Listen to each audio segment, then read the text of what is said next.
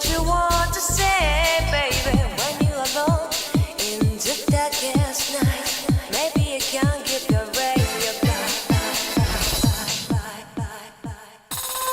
open your heart and show your eyes that your destiny. And grow your love, baby. The future is waiting for you. And show your eyes that your destiny.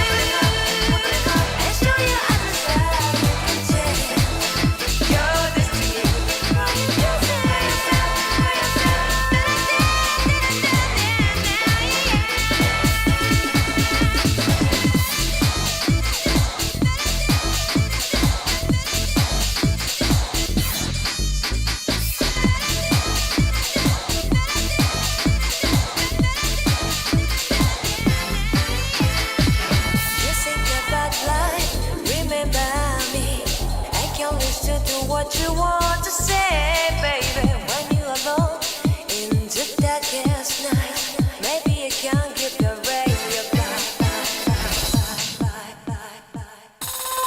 open your heart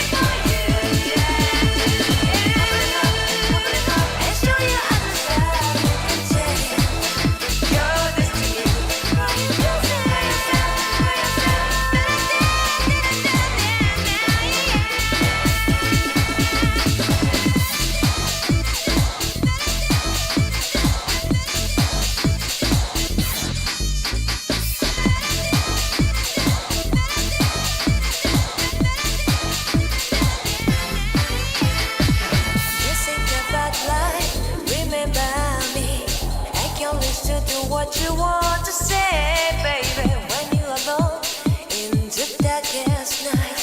Maybe you can give your radio back. Open your heart and show your eyes that you're the sea. And go your love, baby. The future is waiting for you. And show your eyes that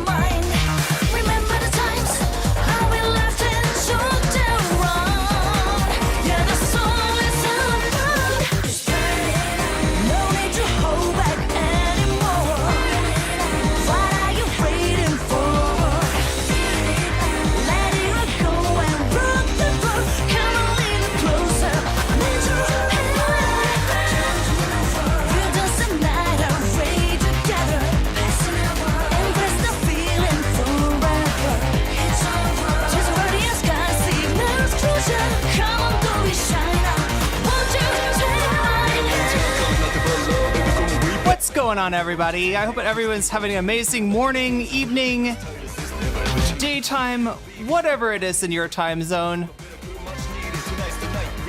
It is Tuesday, October 14th, 2025. This is NCC coming at you live from the dance floor in the Velvet Room. We are live, or at least that's how it appears to me. Could be a brain in a jar somewhere.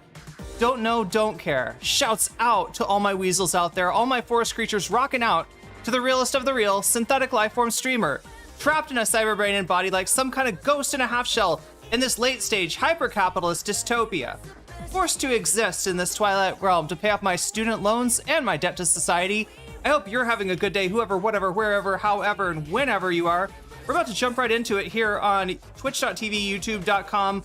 High risk, high reward, high on life, or whatever simulation, simulacrum, simultaneous, spontaneous singularity of consciousness this is, was, or will be sometime in the cyber future. Oh my god, before we get completely demonetized here. Yeah, let's go. Let's switch the music. Switch it up here. How is everybody, first of all? Tan Irene? Do I look tan? I did not. Yeah, if you're thinking that I took a little break, a little vacation, or anything like that, no, I was sick. I was really, really sick. I got I think my throat hurt. Like I thought I had just overstreamed the first day. I thought that it was just my throat was sore, but then I started feeling it like almost like in my tonsils. And then the next day I had like a full on, I don't know if it was a headache or an earache. You know what I'm saying? Do you ever you feel it like right, you can't really locate the pain.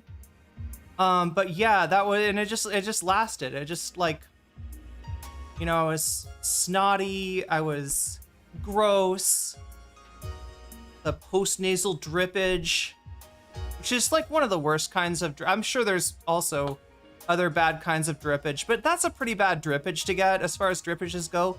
Siri says, been waiting to watch the I've Had It podcast gals hold Booker's feet to the fire. Delighted to watch it. Nice. I'm glad this works out for you. You generally thought I was sunburned? I mean, I don't know. Am I like a little bit warm maybe? I'm not overheated. I'm not like sweaty. But yeah, I've had a pretty rough time of it, honestly.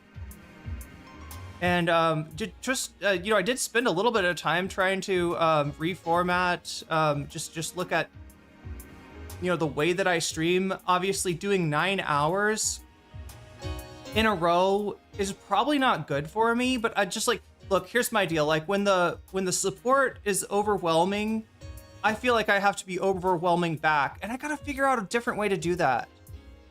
I don't know, maybe raise the intensity rather than link, because like, yeah, my answer to everything is like, oh cool, like I'm, you know, we hit a bonus goal, let's go on for 5 more hours.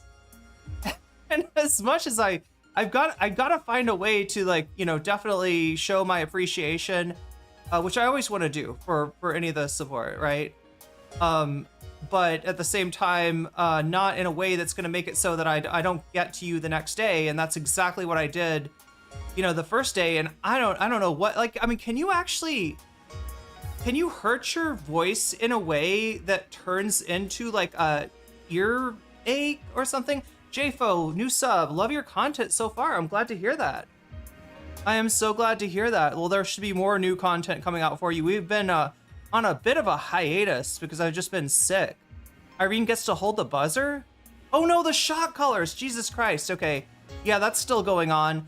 And I've been trying to research it for you. In fact, yesterday, I spent most of the day on Twitter trying to run down a very narrow question, right? There have been some updates in Collargate, right? And like every single one of them, the Ethan Klein Destiny access of things, they're using it to their advantage somehow, right? But so far, there's just like I almost feel bad about look, I talk about Ethan, he's full of shit, he's a joke. I talk about Hassan. Hassan's a silly guy.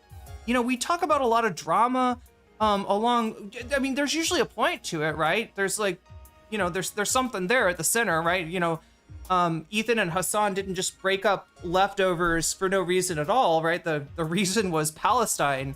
And so, you know, talking about that controversy is a great way to get some eyes on content that otherwise just is not algorithmically friendly, people don't tend to watch, etc., etc., etc. But I gotta admit, this dog collar thing, I feel like a scumbag researching it. Do you know what I'm saying? I don't know. Like, I feel like I am talking about the most meaningless shit in the world. But at the same time, I've been underneath a astroturfed, disingenuous dog pile myself. So even somebody like who's Hassan Piker, who, like, he can take care of himself, chat. No matter what happens, if he had to quit streaming tomorrow, he would be okay. So it's not like I'm the fucking mouse, you know, trying to defend the lion here. Obviously, the mouse is not going to be able to do a lot of good, you know, it's not going to be able to, you know, get the lion out of most of its predicaments. It just sucks because I've seen so much. This is what kind of, chat, this is what made me stay streaming, right? I think part of what kept me at it, even when shit was really hard, even when every day was another ridiculous scandal, another ridiculous disappointment, more lies being said about me on the internet, there's a reason that I stuck around, right? And it's just like I have something in me, just like an inability to give in to injustice. And look, I don't know, is Hassan's injustice as bad as... There's a lot of injustice out there that, you know, you could think of really quickly that's worse than what Hassan is dealing with, right?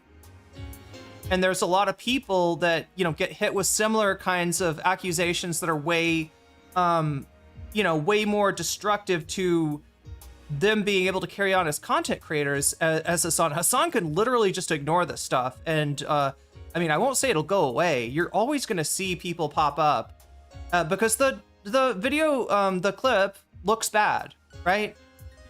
They sell a narrative along with the, like, it's like people that sell, you know, fruit along, or like they sell like a, they sell like a flavor along with the fruit. Like, I've been getting this, oh, I don't have any of it with me right now, but I've been getting this, like, sugary, plum powder that, like, when you put it on fruit, it's like magical, right? But it's kind of like that. This is the plum sugar. The narrative that they pair with the clip is the plum sugar. You get the clip, right? And then you're like, wait, what's going on here? Why is the dog yelping? Oh, well, you can clearly see when he moves his hand like this, the dog yelps. That must mean there's a big buzzer with the words "fuck Kaya" written off on it, and that's what he's pressing, right? He's like vaporizing that dog every time she takes one step off of her place. Dogs are a marginalized group. Don't even legally have human rights equal. Well, that's the other thing too, is I didn't realize we had so many animal rights people. I generally don't talk about, you know, certain subjects like, I don't know, like the whole vegetarian debate, a classic debate of philosophy. I usually don't talk about that because it's kind of divisive.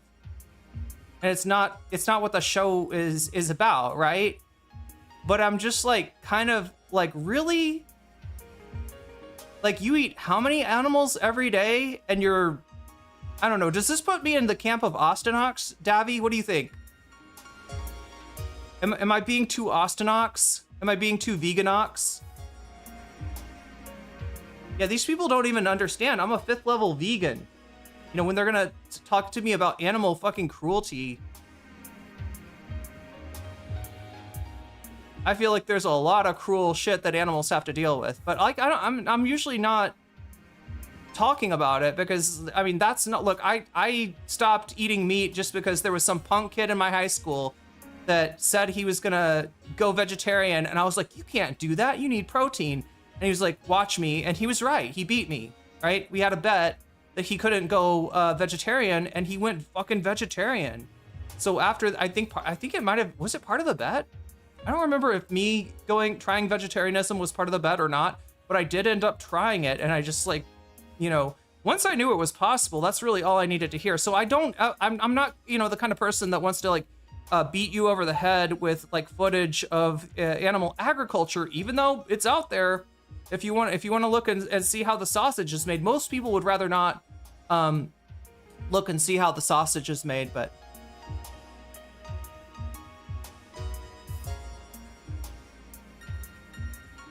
Wait, kangaroo? Wait, what? Same people who are going full tilt into the coyote situation are the same people who are posting animal cruelty memes? Oh, wait, animal cruelty memes? Also, I thought I'd share great news in Australia. Candace Owens has been barred from entering the country via high court. What actually got her? Do you know? Do you know what was the last straw for Candace Owens?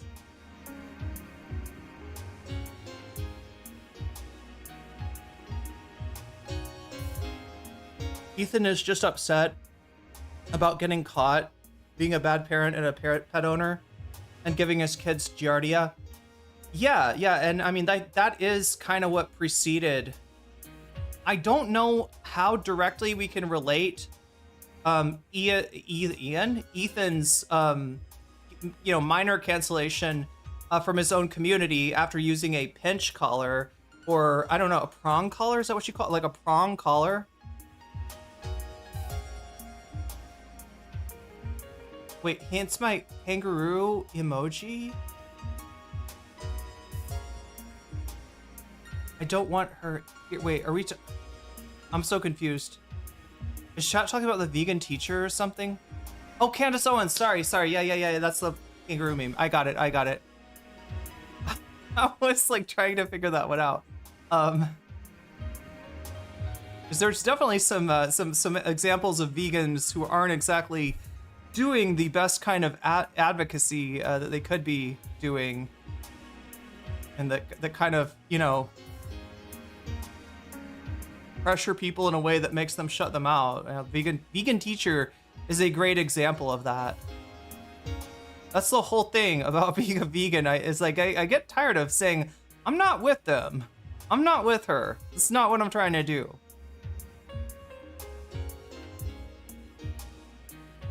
Due to her Holocaust denial. Okay. The kangaroo emoji is a celebration of Candace Owens being banned from Australia. True. Yeah, I mean, look, who else did they ban? Did they ban like Lauren Southern? I'm trying to remember. That wasn't there like some other right-wing creator that got banned from Australia, and it was a kind of a big deal?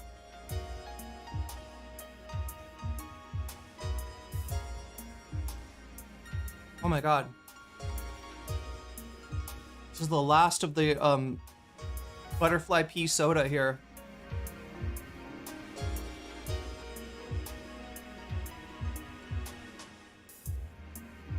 Damn, that's good. The unhinged bodybuilder was not a good advocate for vegans. Never will by nature. Are you talking about vegan gains? That's got, yeah, you know what? Actually, I didn't think about it. But as far as like famous vegans, well, Cory Booker. Speaking of famous vegans, we're gonna be talking about Cory Booker today. Another person maybe giving vegans a bad name. I don't know, but he does eat vegan apparently. But yes, also vegan gains. Wait, Milo is banned and Chris Brown. Well, wait, so with vegan gains, like, right, chat, one in chat, if you're like, yeah, I think vegan gains is probably the most prominent vegan I know of, right? Anybody feel that way? Is vegan gains the most well-known, well-recognized vegan that exists? Is vegan gains like our representation to the carnist world? Everybody's like, yeah, vegans, they're like vegan gains. They're fucking unhinged debate bros that like celebrate the death of their own family members in because the I can't remember, was it his granddad or something? I think it was Vegan Gaines' granddad ate meat, and Vegan Gaines always tried to debate bro him out of it. Paul McCartney, is he a vegan? Um, it's about time we remember Lizzo. Wait, Lizzo is a Lizzo is a vegan. Lizzo is a vegan.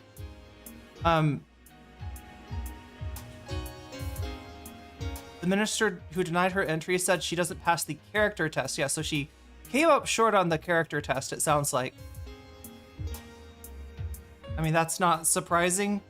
But then again, Candace Owens, she is quite a character. It's hard to tell, you know, like, you know, she's some kind of grifter, but I do believe that she adamantly believes some of the worst shit that she says. Say there's a lot of Indian politicians, there we go, that are more famous than vegan gains. Yes, but are they vegan? Because, yeah, although vegetarianism, I believe, is maybe a part of the, oh my god, what do you call it? Modi's party, I'm trying to remember the movement. That it's basically Make India Great Again, if I understand it correctly. And you know, F them Muslims is kind of wrapped up in there too, right? The Modi movement. She made her dancer eat a banana out of a what? Wait, what? She made her dancer eat a banana out of a vajayjay instead of a Slim Jim? But anyway, I do think that there's, like, vegetarianism, at least, right, is tied up into the right-wing Indian political movement that is kind of typified by Modi. I don't know if veganism has taken a prominent role. You know what's funny, here in Thailand, the word vegan is definitely, like, it's known, it's understood, but maybe the definition is a little bit iffy. It's because there's this other thing called J, which is like a Buddhist thing that's similar to vegan, and most of the time is vegan, but it has some, like, notable exceptions. So that's why you'll see strange things on Thai menus sometimes, like, right? Like a vegan omelet, and no, I don't mean it's a plant-based omelet. It's an egg omelet, right? But it's called vegan because, you know, like I guess a J omelet is not unheard of, and so it, for people that are just like, oh yeah, vegan, that's just like a different way of saying J. It's I don't know. Somehow the egg becomes vegan here. Did anyone see that what Candace Owens said in her latest video regarding Gaza and Trump wanting to win the Nobel Peace Prize? She said those people are involved with building a great resort in Gaza will be cursed. Damn. I thought you were gonna tell me she's back on board the Trump train. It sounds like she's not.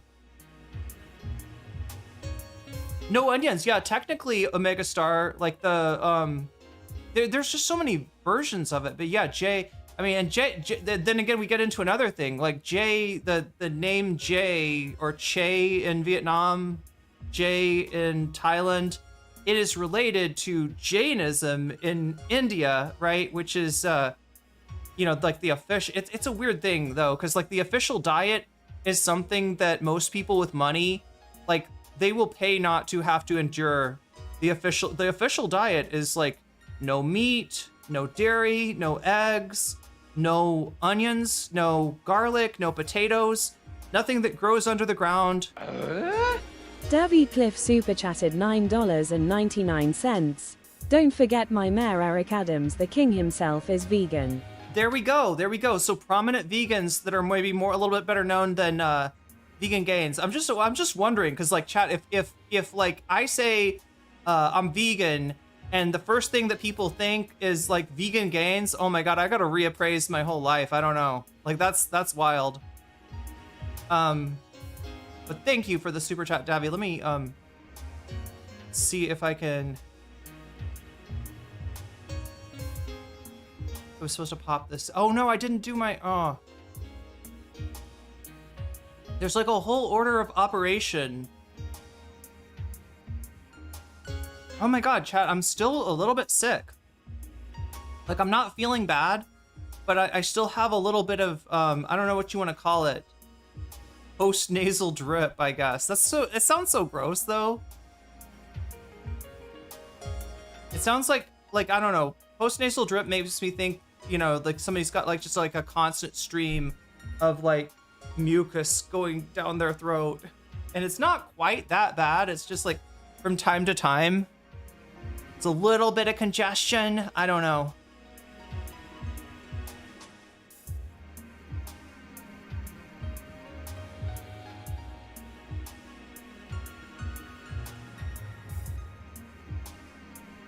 Yeah, I mean, I don't really think about Vegan Gains a lot anymore. I know he's still out there. I feel like at some point he became like more of a debate bro, and like I mean, obviously he's still vegan. It's like in the name. I don't think he's changed his diet, but like his what he does on, like, he used to do vegan videos. He used to do videos where he'd be like, you know, how to be vegan, or here's my favorite vegan recipe, or God, he's so many strange videos too, where he's like anti-natalist too, but in such a fucked up way. Like he would, I think he was just trying to do this to get attention or something, but he would talk about, I'd go to a restaurant, someone brought a baby. They brought a baby and the baby's just crying and it's nasty, it's snotty and it's vomiting, and like, and he would just talk about what he wanted to do. Like he would talk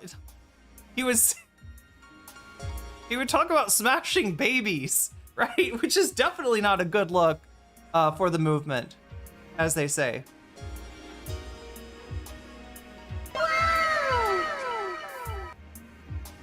Yo, Davi, thank you for becoming a member too. What am I trying to do here? Oh yeah, did I make yeah, so we got the butterfly goal. The butterfly goal is active. I'm gonna give you credit for that first super chat that Davi made. So even though it's set, oh my God, is it like, I can't tell. I think it's an airplane. There's some sort of noise outside. I think it's just an airplane. I thought, like, it's been raining. We're getting close to the end of the rating season, supposedly here. This is, I think, the time that a lot of people really like the weather in Thailand from, what is it, like October, November on into January, maybe? Yeah, we got a short little season where people, you know, are comfortable. And then it gets a lot hotter and we get into burn season, right? Which is, yeah. It's when the rice farmers burn their previous year's crop in order to make the fields ready for the new crop. And the whole area becomes the, you know, all of Southeast Asia at that, you know, during that time. What is it like, what would it be like, March or April until, I don't know, June? The worst air quality anywhere in the world. And that was the time that I came to Thailand, so I got to deal with that right off. I don't know, I think a lot of people try to, if they live here, they try to take a vacation somewhere else during that time, because it is legitimately kind of hard to breathe outside and not great for you. What's up? Do you know that Vegan Gains is a huge Zionist? Oh my God, no. Wow. Well, we gotta check in on bro at some point, don't we? I was not aware of that. Omega Star, super chatted $9.99. Have some virtual chicken soup rooster canned food. Oh, thank you. I'll figure out something. The issue with veganism is when it's the only way you can personify yourself, you get super annoying. Yeah. Well, I mean, I don't even understand. Wait, do I understand? You know what? Here's the closest thing I can relate to that, Davi. When I was like, I don't know, junior, senior in high school, I got really into my English Lit course. That was the one that I was like in AP for, and I was doing really well at. Like I you know, that was my field, right? That was the right. And I can remember I started to like try to write some of my own poetry, and I wanted to share it with people. And you can imagine how annoying I was, right? just by that description, like, you know, hey, I wrote a poem and I want you to hear it, right? Most people they're not looking for poetry, right? And they're definitely not looking for fucking high school poetry. And that was what I had to offer. And like, yeah, I don't know, I couldn't figure out that it was like, you know, like boundaries, right? You know, that like, you can't use other people as like your sounding board or to workshop a piece of writing. That like nobody's like, oh cool, you're writing a poem right now and you're like halfway finished and you want to read me the working copy? You want to read me the rough draft that you got of your poem? Oh, thank you so much, right? That's the only thing that I can kind of relate to, like personifying yourself with like one aspect of your personality that I ever indulged in. But you know, obviously I figured out like people are not that is not actually something that makes you more interesting. That is kind of the opposite, maybe. I don't know what's going on right now. Let's see. What am I looking for? Okay. Omega Star, let me... Yeah, have some virtual chicken soup. You know what I've got instead? That kind of works, and I'm not sure how or why, or if it just, like, I like this stuff and it makes me feel good, and so it makes me feel better. But, matcha. Like, right? Like, green tea has been doing me a world of good. Narwhal by Nature, thank you for the 5 gifted memberships. Robin Hood, you just got weaseled. Legala DeVille, you just got weaseled. John Jeffrey, you just got weaseled. Not Spencer, you just got weaseled. There's one more, right? Am I missing somebody? Figure drawing. How could I forget? You just got weaseled. And that's a good thing. All right, so Narwhal is telling me, thank you for doing the math for me.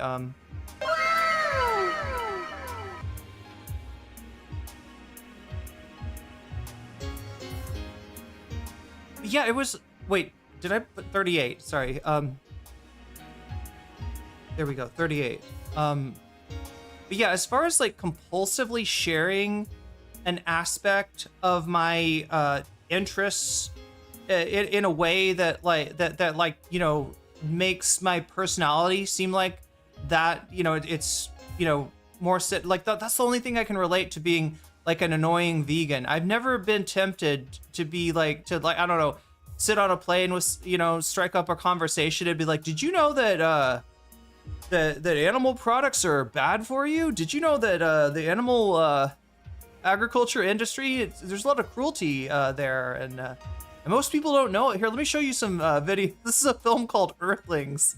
I've never been that person. I've never wanted to be that person. I've always recognized that like that is for most people crossing a boundary, that you know. But whereas like my younger self at age 17 thought that people were really impressed with the fact that I was writing a poem.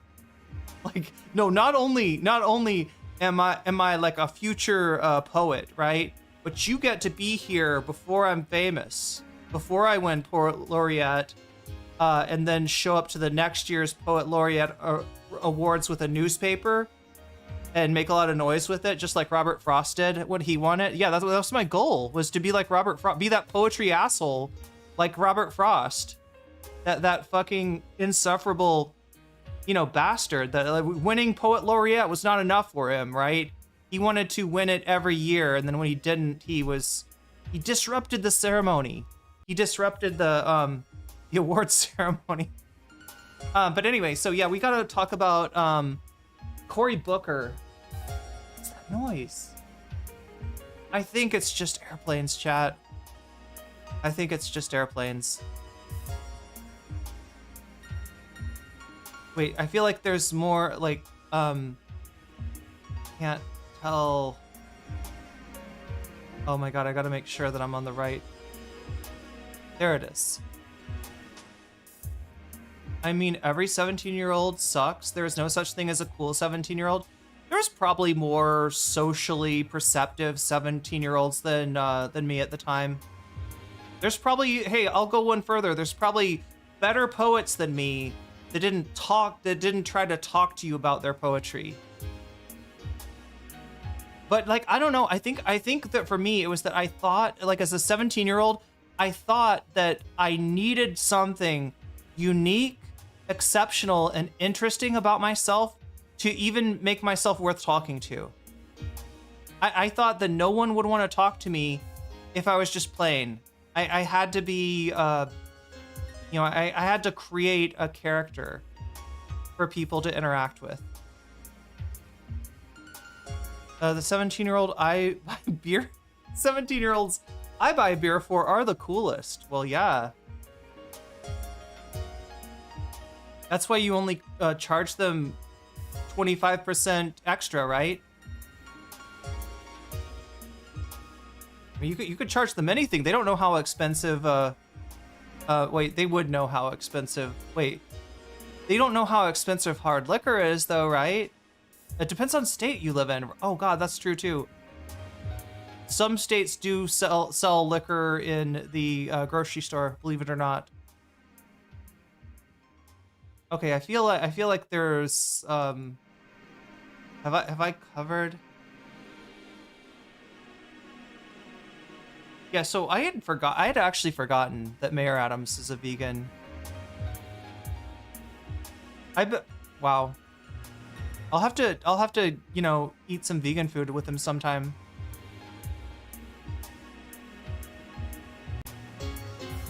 Wait, is this working yet? Do I need to? I don't think it is. I don't think I've gotten, wait, which one is it? It's this one.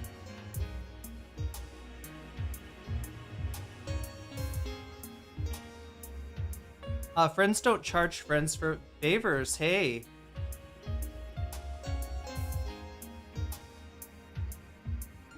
I wonder if I got overcharged as an underage alcohol. What do you call that kind of purchase? Where somebody else is making the purchase for you? 17 is an acceptable age to try on personalities. No need to wait until you're 40 and married with kids and a dying podcast. Wait, are you saying... Wait, he might end up in Thailand, the New York City of Asia. You know, Davi, when you told me before I left, right? When you told me that I was gonna meet some of the worst people, like like I think you said it was something like the Americans that I'm gonna meet out there are gonna be like, like, I don't know. Like, I didn't exactly understand what you meant, and now I do. Now I know exactly what you mean. It's like a combination of like the passport bros, and people that have got some kind of, like, they ruined their reputation in the United States, so they move to a different country, or they've I don't know. Like, there is a thing, though. There is a thing. And it's not everybody. And maybe it's not even, like, the majority of people. But those dudes are here. Those dudes are definitely here. And I think I know how to recognize them now. Luckily for me, they are, like, they're culturally, like, night and day from me. Like, they're very red pill.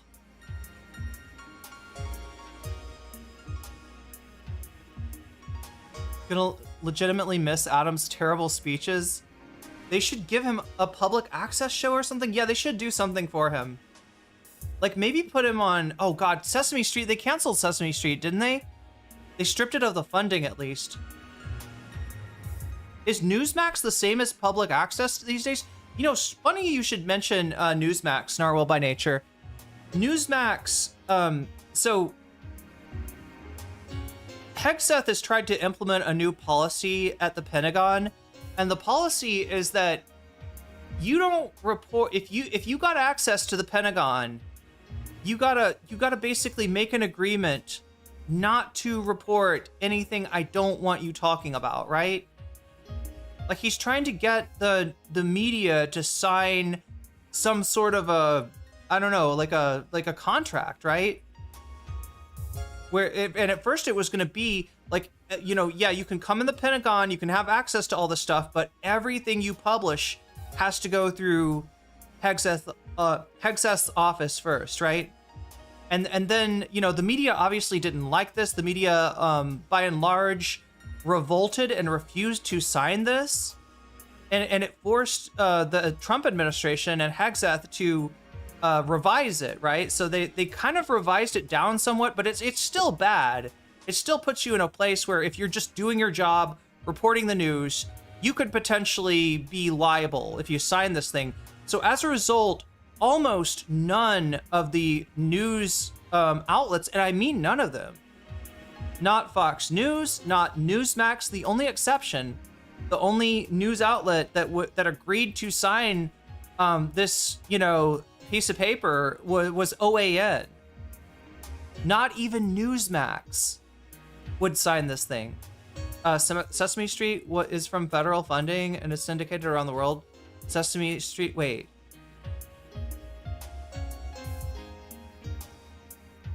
Is free from federal funding? Yeah, OAN was cool with it. Which is funny because we do have like more of a fracture in the Trump administration that you might see in some of the bonus content, depending on what you pick, right? Like the fracture of the MAGA coalition is active. It's an active process, and MTG is a huge axis of this fracture. MTG is almost like ground zero of the MAGA fracture. And so what's funny is that OAN is where her husband works. You might have seen him at certain Trump press conferences. He is one of the top glazers of Trump. But MTG, not exactly glazing Trump these days. Still considers herself, I don't know, loyal to MAGA, but she I guess she would tell you that she's loyal to MAGA, but MAGA wasn't loyal to her, or MAGA wasn't loyal to us. So it was something like that, right? Is kind of how she's looking at it. Say hi to my old boss. He's been living in Thailand after his computer. God, that's what I'm talking about.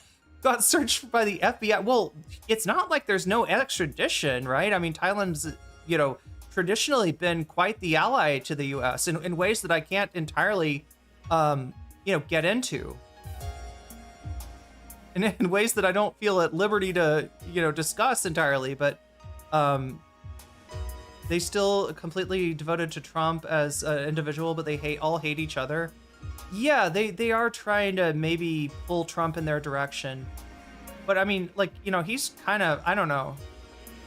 MAGA is self-immolating, and I love it. Candace is against Trump's now. MTG, Tucker, to an extent. Yeah, true. Yeah, I mean, they do always leave themselves wiggle room. PBS cuts affect the state syndication of PBS. The national is safe and also has very big donors. Okay, so PBS is still there. But I mean, I don't know. I feel like Mayor Eric Adams could be a great addition to the Sesame Street. You know how they always have adults on Sesame Street? Like the monsters. I mean, there's kids on Sesame Street too, right? I always thought the monsters sort of represented the kids.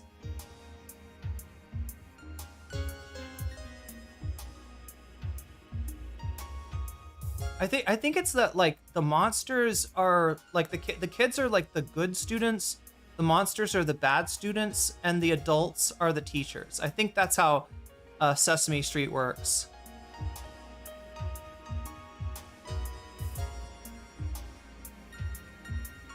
I don't know how in depth they go on things, but when they're teaching concepts of amazing young Republican chat leaks, true. And that is an option on the bonus content. Like I said, some of this is gonna potentially, yeah, I think that's what I was thinking of when I said that some of the bonus content today is gonna touch on the MAGA fracture.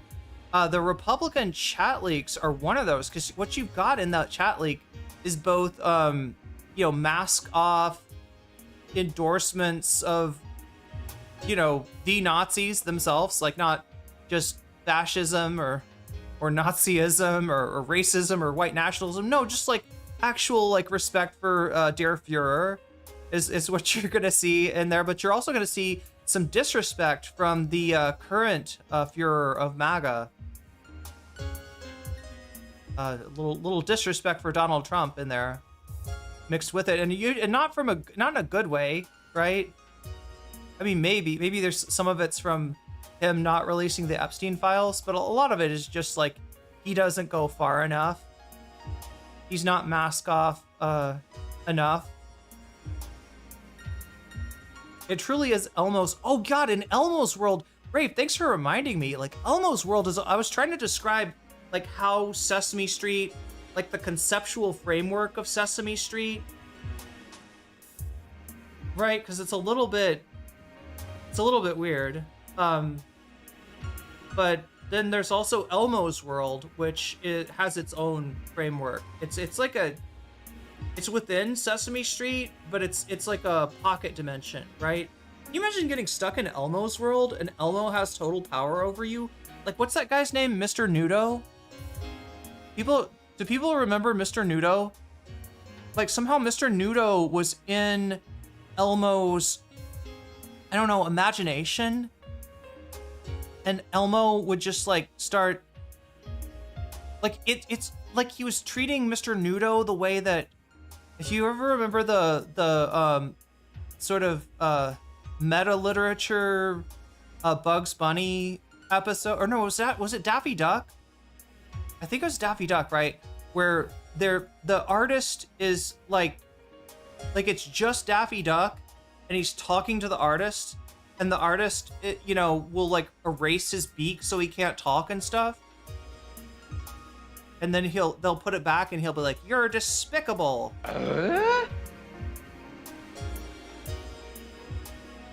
Elmo sent me out to a cornfield. What, to summon demons?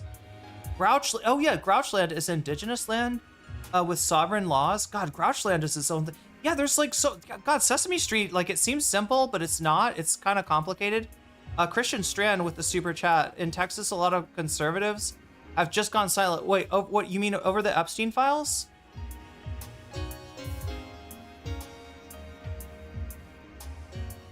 Or just like the overall fracturing of the MAGAverse? I have no bill, but I must quack. That's pretty much yeah. Is Elmo the kid from the Twilight? Davy, that's a perfect comparison. It's Mr. Noodle? I thought it was Mr. Nudo. I legitimately thought, Omega Star with a 5 stream watch streak. I legitimately thought his name, here, I'm gonna type it. I thought his name was Mr. Nudo. Like, right? Which, now that I think of it, kind of maybe a little bit inappropriate for children. I don't know.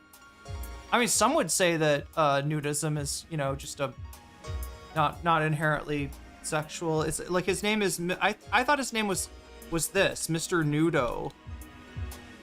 I didn't think he was a nudist because obviously, the thing about Mr. Nudo is Mr. Noodle, as I've been corrected, is that he is not in charge of his own life, right? Elmo kind of has a veto over everything that Mr. Nudo does. Mr. Noodle. I really thought it was Mr. Nudo. Sounds problematic. That's how they'll get. Yeah, they don't need more issues with Republicans attacking their funding. The nude one. See, but he could be a nudist and he wouldn't be able to live out his life as a nudist. Yeah, nudism ain't so bad. Well, I don't know. So that's what nudists say. Like, right, with people that are, that want to live a naked life, like they,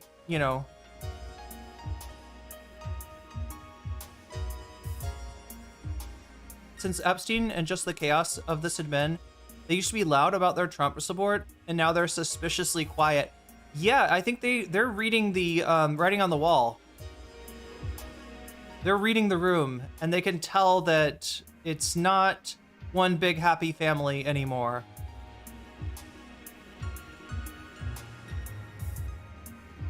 It ain't easy being nude. Elmo, that fish, and the damn crayon. Yeah, that's what gives Elmo the power. That fish and the damn crayons keep Mr. Noodle locked up in Elmo's world where he cannot exercise his free will. Mr. Noodle could be a vegetarian, chat. And Elmo's just gonna draw him eating a steak, regardless. Or maybe not even a good steak. Like maybe Mr. Noodle likes his steak medium well, and Elmo's got him eating it like almost rare.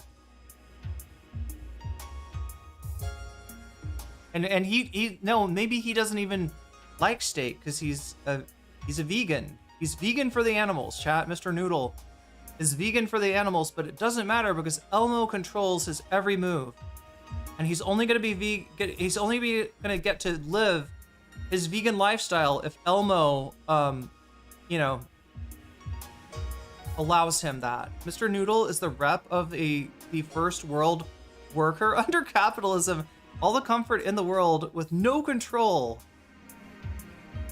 It's very metaphor. Yeah. You could do all these different actions, right? You can say, you could use your free speech, but at the end of the day, it doesn't matter. It's all just wiped away by the, like Tears in the Rain. Oh no, chat, like Tears in the Rain. I need to see that movie. I need to like actually see. Oh, I'm so confused. Okay, that one needs to... I gotta kill all the... They call him Mr. Noodle because he's vegan, and noodles are vegetables. Yeah. Well, I mean, they can be. You can make noodles out of sweet potatoes, for instance. You can make noodles out of kelp. I suppose that's a sea vegetable. Can somebody help me out, though? What are glass noodles? Anybody ever heard of glass noodles? It's like a pretty common kind of noodle here, and I'm obviously it's not made of glass, or at least I don't think it's glass. Oh my god, I am so confused. Did I ever get? I did get that fixed. Okay, wait. So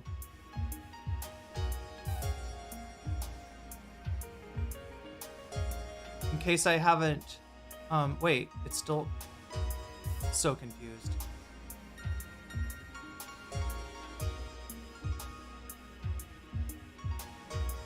I think maybe, there we go. It's working now.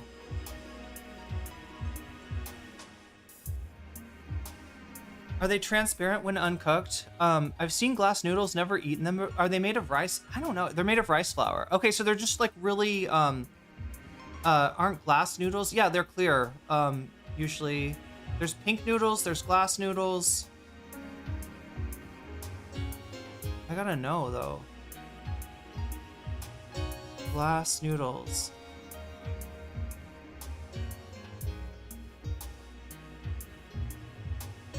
Wait. Whoa. I was wrong about this. Wait, I do know what this stuff is, right? I just hadn't made the connection. So check this out, chat. They're made from starch, but it can be mung bean starch, it can be potato starch, it could be sweet potato starch, it could be, I guess, cassava starch, or canna starch, canna lily. What is? Oh, I haven't heard of this. And water. The stabilizer. Okay, yeah. So it's got like a. Oh, wait. Alum, which is illegal in some jurisdictions, is so they take a starch, and I guess they add it to a stabilizer, and that's what makes the noodle. Oh my god, chat, there's like biochem in this. Oh, wow. Beta 1,4 linked D-glucosamine and N-acetyl D-glucosamine. Oh my god, I'm trying to remember the beta 1,4 bond. We're talking about how generally like starches are. Yeah, it is a polysaccharide. Okay. linked together. But anyway. Oh yeah, so sometimes you'll get these in spring rolls. Like if you have spring rolls with, or even fresh rolls with like with noodles, I always assumed that was rice. But I don't think that these can be made of rice. I think it's like, yeah, mung bean, potato starch, sweet potato starch, cassava, canna flour. Not the same as rice vermicelli, which is made from rice. And I mean, you can definitely get noodles that are made from mung bean in the US. I'm trying to remember what they're called. I used to sometimes get these, right? So, like I'd usually get like the rice sticks, like the long rice noodles, which are insanely expensive in the US, and it doesn't like it's not an expensive food. It's literally just like rice, you know, the ingredients rice, right? In fact, I think maybe even ingredients rice starch, but yeah, they're abundant out here and not absurdly expensive.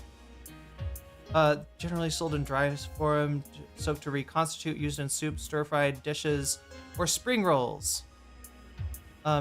Which confused me, chat. I always get confused by spring rolls because, like, in my mind, spring means fresh, all right? And so if it's fresh, it shouldn't be fried. But spring rolls are fried. Fresh rolls are not. Do you know what I'm saying? Like, I kind of wish they would call them something else.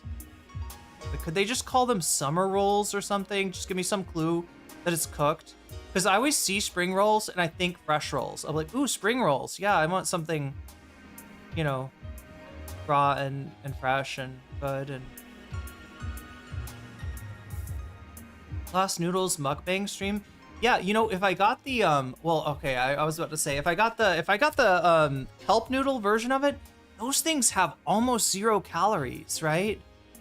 Kelp noodles, and they're pretty good for you. They do have like you know, some vitamins, and I mean, like kelp has got some cool stuff in it. If you're not eating like salt with iodine, kelp is a great source of iodine. But that's almost like the problem with them, is if I did a mukbang, you can eat too much iodine, and I don't want to find out what happens. Food is just applied aesthetics and biochemistry. Yeah, food science, that's right. I mean, there's a cultural element. Spring rolls, fried, summer rolls, fresh. Wait, spring rolls, fried, summer. No. Fresh rolls, fresh, right? Summer rolls, I don't even know. I've seen autumn rolls too. What about winter rolls? I've never heard of winter rolls. They're called fresh spring rolls. I always see them as fresh rolls, right? You want the ones with actual lettuce and stuff.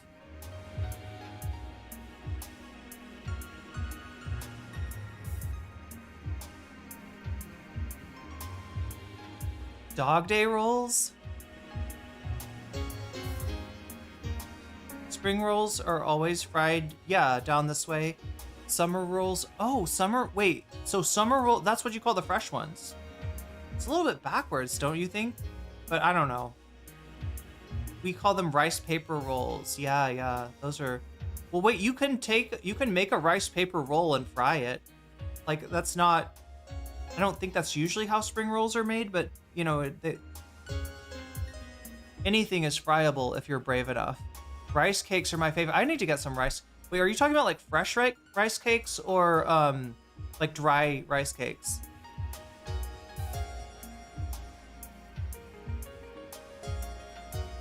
Anyway, chat, we gotta get going because we gotta cover some stuff. And as always, I started kind of late. And we've got a bunch of bonus content. And yes, some of it's related to the fractures within the Republican Party. The first one, the one that like one that I was thinking of is yeah, the one that's winning right now, which is the Young Republican Racist Group Chat, right? We have 2 racist options for your racist pleasure. I don't know. And they are the Young Republicans Racist Group Chat, right? Which is Lives up to its name. Davy Very Clip racist. super chatted $9.99. When will the New World Order let me eat bug paste? Get on that now, Klaus Schwab. That seems like that'd be great for hitting my macros. I gotta say, Davy, if not for the ethical concern, yeah, if I had to eat any kind of meat, like probably the first thing I would try is insect meat.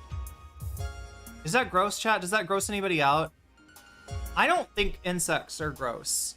Well, I mean, more than like, I mean, I kind of think meat is gross, and you know, insect is a type of meat, I guess.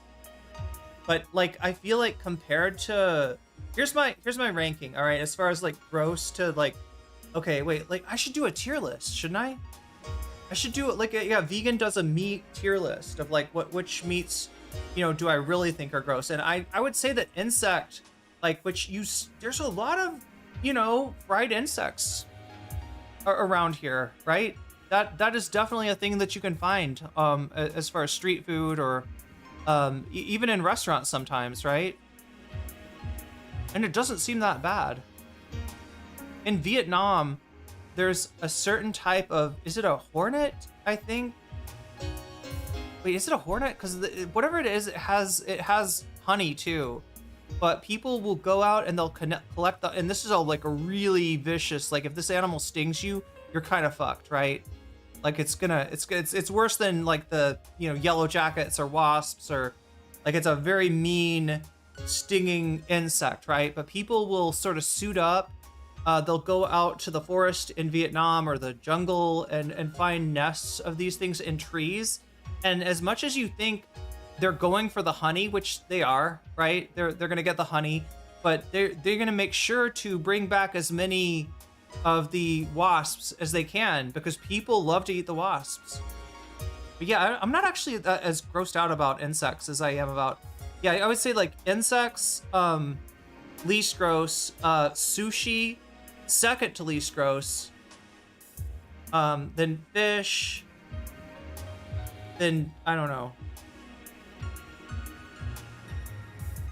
Are we in Soylent Green territory here, Rave? Here, let me get us out of that.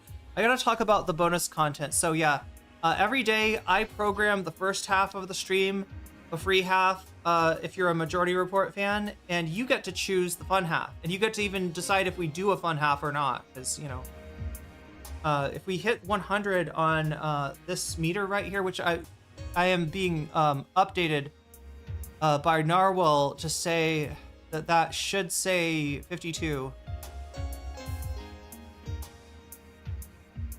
So we're already over halfway there. If we get fully there, if we get to 100%, then we get a fun half, right? And what do we cover in the fun half? Not what I choose, but what you choose. You get to make that choice. You make that choice by voting in the poll that's going on right now on YouTube.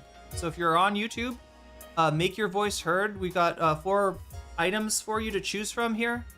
And if you're not on YouTube, if you're on Twitch, feel free to sneak over here and just place your vote, and then you can go right back to Twitch or whatever.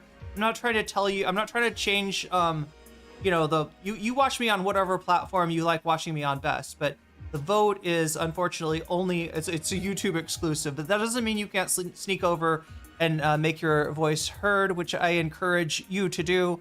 And that's what helps us decide what bonus content we do if we get to 100. Now we've got another little thing down here. Yeah, another goal, because I gotta make it extra complicated. Oh my god, extra complicated. And that is the butterfly goal, right? Now that's dependent exclusively, this one, right? Exclusively all about super chats, right? So any super chat that's a teal or above super chat counts towards the butterfly goal. And I have right next to me an assortment of butterflies to choose from to put in my hair.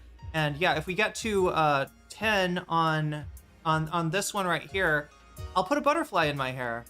If we burn rolls, wait, burn rolls, dog day rolls, burn season rolls, that would be, wait, actually no, I think charcoal rice is a thing out here. I think isn't it a Shan, part of Shan cuisine? I need to learn more about, oh my god, chat, I am finding out so much about the history of this area, and so much of it actually involves the US, unfortunately, right? During the Chinese Civil War, right? Mao Zedong versus Chiang Kai-shek and the KMT. The United States used Southeast Asia, particularly an area called the Golden Triangle, which comprises northern Thailand, part of Burma, and part of Laos. Strangely, also where a lot of the poppies around the world are grown. But the United States used that area as a means to launch ops against the Chinese, what would become the People's Republic. I have 4 votes. What should I vote for? I originally voted for racist young Republicans, but I don't know if I want to. Okay, so yeah, Christian Strand's asking for some input. Anybody have some suggestions for Christian Strand as far as what to? So that's the second thing. Thank you for helping me to illustrate this, because yeah. So in addition to the votes that you place in the YouTube chat, deciding what we get as far as bonus content, dealing with ant bites at the moment, they fucking suck. That does suck. I'm scared of ants. I got bit by fire ants when I was really young, and it was brutal. It was rough. My uncle, for some reason, he had, I guess, like a nest of fire ants in his yard. Have you tried cow lamb yet? I haven't. So yeah, anyway, so this is the these are the offerings for today, and in addition to voting for your choice, right? So that's in the poll on YouTube. You can vote for whichever bonus topic you would like to see after we get done with the main topic, when we enter the fun half. You can also put your money where your mouth is just by letting me know in the chat, as Christian is trying to do right now, which of these topics you want to see as bonus content, right? And I will add your donation as a percentage to the topic of your choice. So that's what this is all about. Inflatables would be a nice pick-me-up. Wait, inflatables? Oh, the animals. The Portland brain rot animals, chat. I think the one thing that the protesters are missing in Portland is that the animals are really cool. It's a great idea. It's a great way to deflate the Trump talking point that Portland is burning, Portland is dangerous. There's a bunch of dangerous Antifas out there, and they're doing bad things, right? Just dress up like a inflatable shark. Cow lamb is sticky rice with coconut milk. Wait. Oh, yeah, anonogamy. I have seen that. That looks delicious, by the way. Yeah. Anonogamy is talking about a way of making sticky rice, right? Which, the way I've always made sticky rice is, what is it? Like you, oh my God, I'm trying to remember.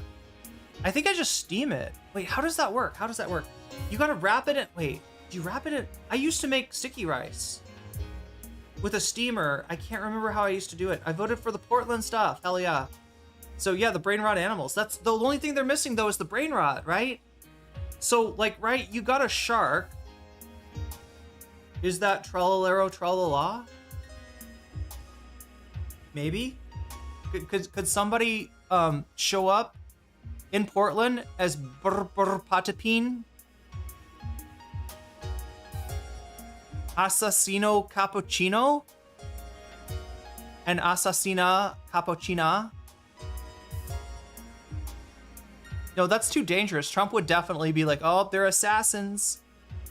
They're caffeinated assassins in Portland. They're trying to kill our ICE agents by making them drink too much caffeine. No, that would be what would happen if you gave them Vietnamese cold brew coffee.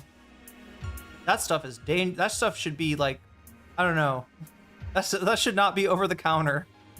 You should have to have a prescription for Vietnamese coffee. It's so strong.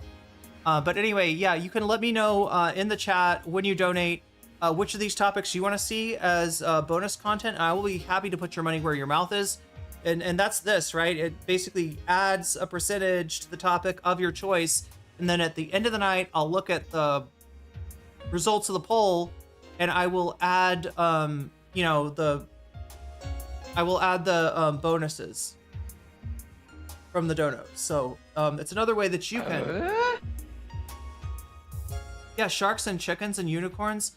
I mean, I'm not really saying, chat, that they have to do Italian brain rot animals, but I am saying that if you could make your animals memeable, like there should be like playing cards. Are there playing cards? Like for the frogs and the toad and like the you know what I mean? Like every animal in Portland, it should have a playing card. No, because then the US would just do like what they did to Saddam Hussein and Uday and Kusai with the like they would just be like, hey, have you seen this character? Unicorn, about 5'7", inflatable.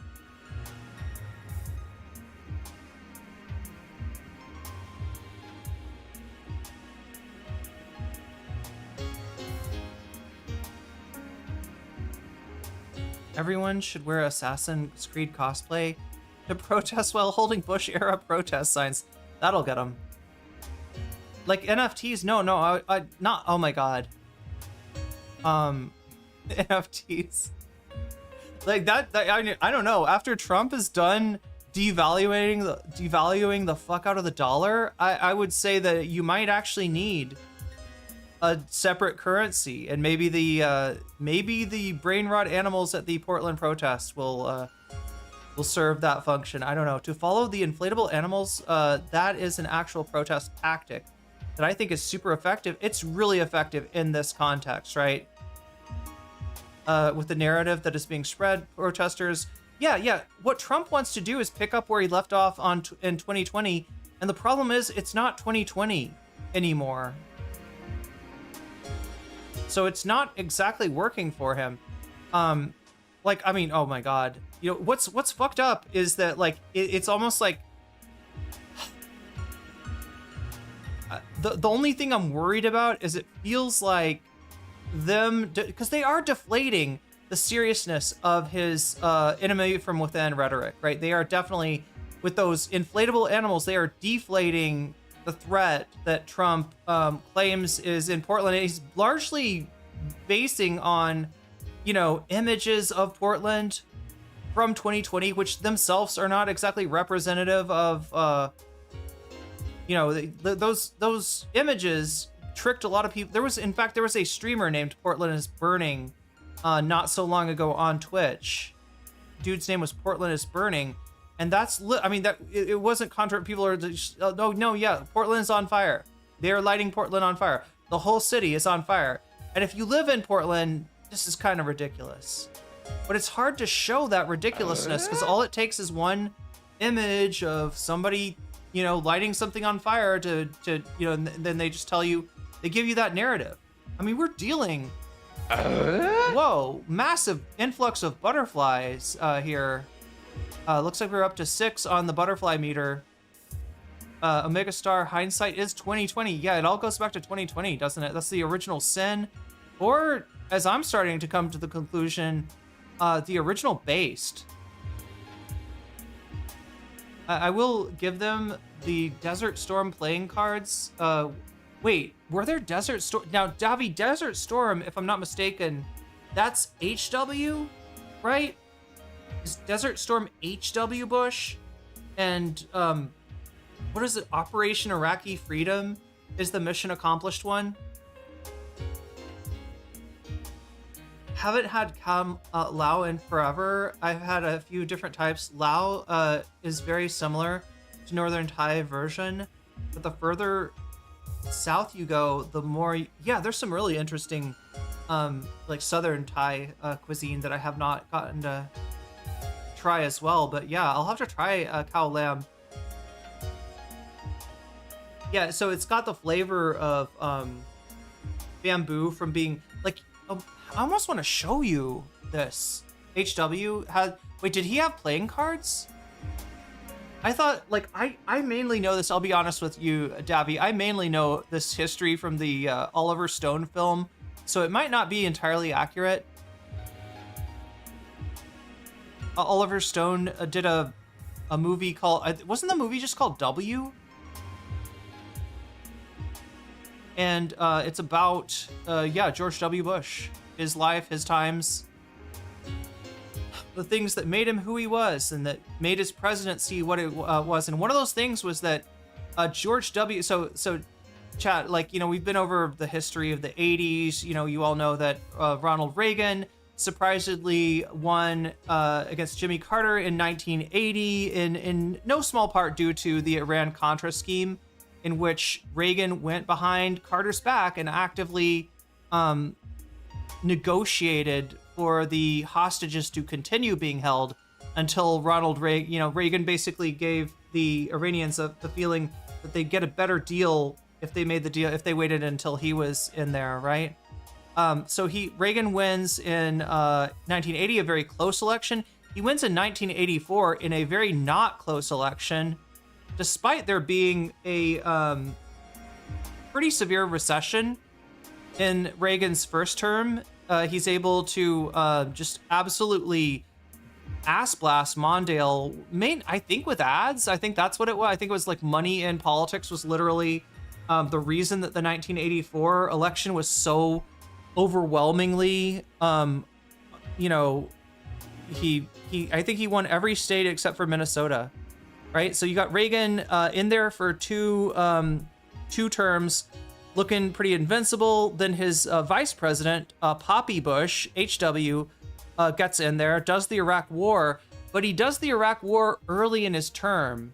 And just like people somehow lost the memory of Reagan's recession that happened fairly early in his term, they also lost the memory that 90%, I think, was the top polling rate. Like George H.W. Bush, right after the Gulf War, had an absurdly high approval rating, right?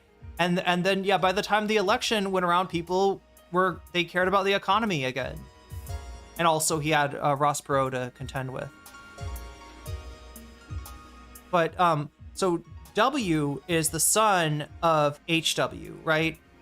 Of Poppy Bush. He's the son of Poppy. He's one of the sons of Poppy. And he, at least in the film, it was his dad's failure to win in 1980 that made him think that the mistake that his dad had made was one, he should have finished the job in Iraq, right? Which, would have caused a lot of destabilization. Let's just say there's reasons, right? HW was a CIA man.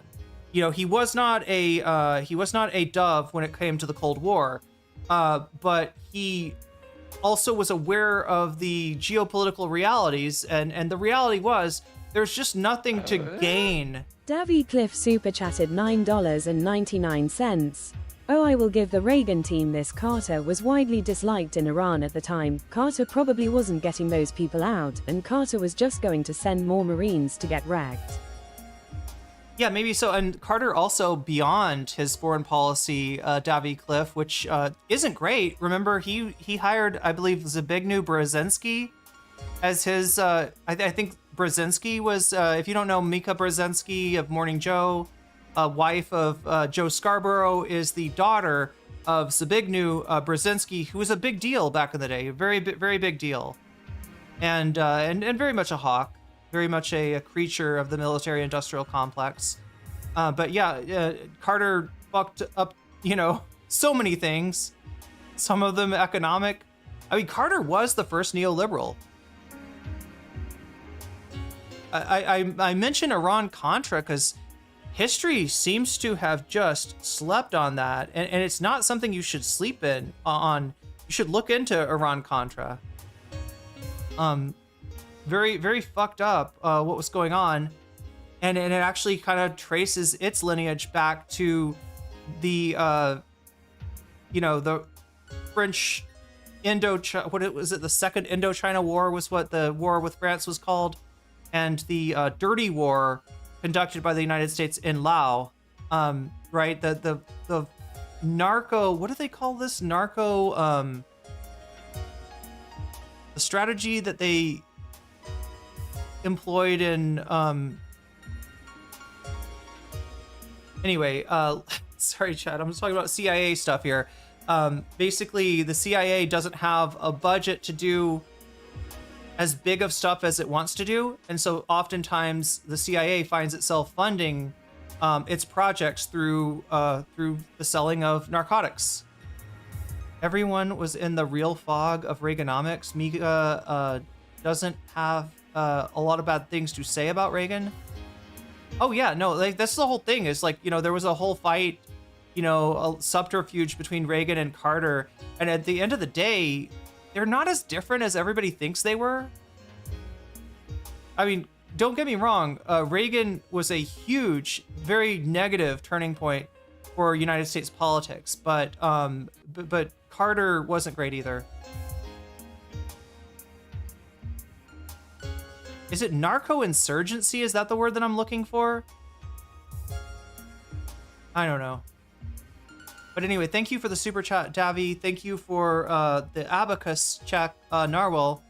Let me update this.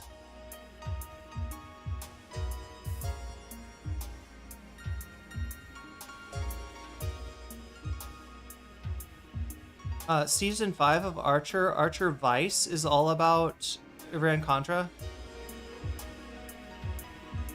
Yeah, and like understanding like what we all know that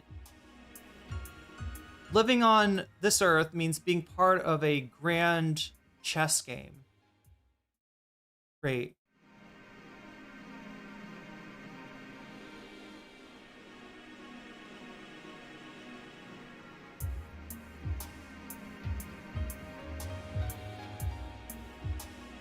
There, can I draw from literature here somehow? Oh, here we go.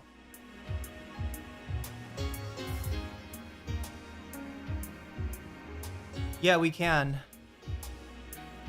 Followers of obsolete, unthinkable trades, doodling in Etruscan, addicts of drugs not yet synthesized, black marketeers of World War III, excisers of telepathic sensitivity, osteopaths of the spirit.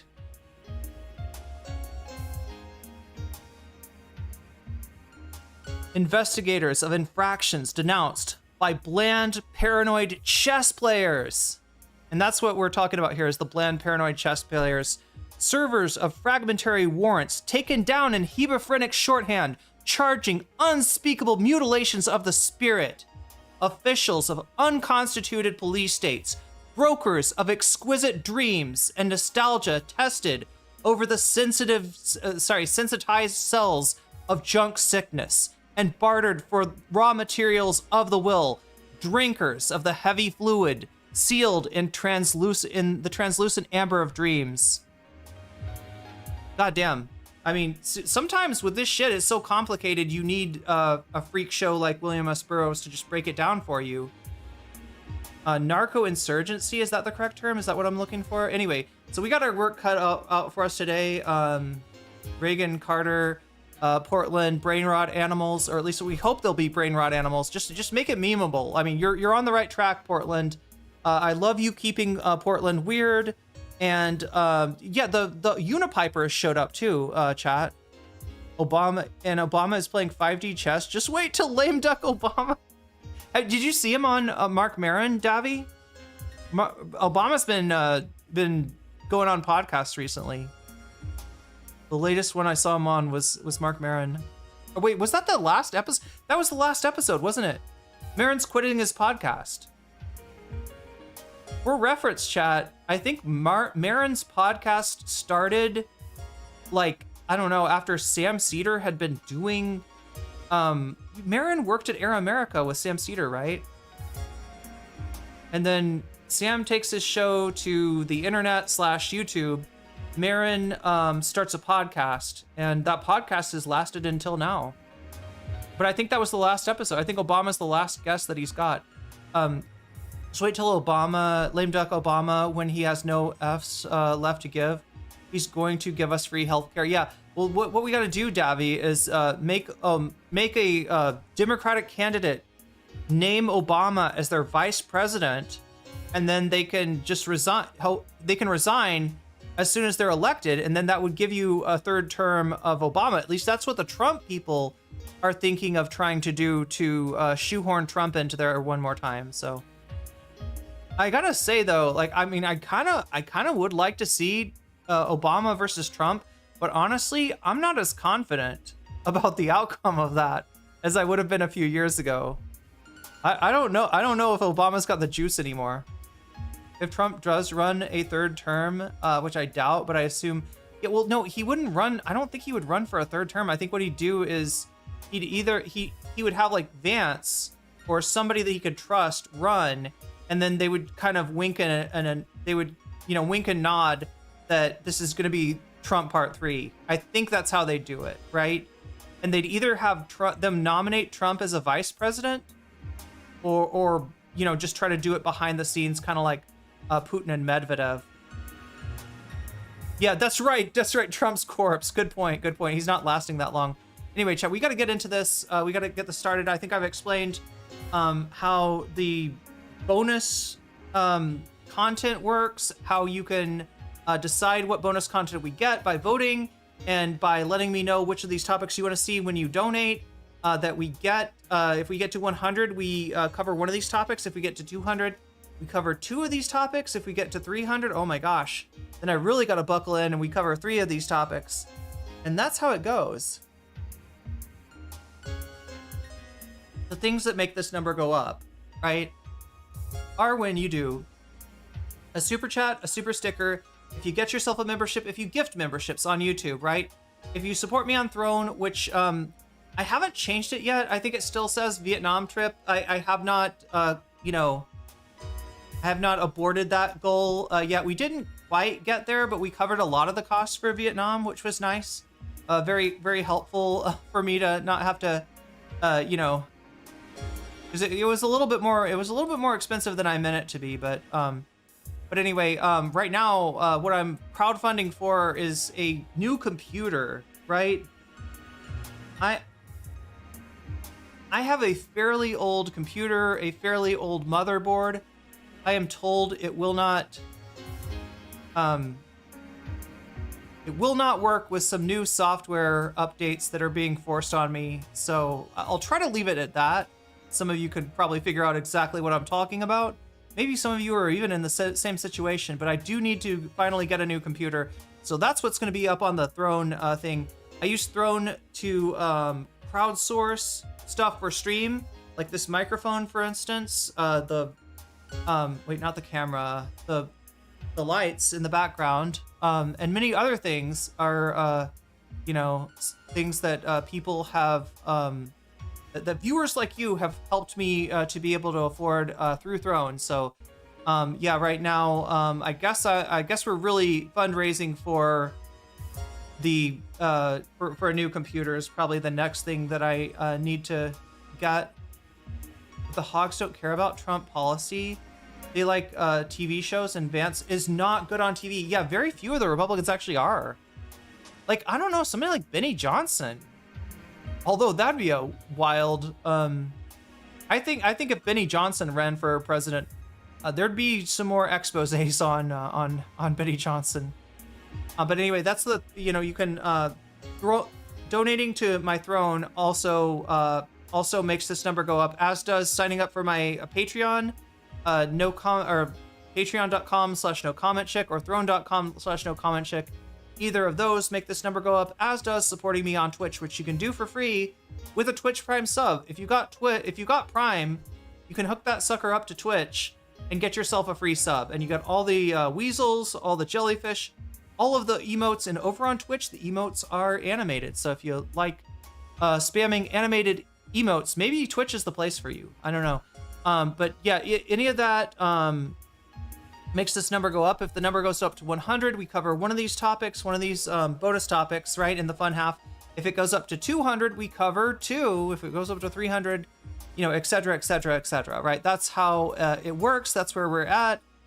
Speaking of Patreon, I like to thank my Patreon at the beginning and ending of each stream. So I'm going to do that now. I give a shout out to everyone that supports me at the $5 level or above. So if you want to hear your name read off, at the beginning and ending of each stream, supporting me on patreon.com/nocommentchick is the way to do that. So I'm going to do those now. Shouts out to User. Shouts out to JMB. Shouts out to Brian. Shouts out to Emily French. Shouts out to Big Al of the Cake Mix and the Cake Remix fame. Shouts out to Direful. Shouts out to Sarah. Shouts out to Izzy Mandius. Shouts out to Steven Sayers. Shouts out to Animus. Shouts out to Or Else Ellipsis, who I saw in chat. Wait, did I see Or Else Ellipsis earlier? I don't know. Shouts out to Nadia Yvette. Shouts out to Choki. Shouts out to Moe Noip. Shouts out to Funky Monkey. Shouts out to Temporal Insanity. Shouts out to Good for Gabby. Shouts out to Jules K. Shouts out to Buffy Geek. And a fancy shout out to Rachel K. To Omega Star. To Crystal Saphira. And to Zerazerex. King William, thank you for the gifted sub. Natalo, you just got weaseled. No, you just got jellyfished, and that's a good thing. The Benny Johnson love. Who else do you think, chat? Who do you think is gonna run? If Trump does reach his expiration date before the 2028 election, who do you think the heir apparent is? Because this is a big question in MAGA circles. I honestly think it might be somebody outside the immediate circle. Like, I would say Tucker Carlson, Mitch McConnell. They're gonna vote Turtle Man. You're here now. Well, I could feel your, I could sense a disturbance in the forts, or else ellipsis. Good to have you here. So anyway, we're gonna get to the I've had it gals, the I've had it chick, the I've had it chicks. Amy Klobuchar, yeah, there we go. That's the dark horse on the Democratic side. Happy celestial position to all of you. Thanks for the sun. Wait, what celestial thing is it right now? Yeah, I don't think we're Dabby said, and I'm tending to agree that JD Vance might not have the juice to really, like, he smells like Ron DeSantis. Right? And the only thing honestly holding JD Vance up is Trump. I don't know. JD Vance has said a lot of, then again, so has Tucker. God, it's hard to call. Isn't Mitch in the closet? Is he? No charisma, says Bernie Barbie. Yeah.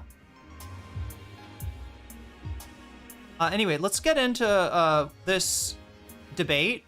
I guess we can call it a debate. It's between the I've had it gals, Jennifer and Pumps. I need to learn more about their lore. Jennifer Welch and Angie Pumps Sullivan. And chat, it looks like Pumps has a dog. Has anybody seen this here? Let's switch views here.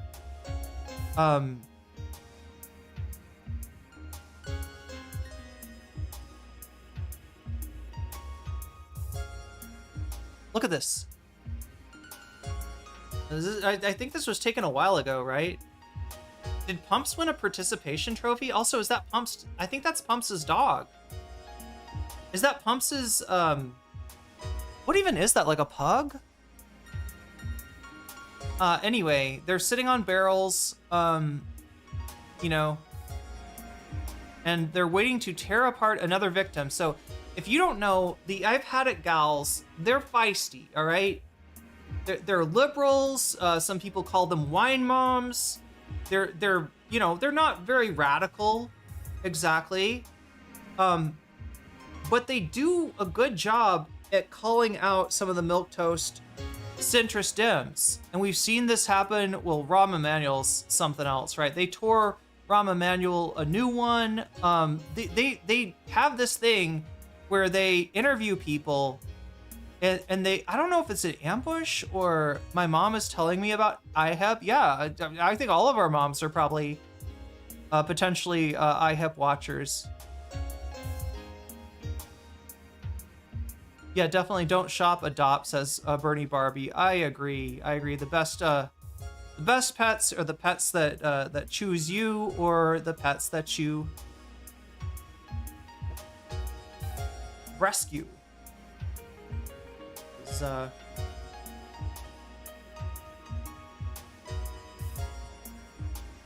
Anyway, so yeah, here they are.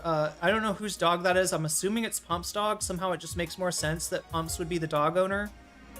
But I could be wrong. Maybe it's Jennifer's dog. Either way, pretty cute. And we're gonna watch them. This time they're taking on hockey. Nope. A different liberal. I like Pumps' heels. I think that's why she's called Pumps, maybe. I don't know. She's got like the elevated pumps. Those are the things they've had it with. They're even on Cracker Barrels, yeah. But anyway, so we're gonna get into this.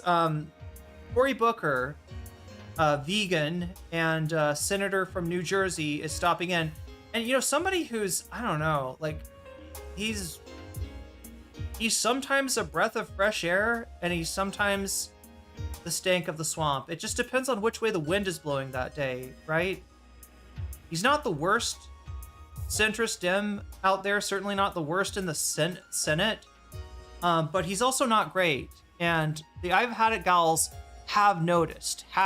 They're not stuck on the image of Cory Booker as the guy that did the 25-hour marathon, right? They are aware that after that marathon, he went to Israel and lavished Netanyahu with praise. So yeah, he's a big Zionist. Yeah, well, and here's the thing. Even for a big Zionist, right?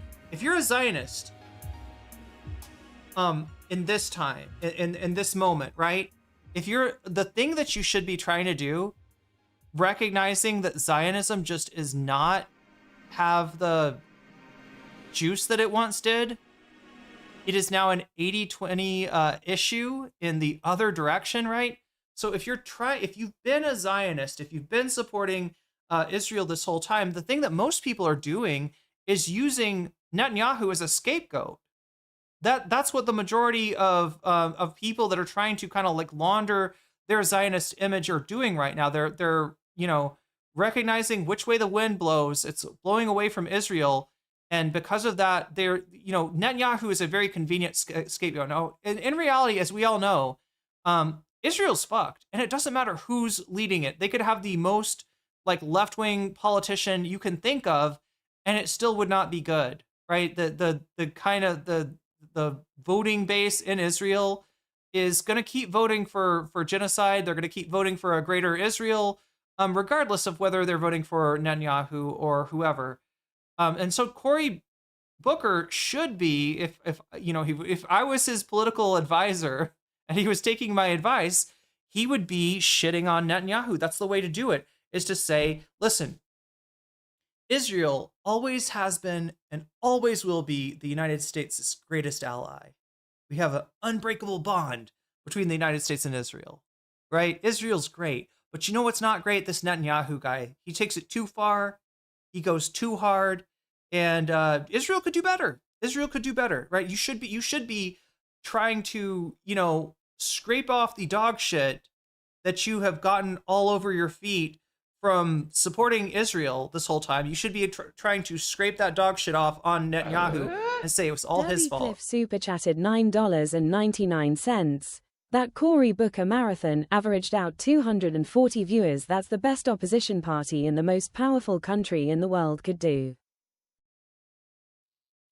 I don't want to do the Ethan Klein thing and compare that to iDubbbz's numbers, but yeah, it's not that. Those are like Xander Hall numbers. Those are, those are NCC numbers on a good night, right? That's not wow. Chat, we've had more concurrence than well, I mean, that's his average, I guess.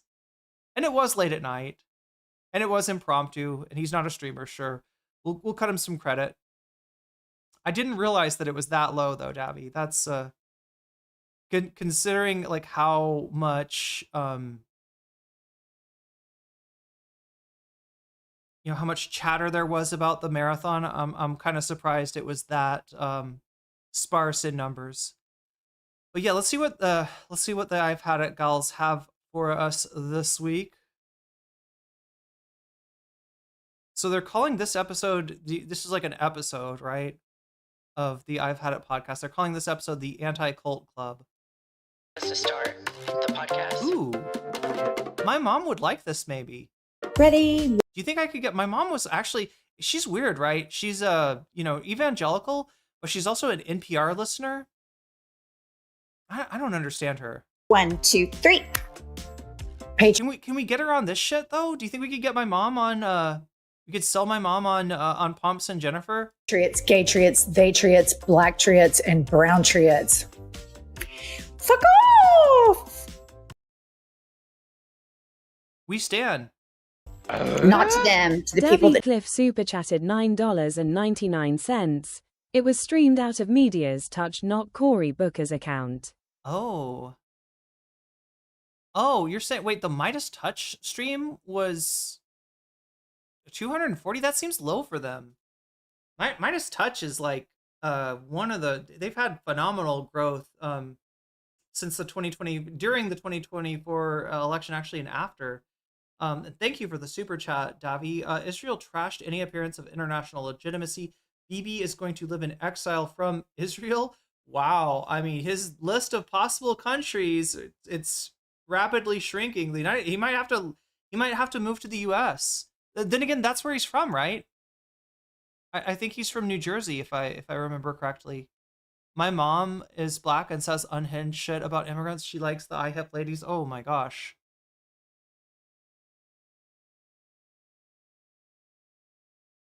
don't support them. All right, listen up, listener. I've moved to New York City, and this is our first. What's going on? I don't know, Chad. Is this a good thing? Is this a bad thing? So if you don't know, IHIP, they've kind of come onto the scene, out of nowhere. For a lot of people did not expect the IHIP gals to make this much of a splash, but they absolutely have. And what they're notable for is being like two Midwest gals that are just very normie coded, I guess. And they don't live in New York, they don't live in LA, they live in, what is it, like Oklahoma City or something? Oh my god, chat, tell me if I'm right. Is it Oklahoma City? I could be completely wrong. But anyway, somewhere in the middle of the country, somewhere in the place that that is often referred to as flyover country, that is where the I've Had It podcast gals live. Now, so it sounds like Jennifer has moved to New York. I'm guessing to do like news hits, to do like media hits, to be available for, like a CNN, MSNBC, stuff like that. Is that what she's doing? Anyway, maybe she'll tell us if I just let her roll, let her cook. I've Had It. We filmed some IHIP news, but this is our first I've Had It with me in the big city. I finally got to escape the Bible Belt after taking care. Is Oklahoma the Midwest? You know what? It's funny. I think of the Midwest as being Ohio, Indiana, Michigan, Wisconsin, Illinois. Am I missing anything? Minnesota. That's what I think of as the Midwest. But apparently I'm wrong. I don't know. Like I feel like a lot of people will include Oklahoma, Missouri, Iowa. Iowa's Midwest. What am I saying? Yeah, Iowa's definitely in there. North Dakota, South Dakota. I mean, some people stretch it as far as like Idaho, right? Which is crazy. Idaho is as far west as like Utah is. And I don't think anybody's out there trying to call Utah the Midwest. I don't think anybody's calling Colorado the Midwest. I don't think anybody's calling New Mexico the Midwest. But yeah, up until like what? I mean, honestly, Chad, it's crazy to call Idaho the Midwest, right? I do hear people talk about North Dakota, South Dakota, and Nebraska as Midwest, but I think that's as far as it stretches.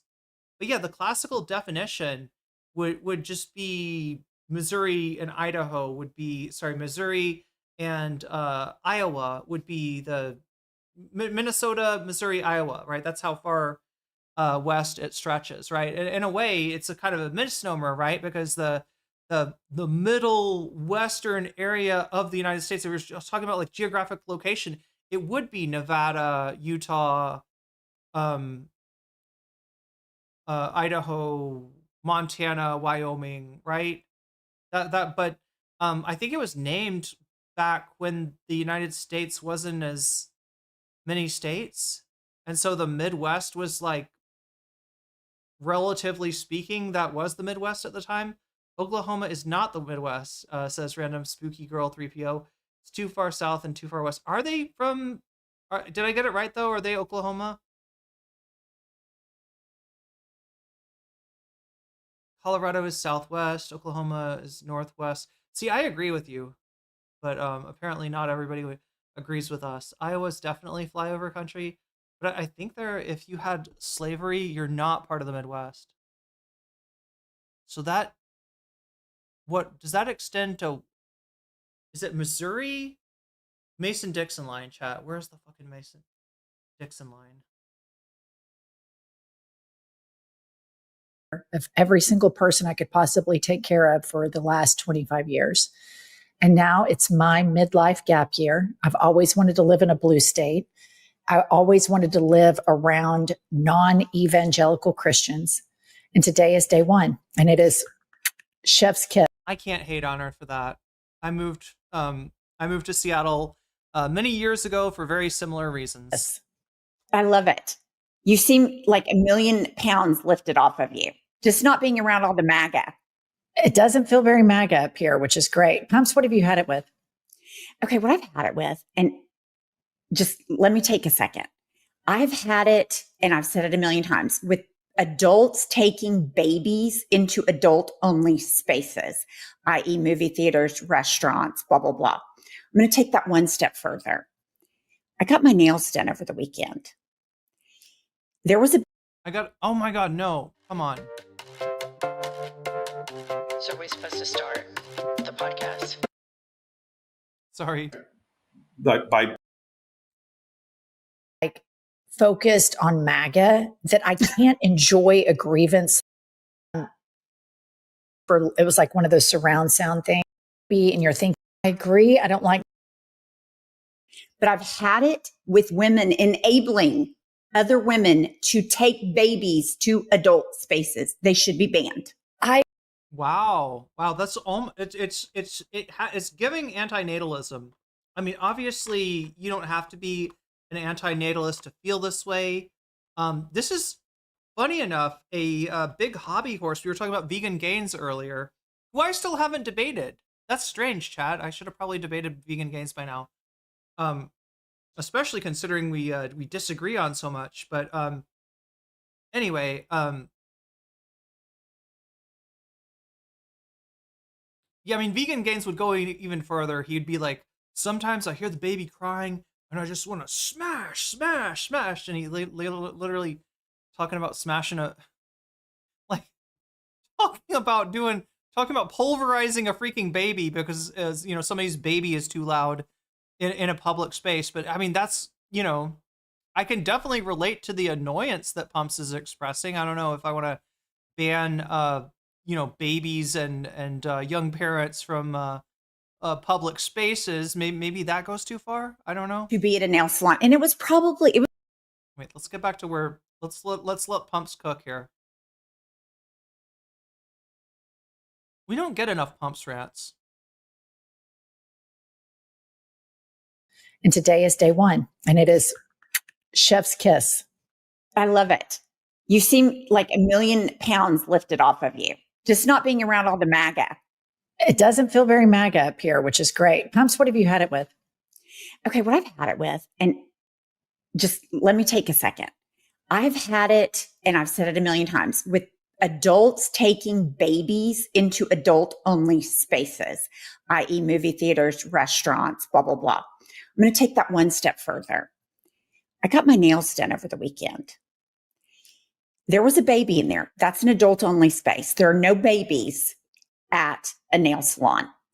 The baby starts screaming, crying. And the other women in the nail salon were goo-goo gawing, normalizing this woman. I would even dare say encouraging her to bring this baby back. Again, I think she should have been heaped with ridicule and shame and dirty looks the entire time.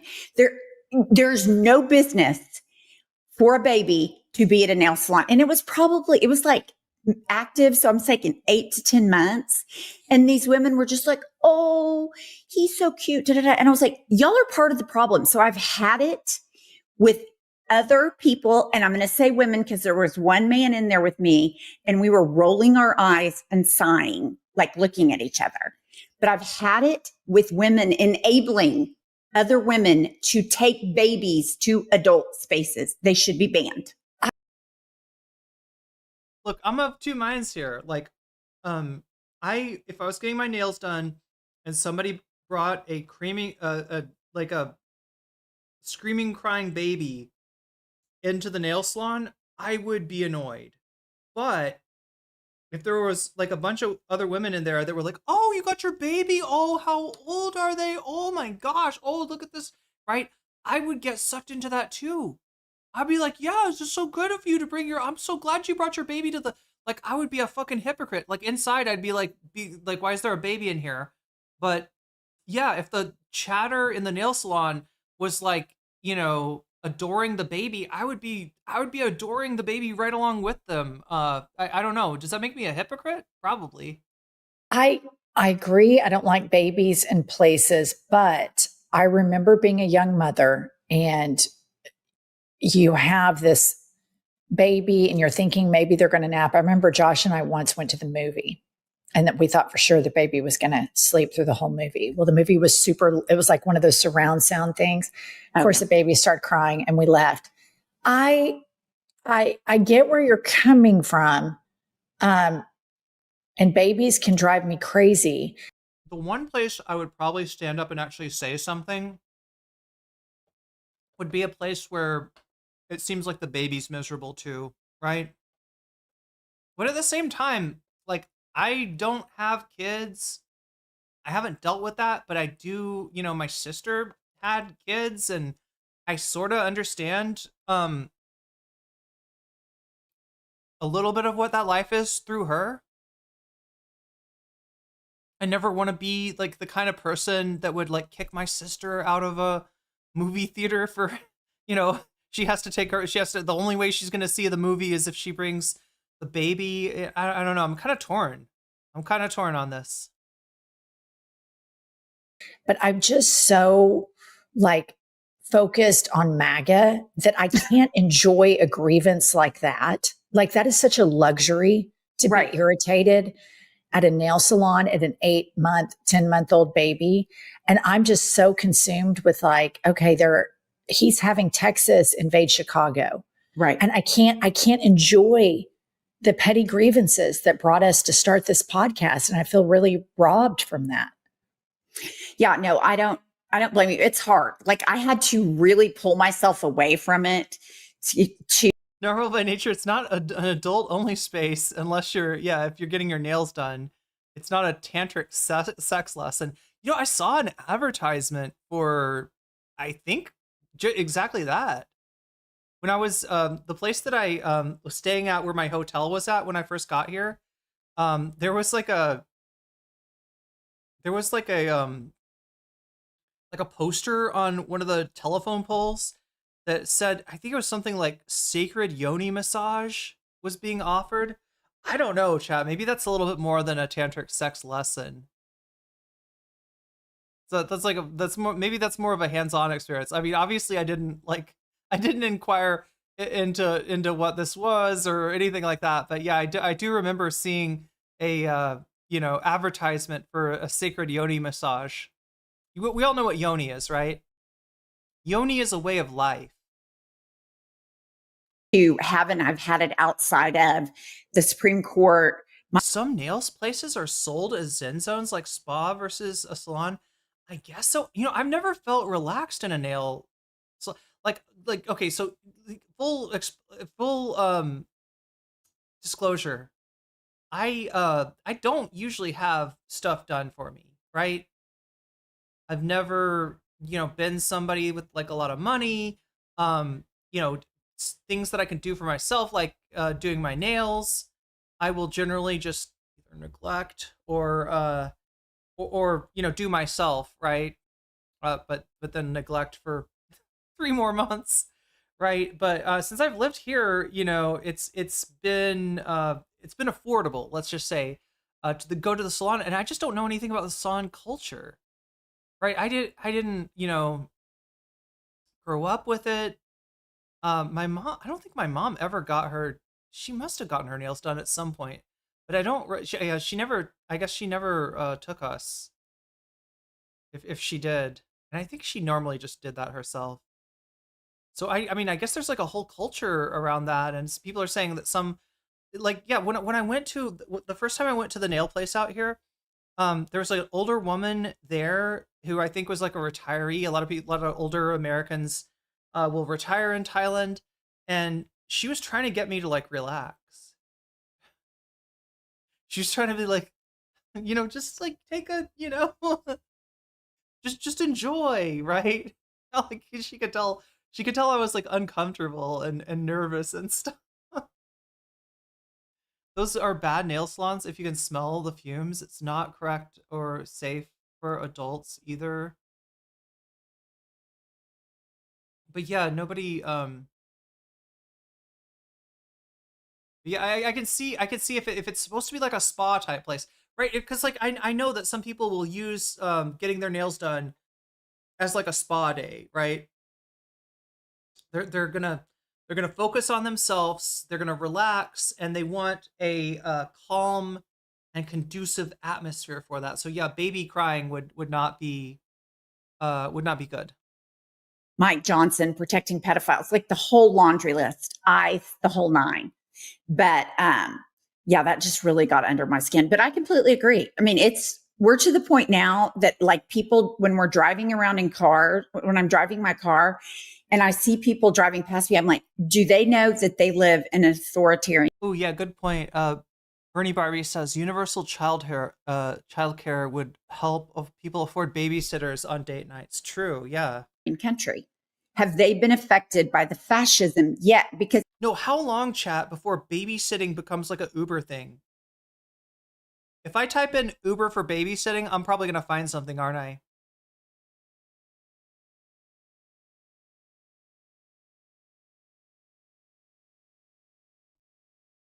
Uber for babysitting.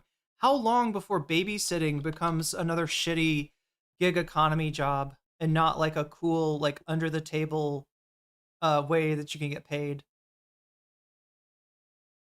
And Uber for babysitting refers to the type of on-demand mobile application that connects. Okay, thank you, AI. But what is an example? Uber for babysitting? Yeah. Illuminati is, I guess, one such app.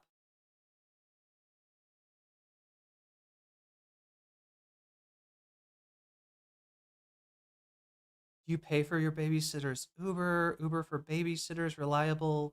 So people are trying to create an Uber for babysitters. I don't know if one of them, that is unironically a good business idea. But again, just increasing the size of the precariat.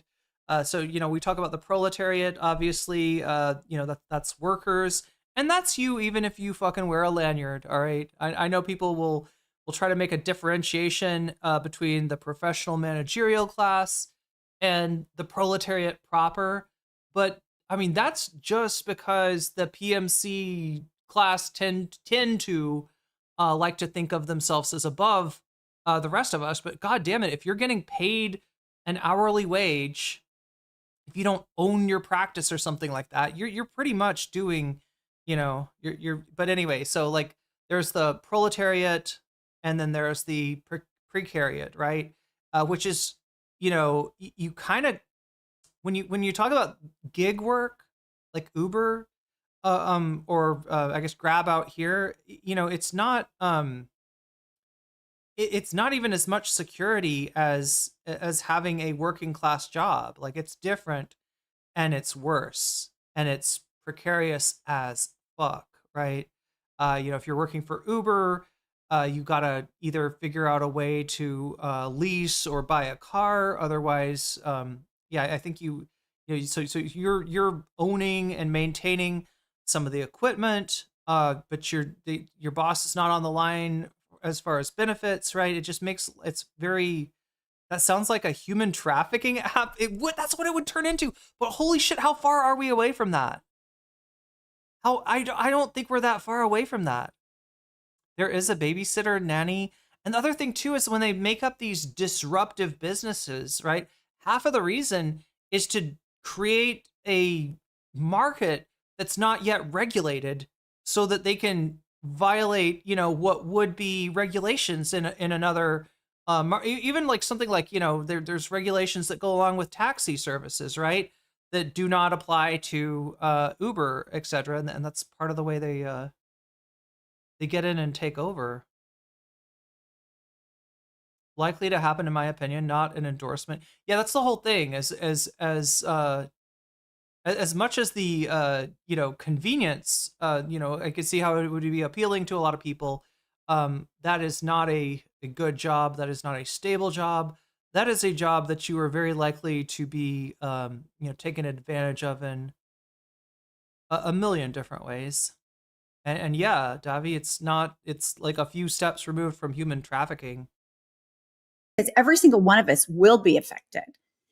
But some people, if you don't follow the news cycle and you just, you don't really follow the news, you watch, sitcoms on TV, don't read the Chat, who watches sitcoms on TV? One in chat if you watch sitcoms on TV. paper, like they don't feel it yet. They feel higher price. Watching sitcoms on Netflix, that's understandable. Those are bingeable. But watching sitcoms on TV, who fucking does that? They feel inflation. They may sense an Don't tell RFK you can now rent a nanny. He's no altar boy. That's what I've heard. uptick in racism. But my guess is some people still don't feel it yet. And I think they will. In suburban Oklahoma City, where you live, there's no way they feel it. These people are not vulnerable. They've never been vulnerable. They live in a gated community. And yeah, they might notice that eggs are higher and they might decide, oh, I don't want to follow the news cycle because they haven't ever had to. Because that's what amazes me about these MAGA people is you have everything you've ever wanted and you're mad about Bad Bunny. Like they are losing. She was going to say Bad Empanada. Their minds. And so when you think of the list of all of the things these people are triggered by, it's like Taylor Swift was one of them. Now we've got Puerto Ricans, Bad Bunny. They seem to not understand that Puerto Rico is a part of the United States. Women, liberal women, gay people, drag queens, trans people, books, Black people, and it goes on and on. It's like a minefield of triggers for these people. I've never seen people pitch such a big fit about. Oral Ellipsis, I watched this stream on my TV. Does it have sitcom energy? Like, would you be surprised if a wacky neighbor from next door walked in? Chat, should I cultivate relationships with some wacky expats? Like one guy that's kind of tall and skinny, and he's got he's got curly hair. A woman that is I don't know. Just can I recreate Seinfeld for you in some way? They want Creed to play instead. Oh my God, with arms wide open. About the Super Bowl. It's so stupid that they are losing their minds. I was on Twitter earlier and it's like, Bad Bunny needs to be canceled. We need to boycott the NFL. And I'm just like, just don't fucking watch it. Or maybe do watch it. And maybe it's a lot better than the boring all white person cracker ass band that your ass listens to. Agreed. But I think the thing is, when you're driving around and you look at those people, they've never been vulnerable a day in their lives. They've never had to experience what so many Americans experience, which created this vacuum for this fascism to take hold. And it's not like, are we on the precipice anymore? We live in a fascist country. No question. I completely agree. Like we're past, are we there yet? We have arrived. We're parked. And okay, so let me tell you what I've had it with. Okay. I've had it with Zillow. So sometimes I get on Zillow and I like to look at houses in certain neighborhoods or apartments in certain neighborhoods. I want it to be private. It's my thing. right? Like, I don't want any follow-up conversation, but sometimes I'm like, that girl is kind of a bitch. I wonder what the inside of her house looks like. And then you can enter the address in Zillow and you can go through the rooms Debbie if Cliff it's ever super been chatted photographed before. $9.99. Don't let that tall, skinny neighbor speak to Afro-American youth. That's the problem. That's the problem. There's always yeah. Oh my God.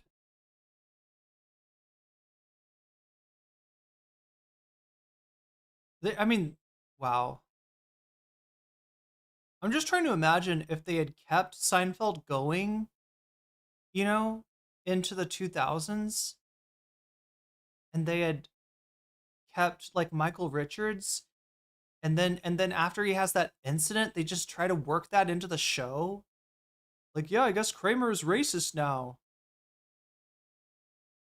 He's like, well, Jerry, have you looked at these crime statistics? I mean, can you imagine fucking Kramer trying to do 1350 or some shit, like racist Kramer? I don't know. I mean, somehow it's more real than the you know, fantasy world of Seinfeld.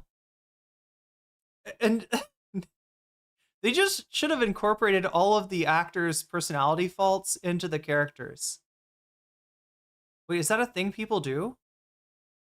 Stalking her house on Zillow? Wait, I don't know enough about Zillow. Chat, I have Zillow on my phone, but I've only ever used it when I was living with roommates and the landlady wanted to get paid from one source. So I thought Zillow was just like a Cash App or a Venmo kind of thing. You can buy drone footage of someone's neighbor if you're a realtor.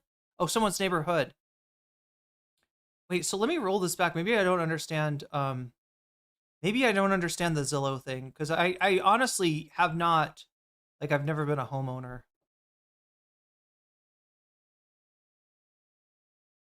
Certain neighborhoods. I want it to be private. It's my thing, right? Like, I don't want any follow-up conversation, but sometimes I'm like, that girl is kind of a bitch. I wonder what the inside of her house looks like. And then you can enter the address in Zillow and then you can go through the rooms if it's ever been photographed before. And I'll be damned if Zillow doesn't follow up with like 15 to 20 emails.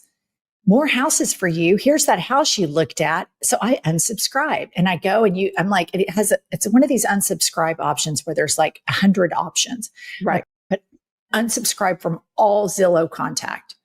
So I go about 2 days and I don't get on Zillow at all. And I've unsubscribed from everything. And then they start it all up again. Unsubscribe from Zillow, all Zillow contact. What the fuck? All Zillow contact. And I don't get on Zillow at all. So I go about unsubscribe from everything. The fuck? And then they start it all up again. Unsubscribe from Zillow, all Zillow contact. What the fuck? All Zillow contact. Oh, no. I don't get on Zillow at all. So I go about unsubscribe from everything. That's not good. Start it all up again. Unsubscribe from Zillow, all Zillow contact. What the fuck? All Zillow contact. Oh, no. Okay, something that I did with Twitch is acting weird. I'm hearing people say that their chats are blocked on Twitch. I tried to fix it and it opened up a second sound source where I just gotta I go into Zillow all the time. It's not just Zillow. If you have connections, you can't get removed, listing photos and all sorts of stuff. Zillow isn't just real estate, is just real estate listings. I've met 1350 Kramer. I'm sure he's out there.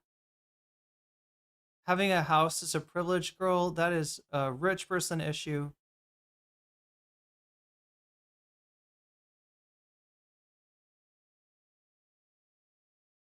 Jen is an interior designer. Without that, it sounds like she's insane. Okay, wait. Let me just roll her back because I'm not I'm not. Yeah, it's digital delay.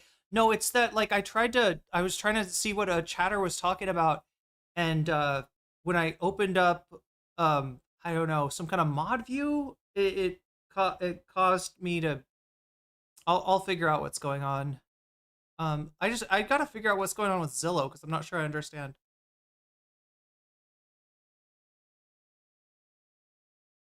Now I've got with arms wide open stuck in my head, chat.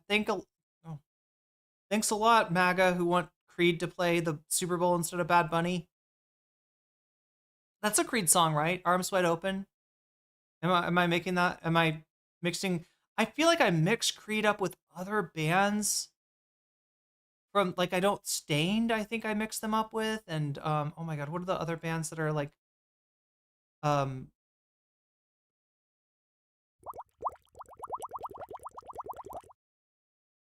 okay, something just happened. Omega Star with the gifted sub to Devin Kenner.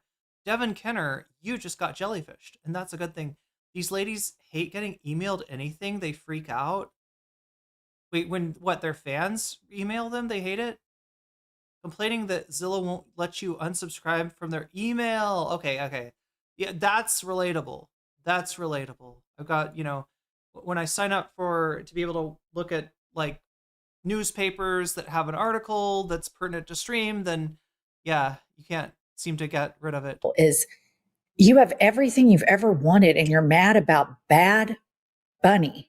Like they are losing their minds. And so when you think of the list of all of the things these people are triggered by, it's like Taylor Swift was one of them. Now we've got Puerto Ricans, Bad Bunny. They seem to not understand that Puerto Rico is a part of the United States. Women, liberal women, gay people, drag queens, trans people, books, Black people, and it goes on and on. It's like a minefield of triggers for these people. I've never seen people pitch such a big fit about the Super Bowl. It's so stupid. It's a Creed song. Stained is worse. That they are losing their minds. I was on Twitter earlier and it's like, yeah, chat. What are all those bands? Like I lump all the bands from that era into the same thing. Like what's the one, the Superman song? Three Doors Down. Nickelback. I lump all those into the same category somehow. They're basically just Creed. Wait, wasn't Creed accused of ripping off another band?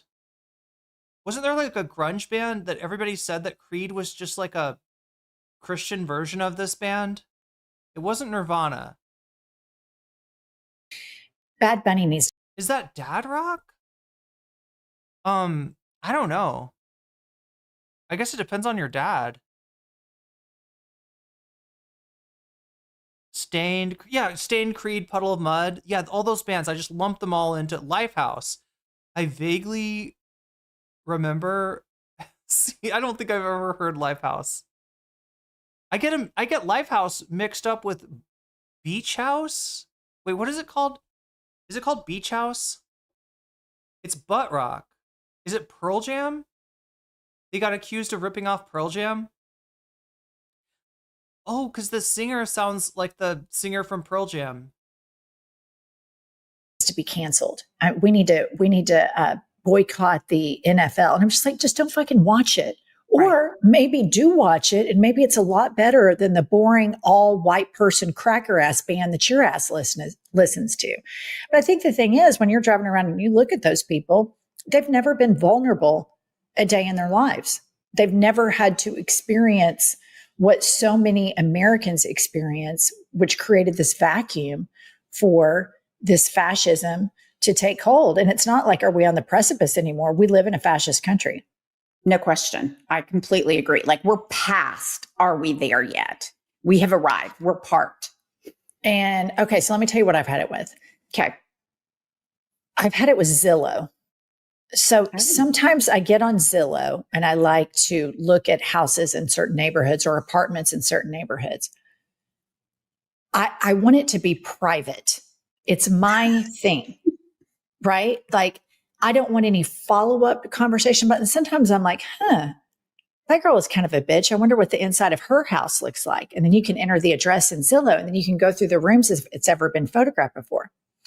And I'll be damned if Zillow doesn't follow up with like 15 to 20 emails, more houses for you. Here's that house you looked at. So I unsubscribe and I go and I'm like, it's one of these unsubscribe options where there's like 100 options. Right. But unsubscribe from all Zillow contact.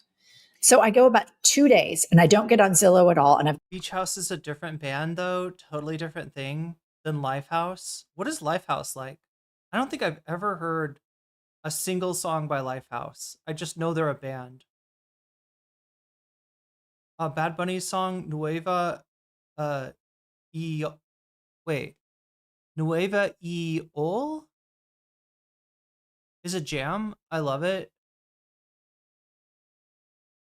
That's why I only listen to Hatsune Miku. She should play the Super Bowl. Yeah, when are they gonna have Hatsune Miku play the Super Bowl? Unsubscribed from everything. And then they started all up again. Zillow is like the biggest freak show stalker on the planet.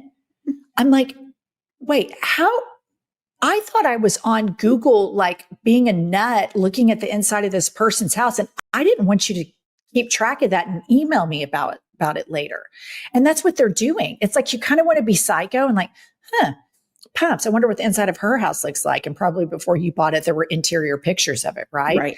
So you can give yourself a little tour. Then Zillow, if the house is on the market, they follow up with you. Here, there's a price drop, blah, blah, blah, or the neighbor's house is for sale. And then it's like, I didn't want any record of this. I was really bored, trying to avoid the news cycle and just looking at some real estate that I have zero interest in buying. Right. Why are you documenting this and emailing me about it? This was private. This was a psycho thing I went through in my head. I don't want records of this. I certainly don't want email chains about it. Okay, wait, a couple follow-up questions. Did you ever enter your email or phone number? No. So they just start texting you and Emailing. They email.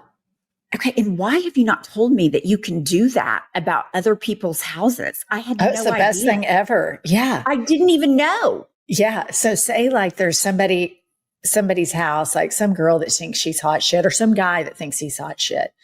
You're like, I wonder what the inside of their house looks like. Well, if it's ever been photographed before, it will be on Zillow. And then you can give yourself a little tour of the house. This is not a good thing.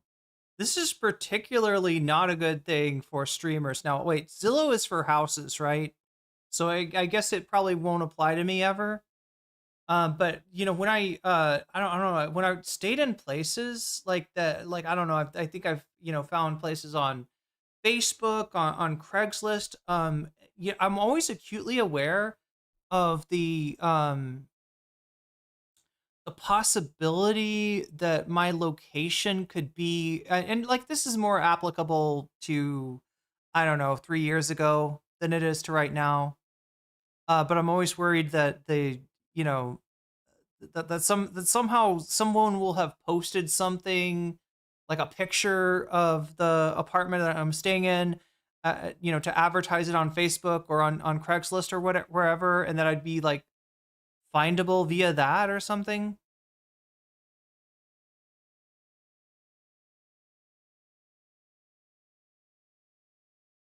Zillow does apartments as well. Damn. Well, I'd be more worried about like some kind of reverse image lookup kind of thing. They implemented Street View on apartments and houses. Yeah, that's scary. But now Zillow is like Stalking. the hall monitor, like tattletale. And I was just like, wait a minute. I didn't want this shared with the public. Like this was a private psycho moment that I had, Zillow. I don't need you emailing me about it. I don't need to be reminded that I'm a nosy bitch. All right. I already know that. I don't need an announcement from Zillow in my email. So wait, she's saying that she's used Zillow to snoop on people, and she doesn't want her snooping behavior to be revealed. You can take your house off Street View. You're trying to flip your home on Zillow. Said no millennial ever.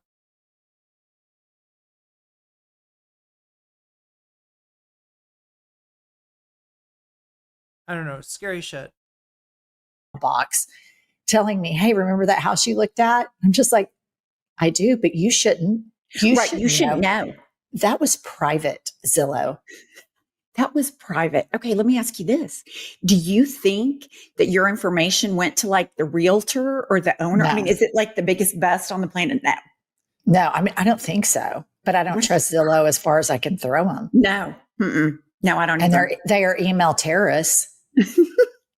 I'll tell you that much. Sometimes I've looked down, it's 10 10 from Zillow right in a row. They are out of control. If we lived in a normal democracy, Right. I would be like, we need to talk to some people about reining in Zillow. They need this email privacy invasion and stalking needs to be regulated. But of course, we're trying to fight for the. You can do 3. Yeah, that's what I mean. That's what I mean is having, the listing of the place that you're in be available. Like for, I don't know, like a 3D tour. I don't know, but like, look, there's one thing, like, if like theoretically the most obsessed person in the world could find something, it's another thing if it's just like there for anybody that's obsessed with a streamer. 2026 elections. Right. And are we winning? All right. I don't know. Just don't give them your email. I don't think I did. I think somehow I remember only using Zillow for payment, and somehow I didn't have to give it's in the TOS. Wait, what is in the TOS? So far removed from buying a house that this is like listening to yeah, me too. Anonogamy, I'm right there with you. I'm a little bit confused right now. Welcome to I've Had It. I'm Jennifer. I'm Angie, HBIC for Beaver. Kylie's here. Kylie, how are you today? Good. How are you? How is Oklahoma? It's good. And Jen on Zillow, I can tell you what every single house in my neighborhood looks like. I can tell you what every person I have met once. Yeah. And I've had it email me and be like, hey, are you still interested in 500 Northwest 30th? And I'm like, whoa. Right? Yeah. So you've experienced this, right, Kylie? Have you ever gone to look at somebody's house? Like, she thinks that her shit doesn't stink. So I wonder what her house looks like. Have you ever done that, Kylie? Absolutely. I can't believe nobody told me about this.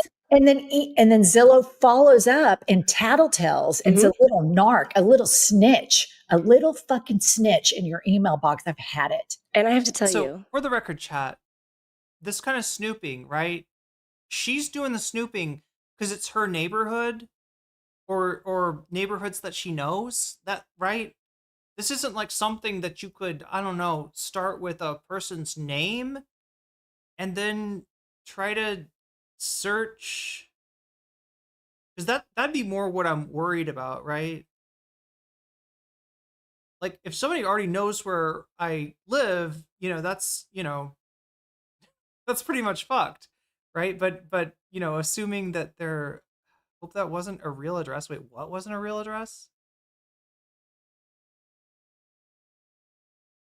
Offering a house tour to a guest, they're only reacting to what you've filled the space with. Oh yeah, that is kind of weird, right? Because ostensibly you got to try to imagine the space with your stuff in it. She's looking up the address, not the name. Okay, so as long as there's not like I don't know. my girlfriend is real estate agent. I'm pretty sure Zillow illegally, I mean, not illegally, but secretly gets your info and it's a lead for the realtor. Like, I think so. I'm so fucked. Mhm. I'm so fucked.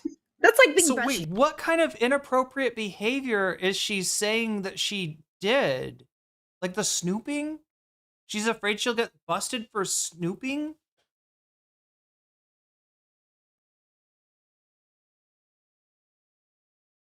Doing the 2025 version of peeking out between the blinds, Zillow is just cutting out the middleman and giving you a basic file on every address on the street. Jesus. like under surveilling somebody's house. That's what we did. People that are like younger than me, they forget that back in the day, we had to do real-time surveillance. It wasn't follow the location on your friends or break into the phone. It was you got your ass in the car, parked 2 blocks down and watched what was coming in and out of your ex's apartment. That's how it was. Wait, it's not that deep? Like, I mean, the shit that Pumps is talking about right now sounds pretty scary. You went and stalked someone back in the day? Is that what she's saying? By the All hour. right, Kylie, what you got for us? I've got some reviews today. This first one is 4 stars, titled See You Next Tuesday. And Anita writes, as your sole listener, who you frequently refer to, I have to extend sincere gratitude that you hung on so long waiting for me to find this podcast, as it was within the past month that I found you. #blessed. I have binged over 150 episodes so far. Although I may be closer to Kylie's age, Mima and Jessica have proven to be my algorithm besties, and my God, what a journey this has been. I truly would inject this podcast into my veins. However, I cannot rate you higher than you rate yourselves, hence the 4-star review. Fuck off. That's so I clever. need to tell our new listeners what the Jessica thing is. So Kylie had like voice memos, and this woman was like, I just love this podcast. It's so hilarious. That This is the natural state of white women. Yeah, I'm pumps and Jessica, just a white woman, Gen X. And so of course, I feel like we're watching like National Geographic for white women or something. You know what I mean? Like the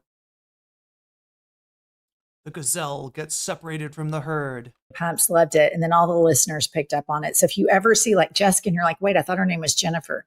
Right. That's what that's about. Okay, Kylie, who's next? Okay, this next one is 5 stars, titled America's Top DEI Podcast. And they write, just finished the hottest book of the summer and the it book of the fall. I started listening to I've Had It 2 years ago, and Jen and Pump's witty banter and liberal stance was refreshing in the hellscape that is America. Your book was a beautiful testament to female friendship, heartache, and moving forward. Love you, ladies. Keep fighting the good fight. Well, how That's lovely. so nice. And we've actually got 5 stars, unlike our sole listener. Yeah, there's our book. There's our book. Get it. Y'all need to buy it. Life is a lazy camera Susan of shit sandwich. It's right in front of you. Okay. Kylie, I think we have some news stories. Why don't you pop up the first one? I think why I like these ladies is because they're like my mom if she said like curse words, which I wish she would. I remember like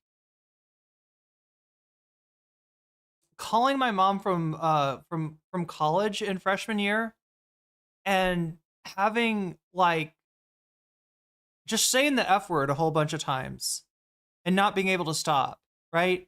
In high school, I said curse words, but I could, when I talked to my parents, I wouldn't. But it's kind of, this will be the NCC stream in 10 years? Yeah, I'll be someone else's Kylie at that time. Fake nurse arrested after treating 4,486 I don't know if I relate to these women though, Davy. patients.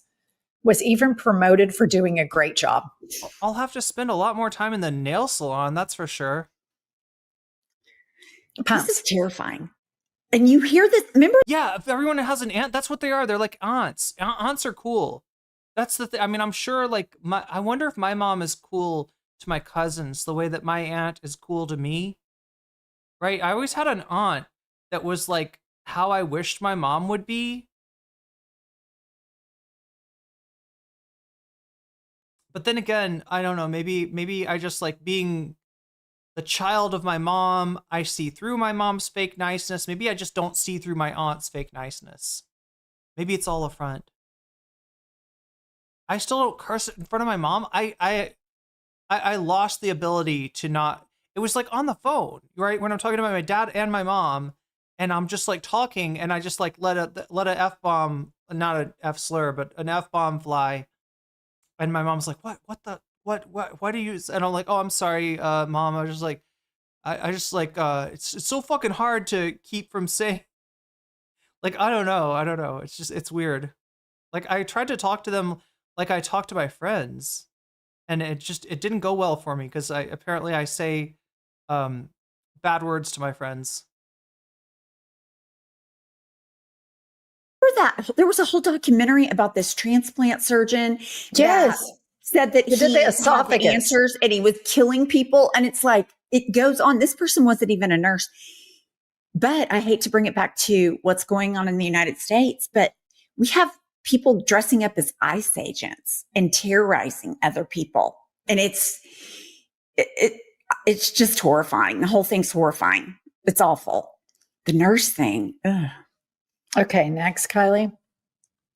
Man steals $122 million from Facebook and Google by sending random bills, which they paid. I think that's pretty clever. I mean, I wonder how he ultimately ended up getting busted. Callie, do you have any more info on that? I've got the news story here. It says between 2013 and 2015, Evaldis, a Lithuanian national, carried out a sophisticated scam targeting Facebook and Google. He created a fake company and posed as this company as a legitimate supplier to both tech companies. Using forged docs and fake email addresses, he tricked the companies into making multiple large payments. The scheme went undetected for a time, partly due to the company's vast budgets. So it looks like eventually they figured out his scam, but he got away with it for a long time because nobody pays attention. Wait, what's the deal? He paid their bills? Facebook and Google by sending random bills which they pay. Oh, I see. Wow, 122 million.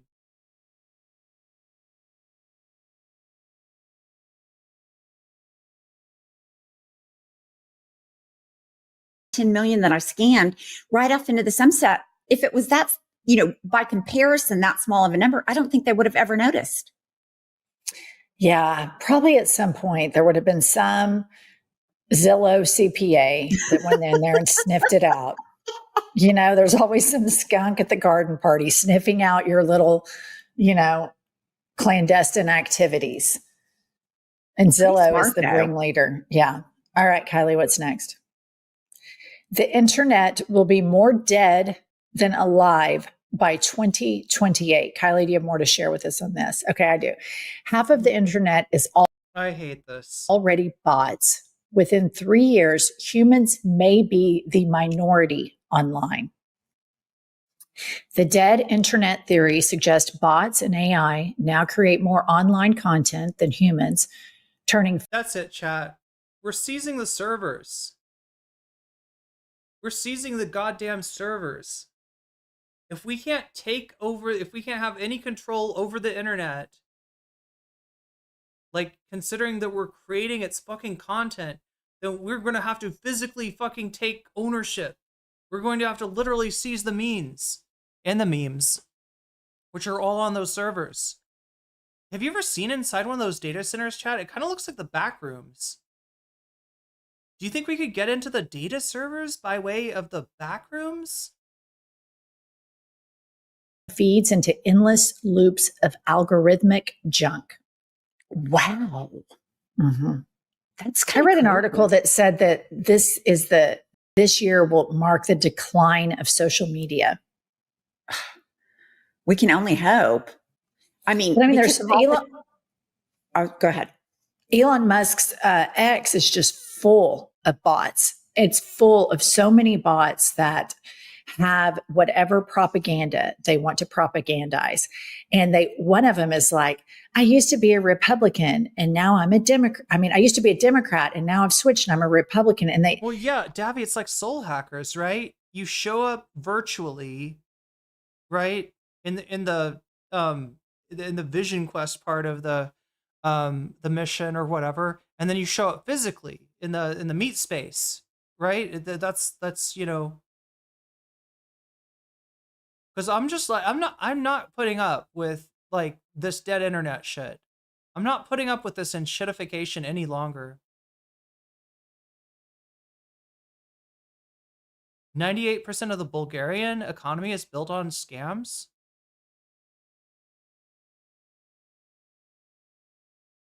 I heard that some of the scammers in Myanmar, which, if you haven't read about the scam centers over there, they literally like human traffic people to do the scamming. Like the people calling you and doing the scamming are like not there by their will. They're they've had their passports taken and they've been moved to some fucking scam center. But apparently somehow they're using Elon's satellite, Starlink. I don't know. I probably need to look into that story more.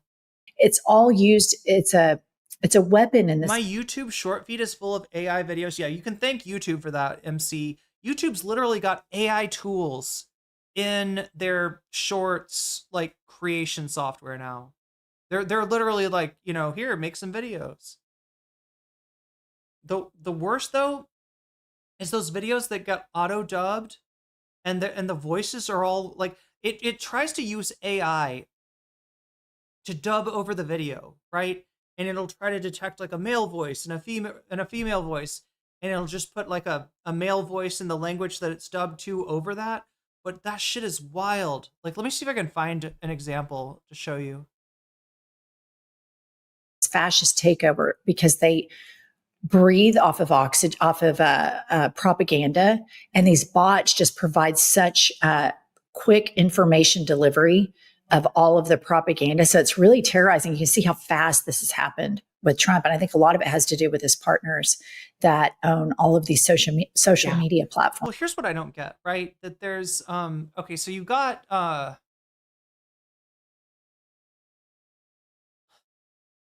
like, I can see what bots do, right? If you want to know why does Asmongold have like twice as many viewers as he should, he doesn't. He actually has the exact number that he should. He just has like, as many bots as he does viewers, right, to kind of double his size. Right, so that makes sense. Those are bots, acting in support of Asmongold. If you go to a Hassan video recently, the top upvoted comments will be about his dog, and they will be from Ethan fans, and so that's probably some Dan Saltman kind of enterprise going on there. But some of this dead internet shit, like I don't get. Like, the bots are there, I believe you, but what are they doing? It's 9 out of 10. You forgot the butterfly? Well, thanks for reminding me. Although, I don't know, maybe I'll be too old to wear a butterfly in 10 years, so. Anyway. It'll be interesting to see how TikTok goes now that it's completely been taken over by the Israeli government. Oh, well, I mean, I think we all know exactly how that's going to go. I mean, it's anything about the facts on the ground that are happening in Gaza is not going to be. Wait, I talked to a guy who's in favor of monetized internet superhighways. Okay, look, that's what like Al Gore calls the internet, right? Internet superhighway.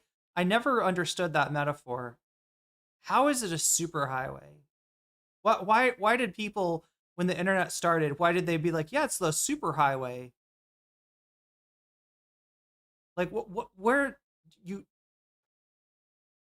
get on and you get off? Like, I don't understand. Never too old for a butterfly? God, I hope not. But wait, they were in favor of monetized, like what? Like monetized platforms? Or like a pay by the like megabyte?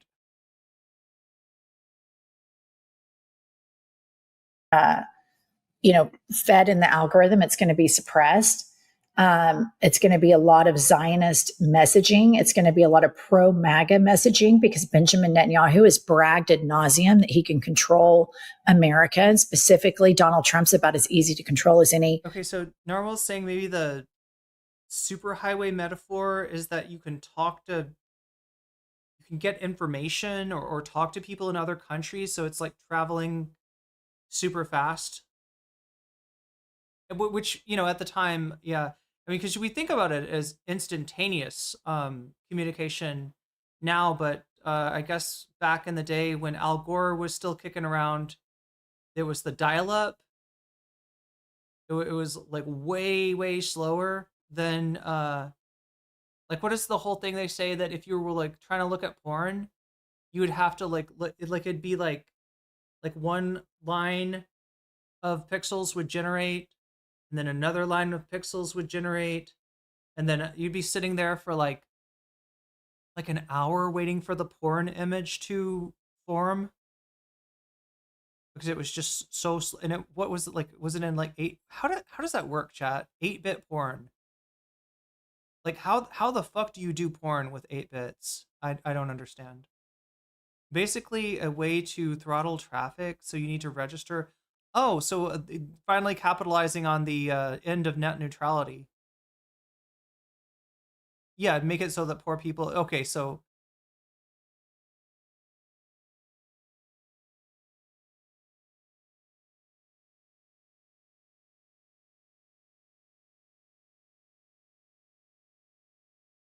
leader you've ever seen. I mean, look at the way Vladimir Putin dog walks him. Yeah, you're right. I was just kind of hoping it's the jiggle physics. Is that what does it? Like the 8-bit tits are jiggling around. that the people on TikTok, having been aware of it, would not completely buy it immediately. Oh, and that's the other thing, chat. Like, is there like I haven't been on TikTok in like the longest time. Is there any kind of movement to, I don't know, like boycott the site now? Like, I get that not everybody on, in fact, probably most people on TikTok aren't on there for Cliff super chatted politics. $9.99. I remember wait for the Phantom Menace trailer loading. It took like 4 hours. What? Wait, on YouTube? Like you had to wait 4 hours? Okay, you're obviously exaggerating, right? JB says internet superhighway was just the idea that information was flowing back and forth very fast, even if it's slower than now. And you had to get the CD from the cereal box, right? Is that how it worked back in the day? So they had DVD players in your computer back in the day, right? And you get like a CD from a box of cereal, a Cinnamon Toast Crunch, and you'd put it in there, and then it would give you AOL. And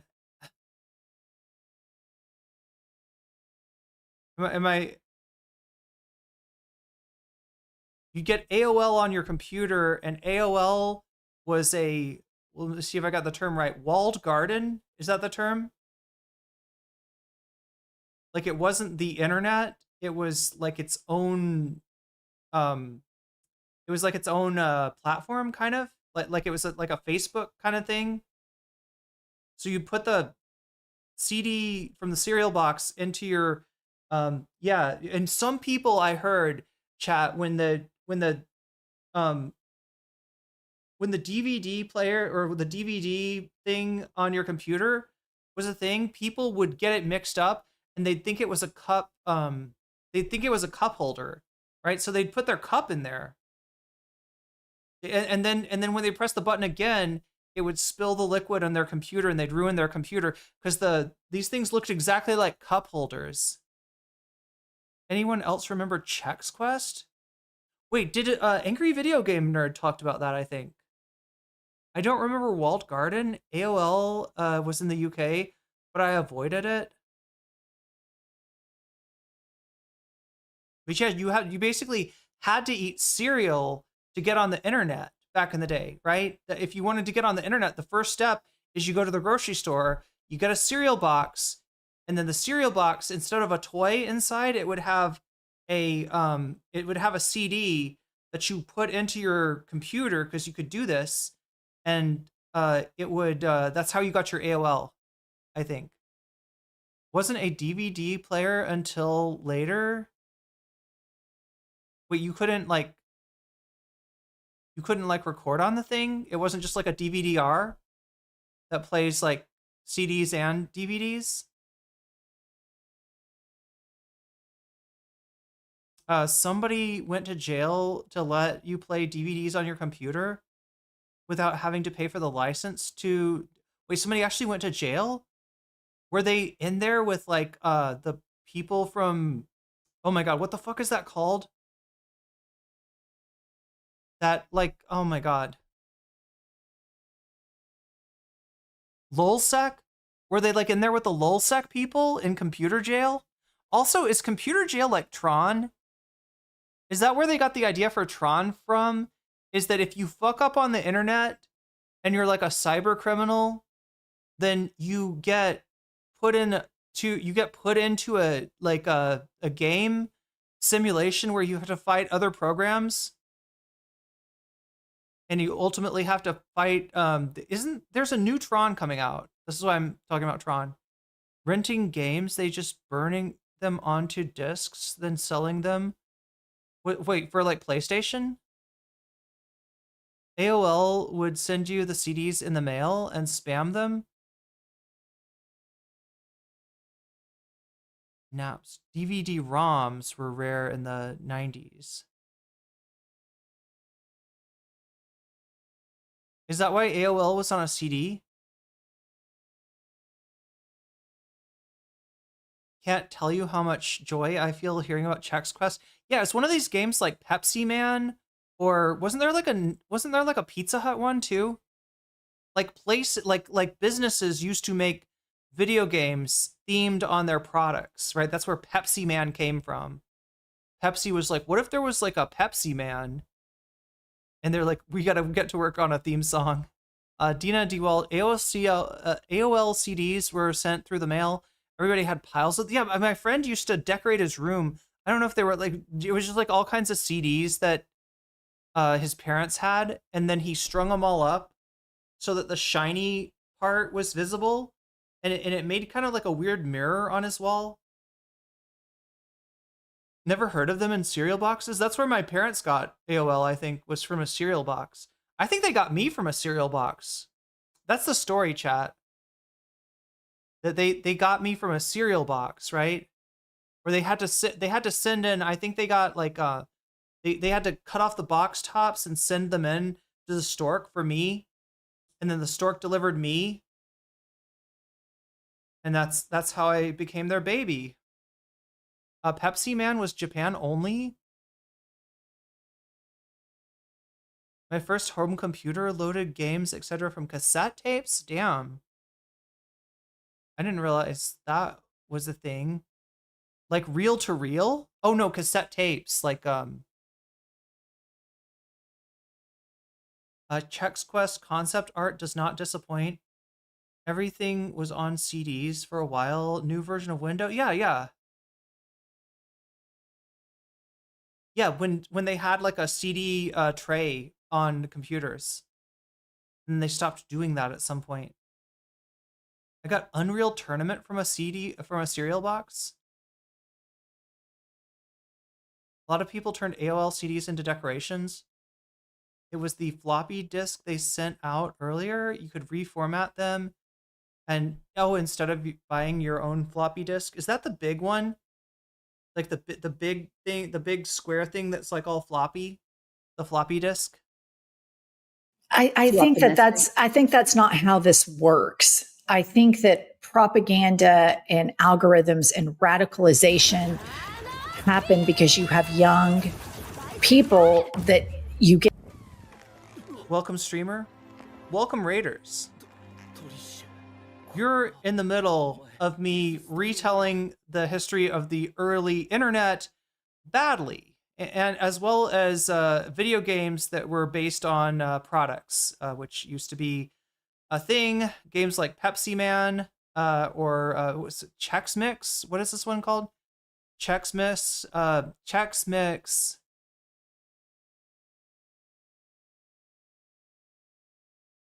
Chex Mix Quest. Is that what it's called? And they would come in cereal boxes.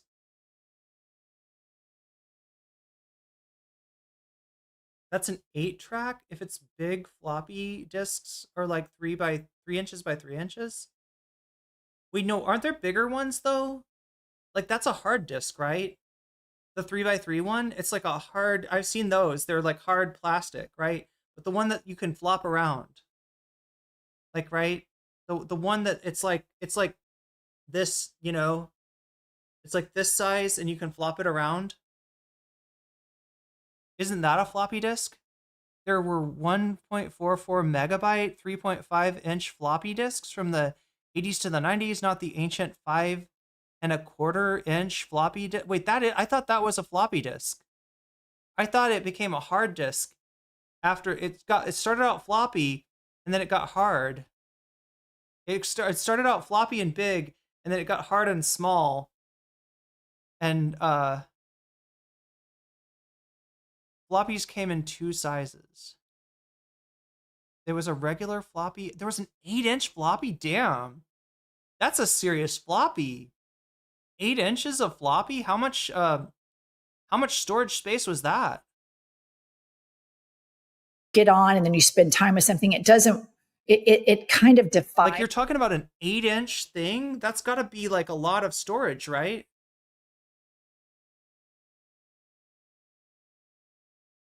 Critical thinking. That's why it's so effective. Look at how much Fox News has radicalized conservatives to be full-blown fascists. Yeah. So, and these are some educated people, some of them Supreme Court justices that have been radicalized by Fox News. For us to have an expectation that teenagers or early 20-year-olds are going to be able to sniff out massively manipulative propaganda is just a pipe dream. Yeah, I think you're right. Sadly. Oh my God, chat, we haven't even gotten to the subject matter yet. We're supposed to be watching them tear apart Cory Booker. And they're, instead of gone down like a trip of internet history, 8 inches, but only 80 kilobytes? That's like nothing. Like, chat, my thumbnails are bigger than 80 kilobytes, I think, right?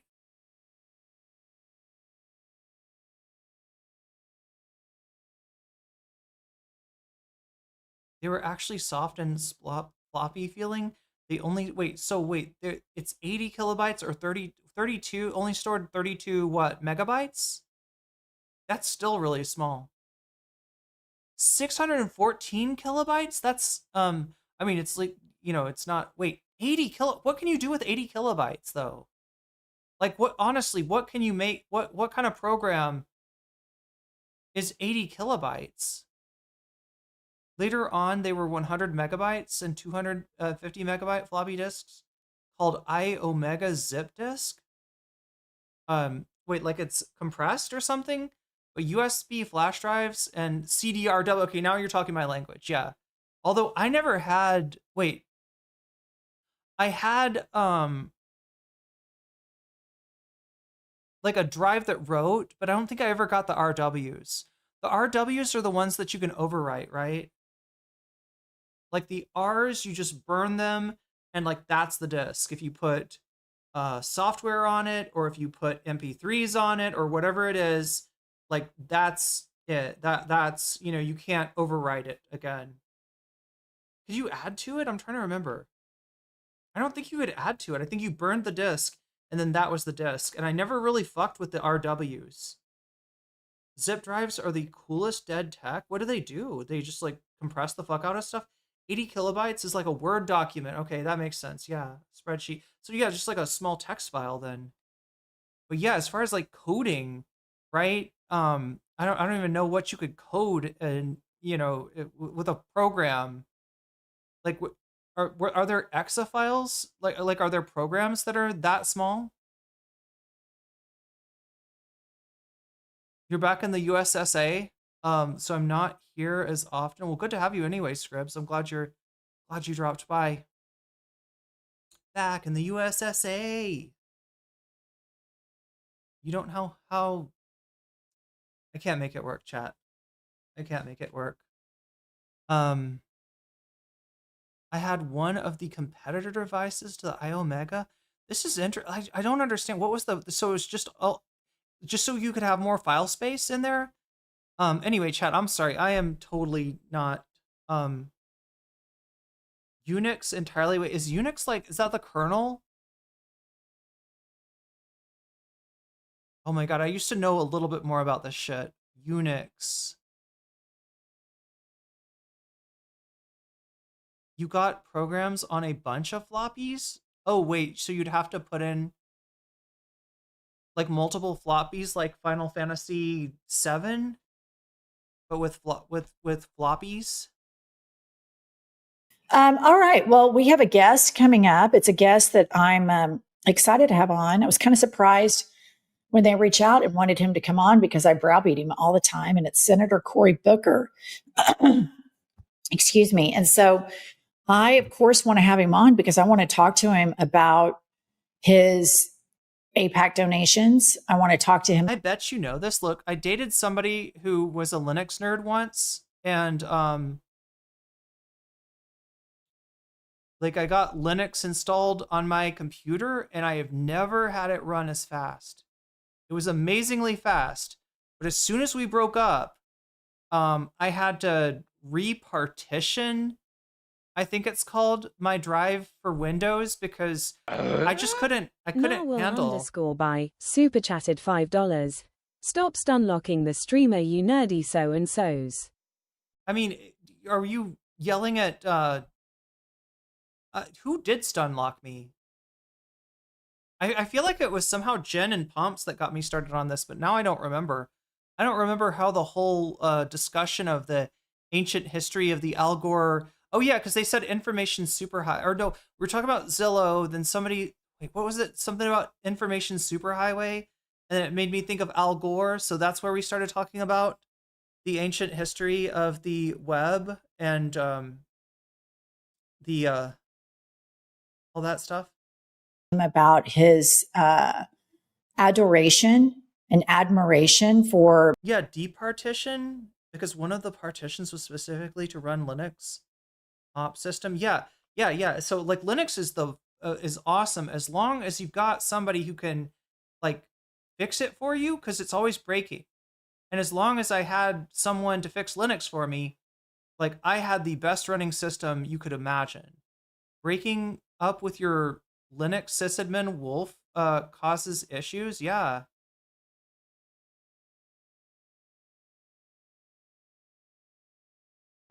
Benjamin Netanyahu. And honestly, I didn't know Ubuntu from GNOME. I was just like, it's very alarming to me. It's very alarming to me that somebody that stands so clearly for civil rights in the United States of America can deny them to Palestinians. And so I'm eager to talk to him because he's good on a lot of things, but lately he's proven to be somewhat of a just down the line, disappointing corporate Democrat. And so I'm eager to talk to him. I'm hopeful that he is evolving and changing with the times, because corporate Democrats, that is not working right now. No, I completely agree. And I am very... So chat, the problem, if I may, oh, it's 134. Did I do that wrong?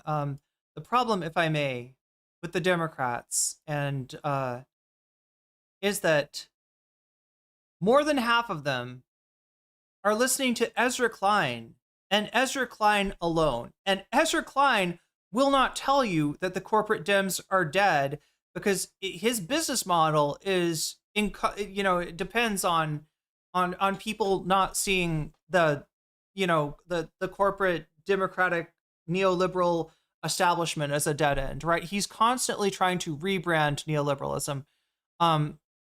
But no, she's absolutely right. And the thing that they're going to catch Cory Booker on is his support for Netanyahu, which is just so ridiculous. Look, I said this before, even if I was not a streamer, but a political consultant hired by Cory Booker in order to maximize his chances of winning, right? That's my job, right? And so I'm not like caring about politics. I'm not caring about policy. I'm just caring about helping Cory win. Even if I was in that kind of role, I would still tell Cory Booker to stay the fuck away from Netanyahu. I would say, look, here's what you got to do, okay? You're walking the line. You want to be known as a, friend of Israel, for a lot of reasons. But you also don't want to be tagged with, being a genocide supporter. And you don't want to go the way of the dinosaur, the way of the corporate Democrat. So what you're going to do is you got to take everything that everything that Israel did, and you got to blame Netanyahu for it. You got to put it, and that's what the smart corporate Dems are doing right now. They put everything on Netanyahu. It's like Israel good, but Netanyahu, he got in there. He's a real bad guy. And he's the only one that is, that wants to do a genocide. He's the only one that wants to expand Israel to greater Israel. If we just if we just didn't have Netanyahu to deal with, Israel would be a great actor on the world stage. And it's obviously not true. Ezra Klein, thought leader, man, it's sad, but it's true. Yeah, that so many of these corporate Democrats, like they see the world, they live in their own walled garden, and like they trust the wrong people. They trust Ezra Klein and abundance to try to maximize their chances, and it's just not. This is not the way the world works anymore, right? This is a very 20th century way of thinking.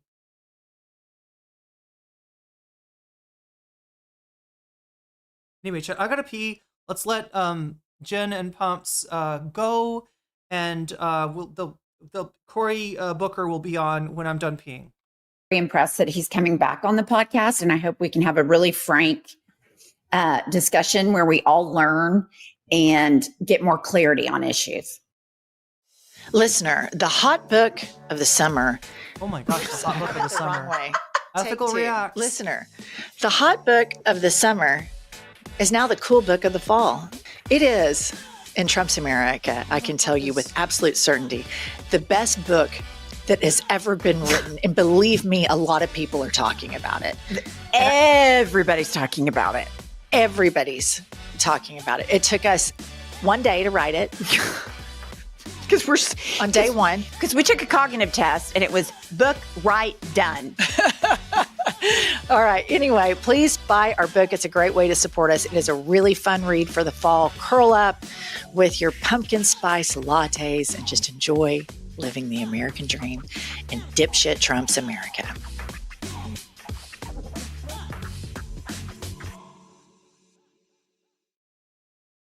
All right, listener, now time for a quick message from today's sponsor, the ASPCA Pet Health Insurance Program.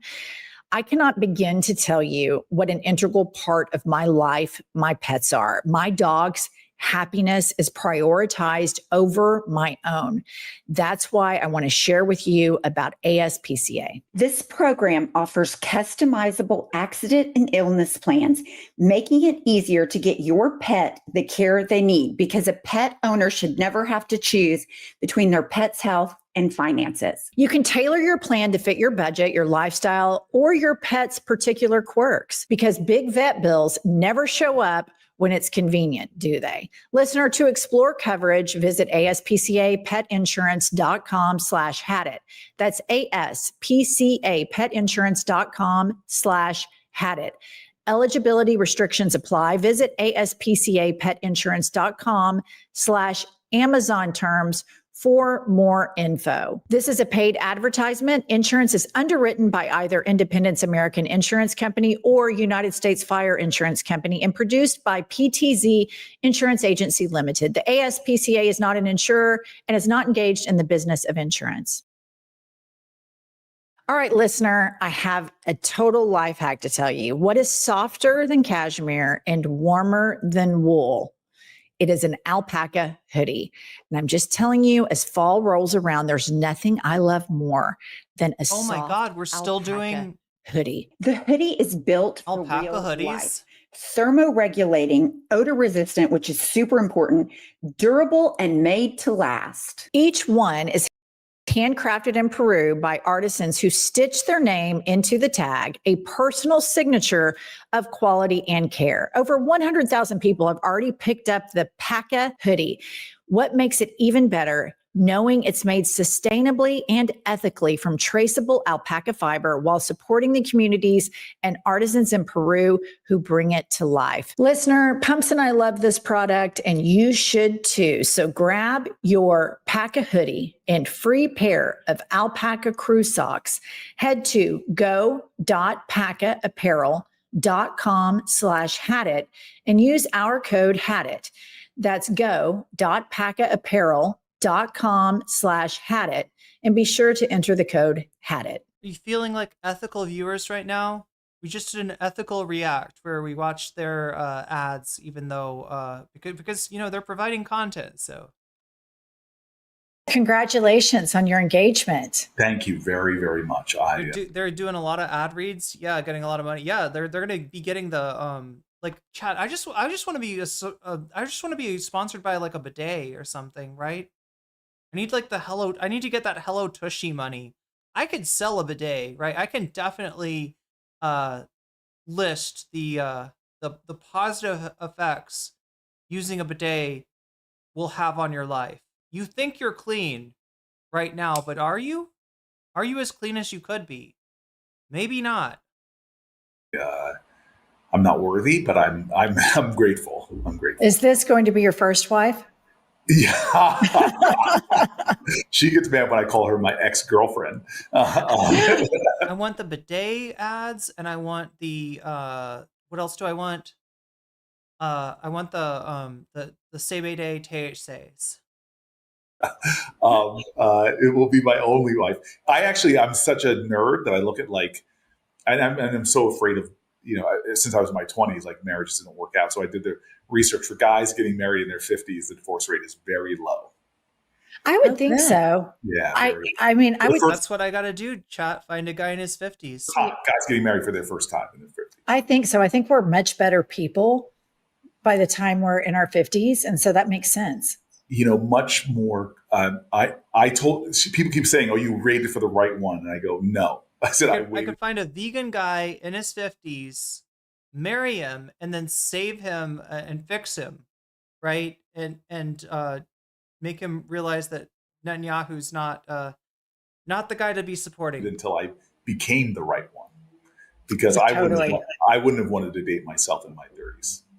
All right, Senator Booker, what have you had it with? I've had it with being single. I wouldn't want to date myself at any point, chat. Like, I would be impossible to put up with. Like, I don't know, like two of me? I don't think that would work out too well. 100%. Being single is not fun, especially when you're trying to date. And as a United States senator, it's been a difficult, challenging time. So I've had it with that, and I'm very psyched that I'm getting married. When's the wedding? We're going to do it before the end of the year. Quick. Okay. We don't want to wait long, and we both want to get married quick, and we're both hoping to have kids at some point, sometime soon. So, there's a lot to do, and time is of the essence. Well, we want to talk to you about, the country, and it feels like the Democratic opposition is just not getting it. There are votes that you've made that were heartbreaking to me, like the vote for Kushner. That really pissed me off because I feel like this administration, it's not. Oh my God, we're not talking about Jared Kushner here. I'm trying to remember the dude that we're talking about. Kushner.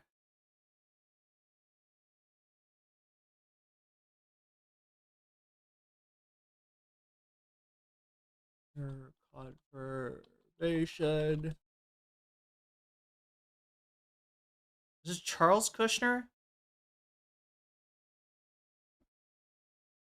Cory Booker is the one Democratic senator that supported his confirmation. And this is the problem. Like, look, the Democrats, like, they don't have a lot of power. There's certain vote, but there are certain things that they can make more difficult for the Republicans. And yeah, the nomination of like cabinet members, and like Kushner got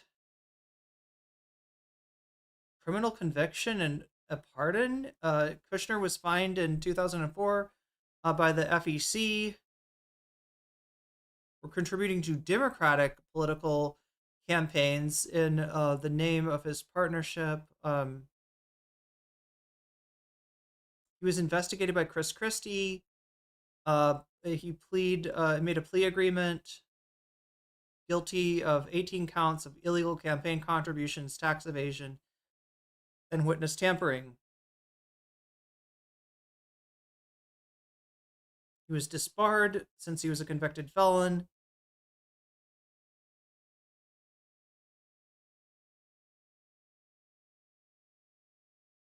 In 2020, before he left office, Trump issued a full and unconditional pardon to Kushner. Oh, he is okay. So this is because of the familial relation to Jared. I'm guessing. Look, Trump does Trump, you'll notice about the Trump administration, there are a lot of, criminals there. There are a lot of flawed people, a lot of people with scandals that would be career ending in another age. But Trump loves people like this because he's able to, this is where he gets his minions, right? If you are only in an office by virtue of Donald Trump's, pleasure, like that he wants you there, then he really can control you. This is true of Mayor Eric Adams. This is true. This is true of a lot of people, right? It's not by accident. It's not just because Trump's a dumbass and doesn't know, like, this person's got a bad reputation. Trump wants the person with the bad reputation because they're easier to manipulate. If you got, something to hold over them, then you can get them to do whatever you want.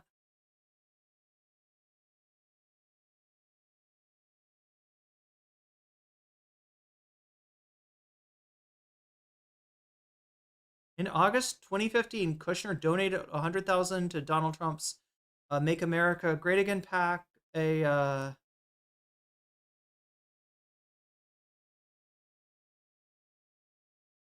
yeah, he was busted by Chris Christie as a Democratic Party donor for FEC violations.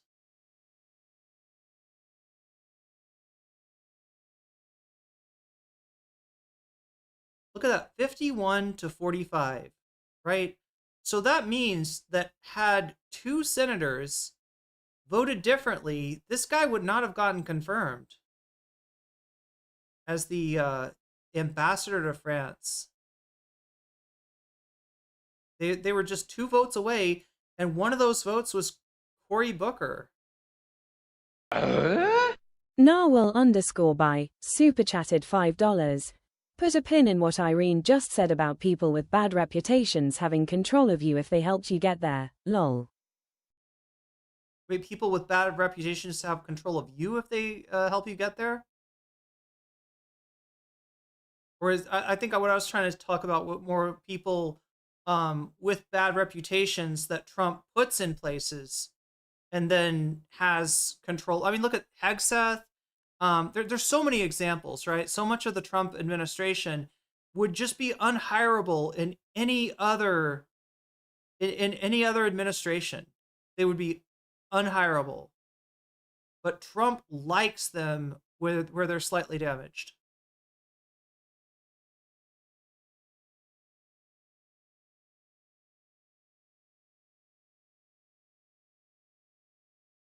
Oh, wait, did you just super chat again to, like,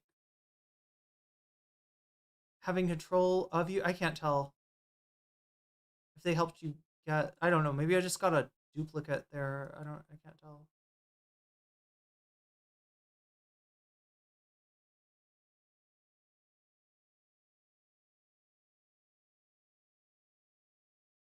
Kushner was also a commissioner of the New York and New Jersey Port Authority during Bridgegate, maybe, or no? Did he have anything to do with Bridgegate?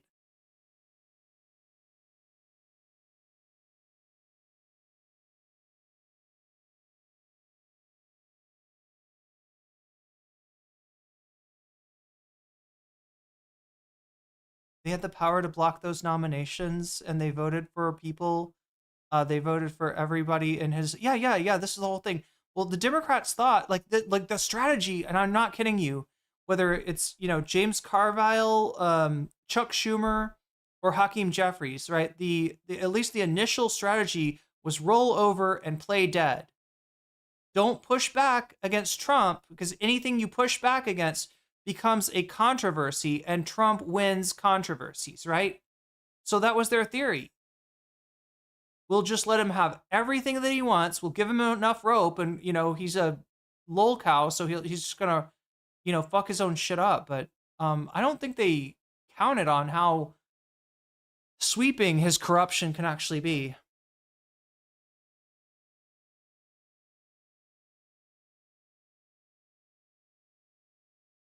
Are they fascist? They are fascist. It's not we're on the precipice of fascism. We have Pritzker, Texas is sending troops to Illinois. I mean, and I feel like the opposition needs to be fuck no, across the board. We're not giving you a He was the commissioner before Bridgegate. Okay. centimeter. And I think there's been a lot of capitulation. I think there's been a lot of Neville Chamberlain type appeasement from Democratic leadership. And you're one of them that's kind of been disappointing to me, because we podcasted before. They're serious about Project 2025. They're going to do all this shit. And they're doing every single bit of it. So what do you think? What do you have to say about the capitulation that you've participated in and where the Democratic Party is right now? Okay, so now if you just took like Jen's words there, she has pretty much described the situation that we're in right now, which is not a situation that is less than ideal. It's not a situation that's kind of bad. It's a situation that's in hell. All right? It's in hell.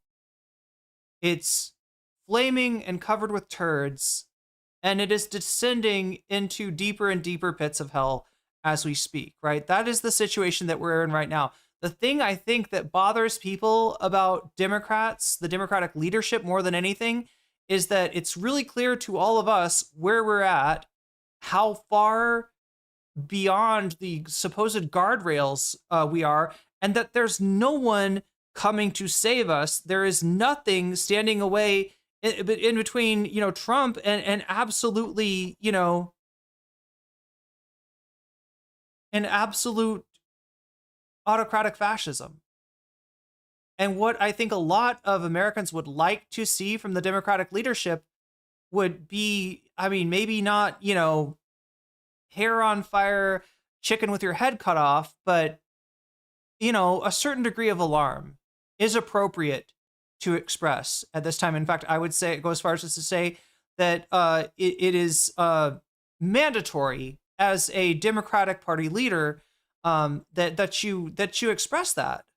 Otherwise, what it feels like is that you're not experiencing the same reality. And chat, when shit is going to hell, like, right, if there's an actual monster in your closet and your parents are like, no, there's no such thing as the boogeyman. There's no monster in your closet. It's all, and you're like, no, seriously, a monster came out. Every time you go out of my room, a monster comes out and tries to eat me. All right, literally, I got like, look at this. My shirt is burned by the acid from its saliva. Okay, could you please do something about the monster and we need to attend to the, and they're like, right, that's that kind of feeling. What, like when somebody's not recognizing, or you're the sheriff in Jaws, right? And you're like, hey, listen, there's a great white shark. It's gonna eat everybody. We need to do something. We need to get on the horn to Captain Flynn. And the mayor is like, well, you know, we're coming up on tourist season, so if we could just put all the shark stuff on hold for now, I'm sure that the shark's not going to eat anyone else. And you're like, no, the shark's going to eat everyone. Like, everybody that goes into the water, they're going to get eaten by the shark. All right, we need to deal with this, and we need to deal, right? It's that kind of feeling, right? It's very disconcerting when the person with the power is not recognizing the crisis, and that's the situation that we're in right now. That's what American people, the American or the Democratic voters are feeling towards their party leadership, right? That is why the Democrats are so fucking unpopular.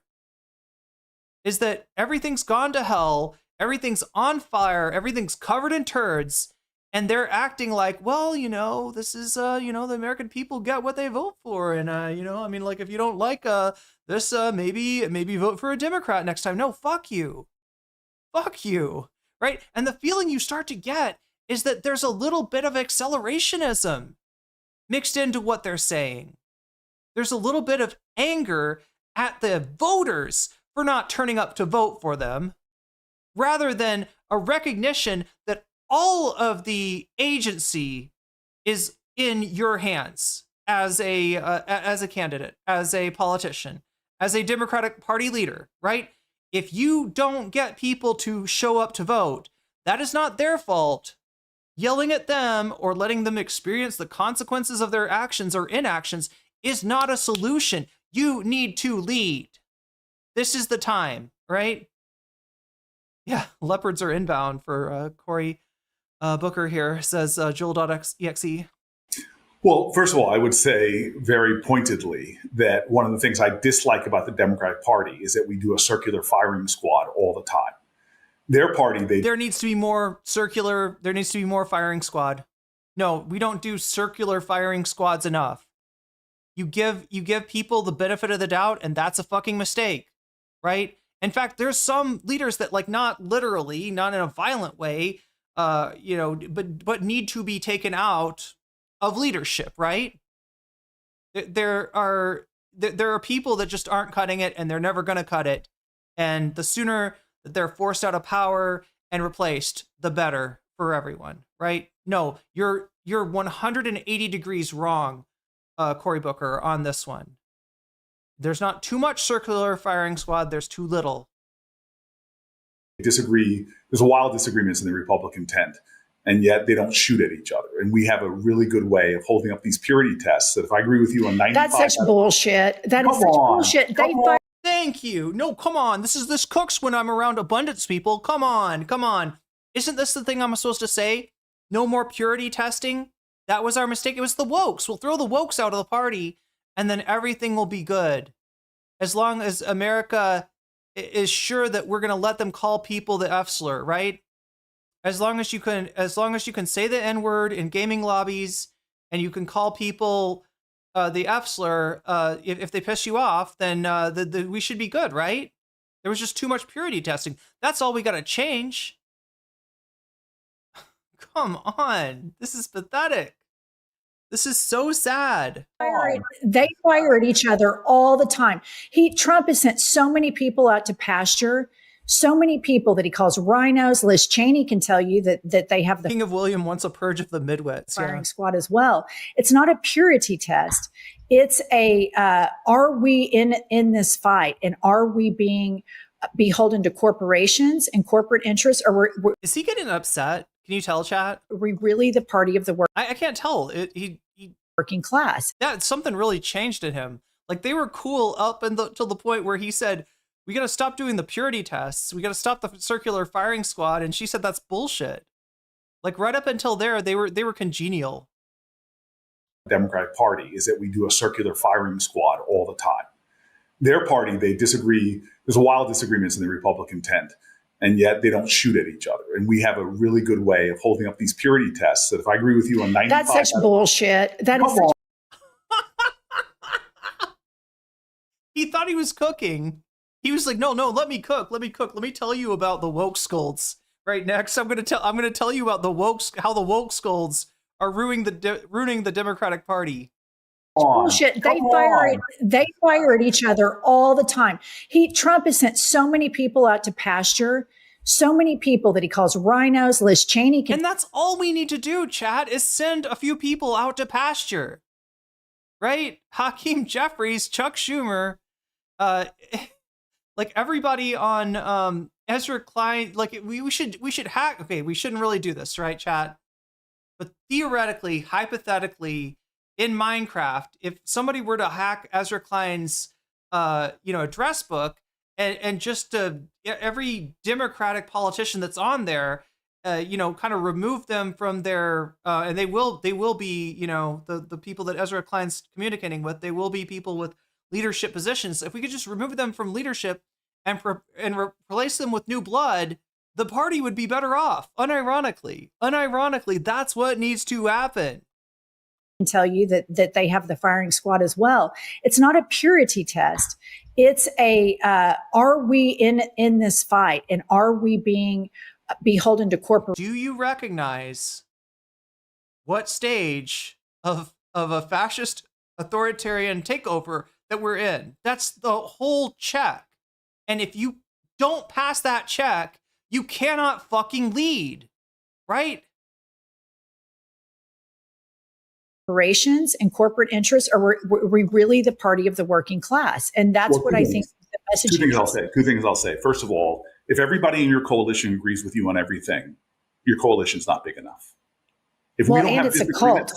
If we don't have disagreements, then we're talking in an echo chamber. Thank God I sit in a caucus with people. I couldn't win in some of my colleague states, perhaps, but we have lots of different agreements, but we are united in the fight against Trump. And I'll say number two, which is really important, is that. But what about Trump do you not accept? What about Trump are you not okay with? Because this is where the Democratic Party, went off the rails in the 2024 election, right? You saw polling numbers about immigration and they weren't good for you. And so your answer was to adopt Trump's immigration plan. All right? That's not cutting it. It's not enough to be against Trump. You've got to tell me what is wrong with Trump. What is unacceptable about his policies, about his politics? Where is your line in the sand that you will draw and not go further then? That's where you're losing. Like, American people don't want a candidate that is like a fucking, the median candidate in between like Trump and I don't know, like Joe Biden, right? Moving to the left, to the right, which is your only answer for everything since the 80s has been moving to the right. That is not the answer here. The problem with the Kamala Harris candidacy and the Joe Biden candidacy, had it, gone through, had he actually, not dropped out, is that there's not enough difference between these candidates and Trump. And their answer to having struggles was to move closer to Trump, to be more like Trump. That is always going to be the wrong answer. Somebody's telling me it's 4:20. It's 3:20 where I'm at, but it'll be 4:20 in about an hour. Oh, we missed 4:20 for the East Coast? We feel the existential urgency.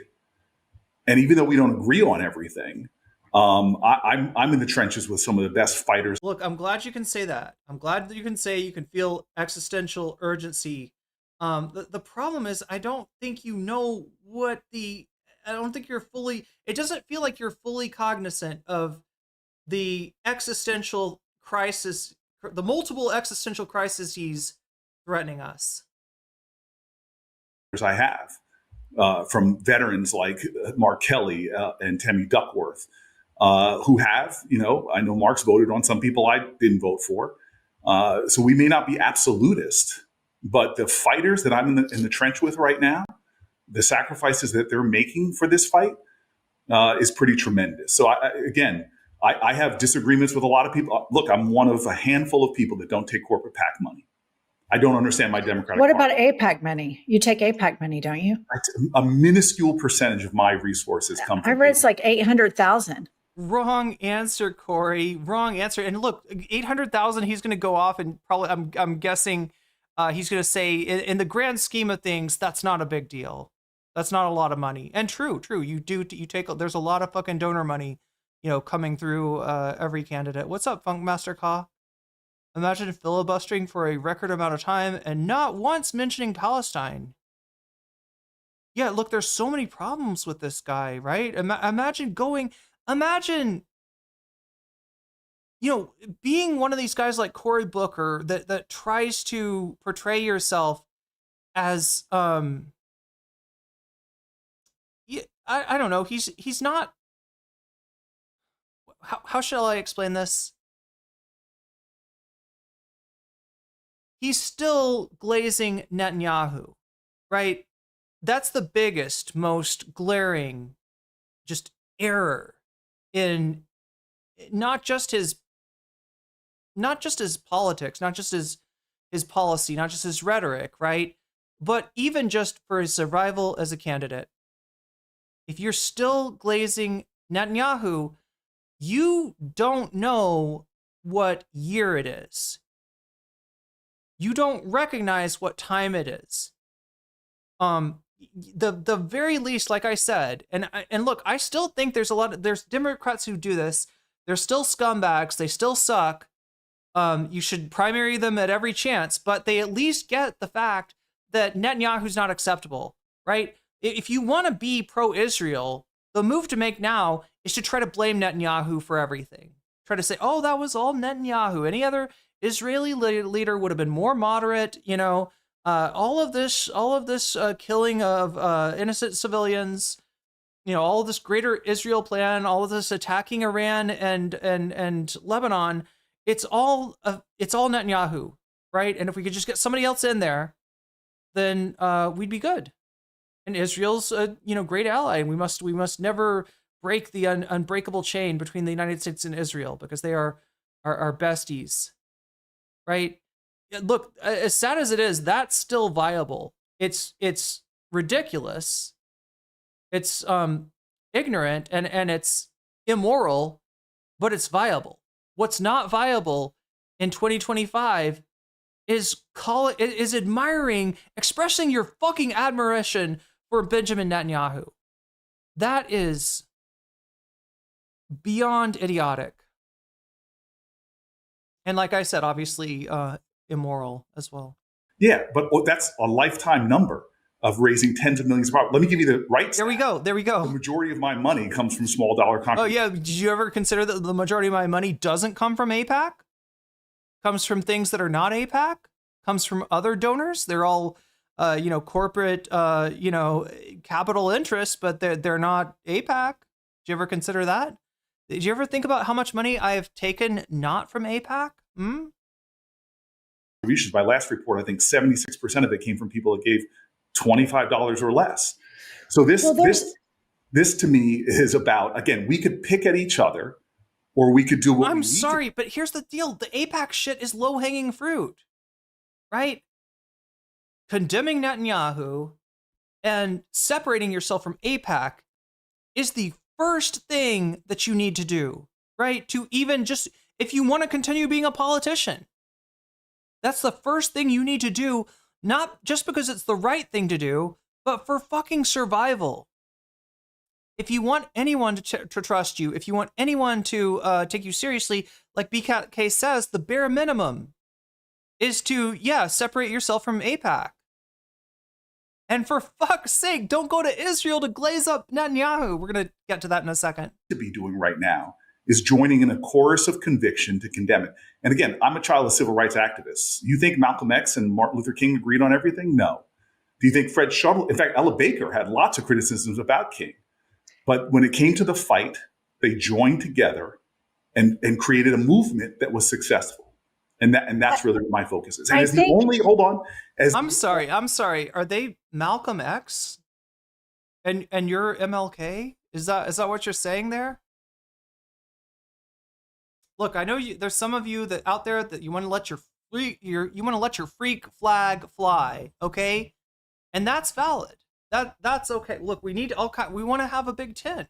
If we agreed on everything, it would be a cult. It would be bad. But if you want to be out there on the edges and say bad things about Netanyahu, well, I guess I can't stop you. But please don't slow my roll. Don't say bad things about me. Don't criticize me when I literally take a trip to Israel in order to, ingratiate myself to the fucking Nazi government over there. What the fuck? Only person in the caucus that lives in a low-income black and brown neighborhood below the poverty line. I still remember when some progressives from the suburbs came down to protest me, and they were literally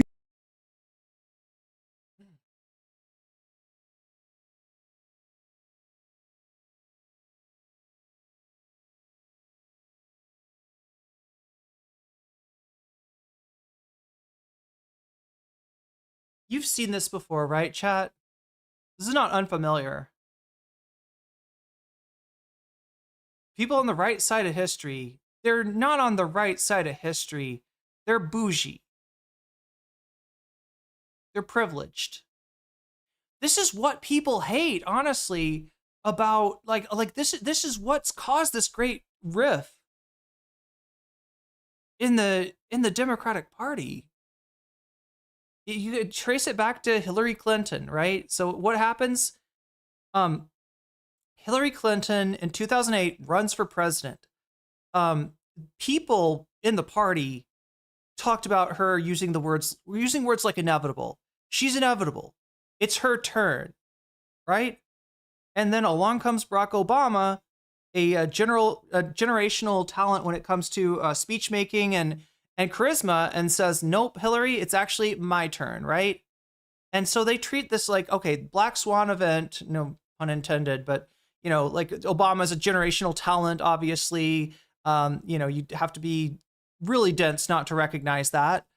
So yeah, you know, Obama gets his 8 years, Hillary plays ball, works as the Secretary of State. Then 2016 comes, and it's definitely her time now. But along comes Bernie Sanders, a nobody in the Democratic Party. Horrible by nature, he's weaponizing blackness. I'm disgusted. Yeah, this is the whole thing, and this kind of ties back into like Hillary Clinton. So Hillary Clinton has already had somebody. Obama came to the left of her, right? What was the biggest difference between Obama and Hillary? Obama was not in the Congress when the Iraq war was approved. Hillary was, and she was for it.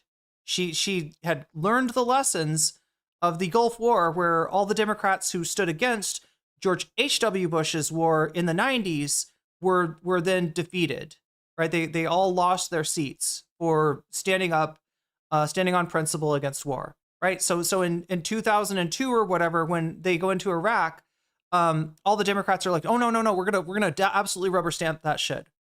We're gonna rubber stamp that shit. Nobody say anything bad about it. We are pro Iraq war. Go in and take care of business, W. Right? And so Obama had not been in the Congress at that time. He didn't have to take that vote, but he presented himself as somebody who would have stood on principle and been against it. It's an easy thing to say in 2006, because by 2006, 2008, right, everybody is against the Iraq war.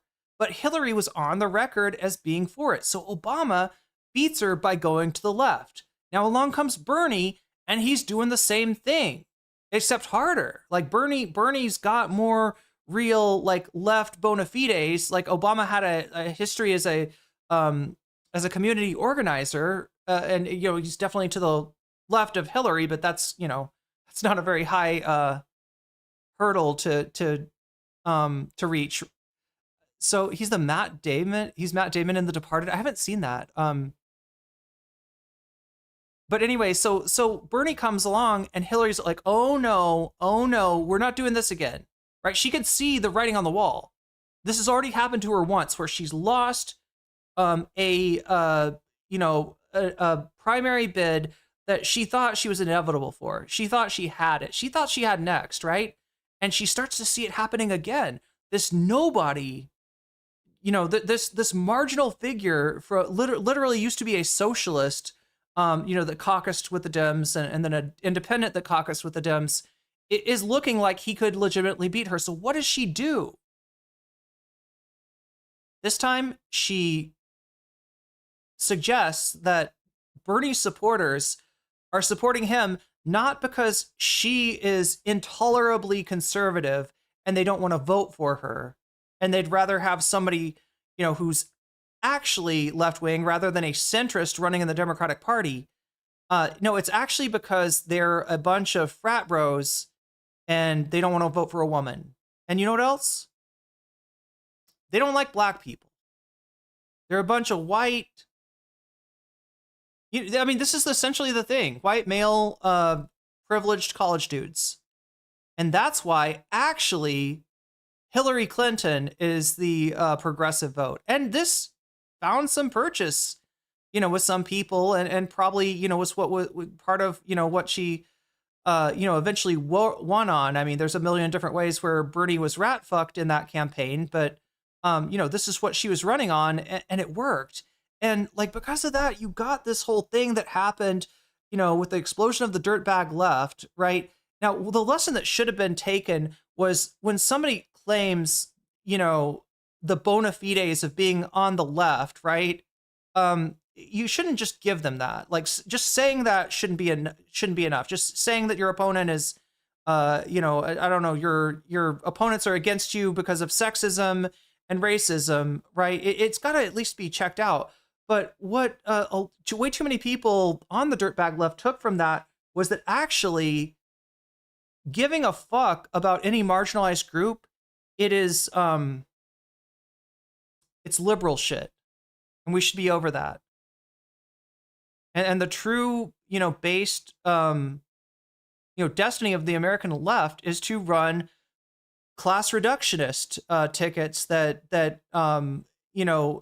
essentially, so they end up, in some ways, parts of the dirtbag left become the libel, the slander that Hillary threw at the Bernie coalition, right?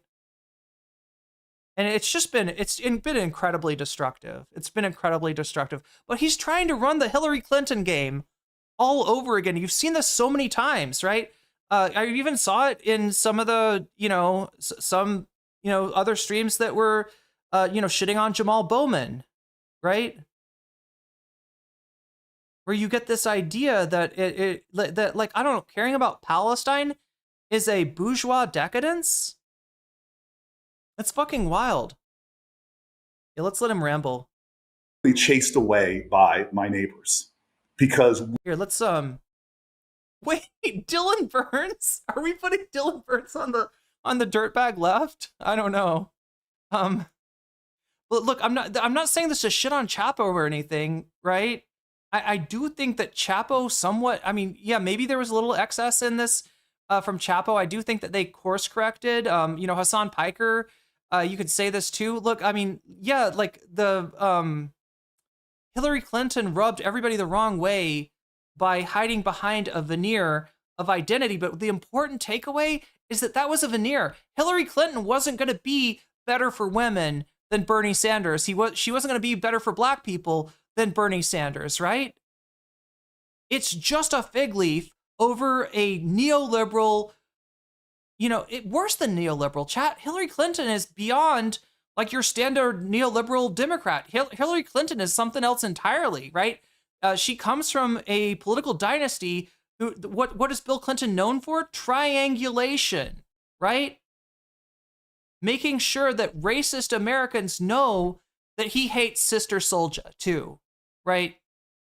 He thinks Sister Souljah was way out of line for saying that we should have a week where, we shoot white people instead of, you gotta do this kind of vice signal dance, right? And that's what Hillary Clinton was trying to do. And hide it under the veneer of actually, I'm more woke than Bernie. And it was a lie from the beginning. But yeah, that event, so many of the ripples from that event have been negative, both for the, insurgent, the nascent leftist movement within the electoral left, which really started to come into prominence in 2016 and with Bernie Sanders. I think they've, we've been harmed, right? And also obviously the party has been harmed because they ended up with a candidate who is one of the worst. Losing to Donald Trump in 2016 is actually quite a feat. Donald Trump is an incredibly flawed candidate, and the fact that Hillary Clinton had enough anti-charisma to manage that is kind of amazing. I don't think there's a lot of Democrats that could have managed to lose to Donald Trump in 2016. But there you go. Hillary Clinton is your so yeah. She cloaks her centrist intransigence under the veneer of I guess identity politics, if you want to put it that way. But in the sense of a real shallow, not intersectional leftism, nothing like that, but just a shallow neoliberal veneer of that, and because of that, a lot of people started to associate, intersectional politics with, with liberalism, and the two things are not, this is just a lie that Hillary Clinton used, and so many people in fighting that lie, in a way ended up falling for it. We are in an urgency. Every day I see it. We are in an urgency where real people are getting hurt. When I go up and down in New Jersey, they don't care about the fact that I took 1% of my money from some group. They care about, what are you doing to restore my health care? What are you doing to fight for my fact that I can't make rent? And in my caucus right now, we're standing up and fighting for those things. Yeah, I mean, as far as I know, Dylan's just a liberal, right? And look, like I've had a history with him. I am not wanting to live in the past, though. You can. But no, like, and I don't say this to dog him or to insult him or anything like that. But he's a liberal. People got confused because he was friends with some leftists. He has since corrected this mistake, and he is, he's aligned with the loner boxes of the world and the rest of them. He's not. But yeah, it's a mistake that people made 5 years ago because of proximity, right? You get somebody like Aristocracy, who's actually far right.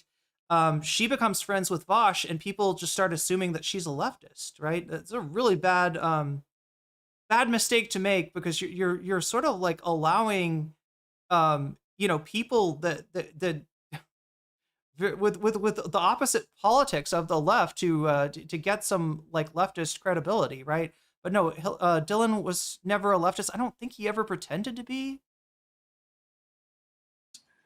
And not capitulating, as you said, to Donald Trump's attempts. And look, as I say that he's a leftist, right? Let me also say that, that he's not. I'm saying this wrong. As I say that he's not a leftist, let me also say that, this is liberal is where, like, I don't know, 80% of the Democratic Party is, right? Their politics don't go beyond liberal. So again, it's not to say it to dog him. It's just to correct a misperception that some people got by virtue of the fact that Vosh was just, just like Destiny had orbiters, Vosh wanted orbiters, and ingratiating himself to people whose politics didn't match his, whether it be Shoe on Head, whether it be Dylan Burns, or whether it be Aristocracy, possibly the worst example, right? And we're talking about like a far right racist Zionist here. Oh, I don't know about that. I don't know that Krista Blante. I haven't seen Dylan take Israel's side. I hope that's not true. Jackson Hinkle and Wick were true. Wait, what? Oh my God, you're trolling me so good, King of William. To deny 22 million Americans health care, to see healthcare costs double for lots of them. Well, I think the base feels like right now, and I know that you're in the Beltway, but I think the Democratic base feels like there is a disconnect. Like, we hear you, like when you did your 25-hour speech, I was like, go, Corey. I love this. That is amazing. And then there's a photo shoot with you with Benjamin Netanyahu. And I was just like, what in the actual fuck? Like, how can he do that? It was heartbreaking. I felt betrayed. Yeah. And that doesn't just happen in an echo chamber. It's okay. So here we go. We're getting into Benjamin Netanyahu now. Let's see. Do I have, let me see if I've got, I think I might have some, of the Cory Booker Netanyahu stuff. It's important when there are Democrats like you, where the base, we should make each other better. We need to evolve. And I love that you come on here. We need to have these conversations. It's not a purity test.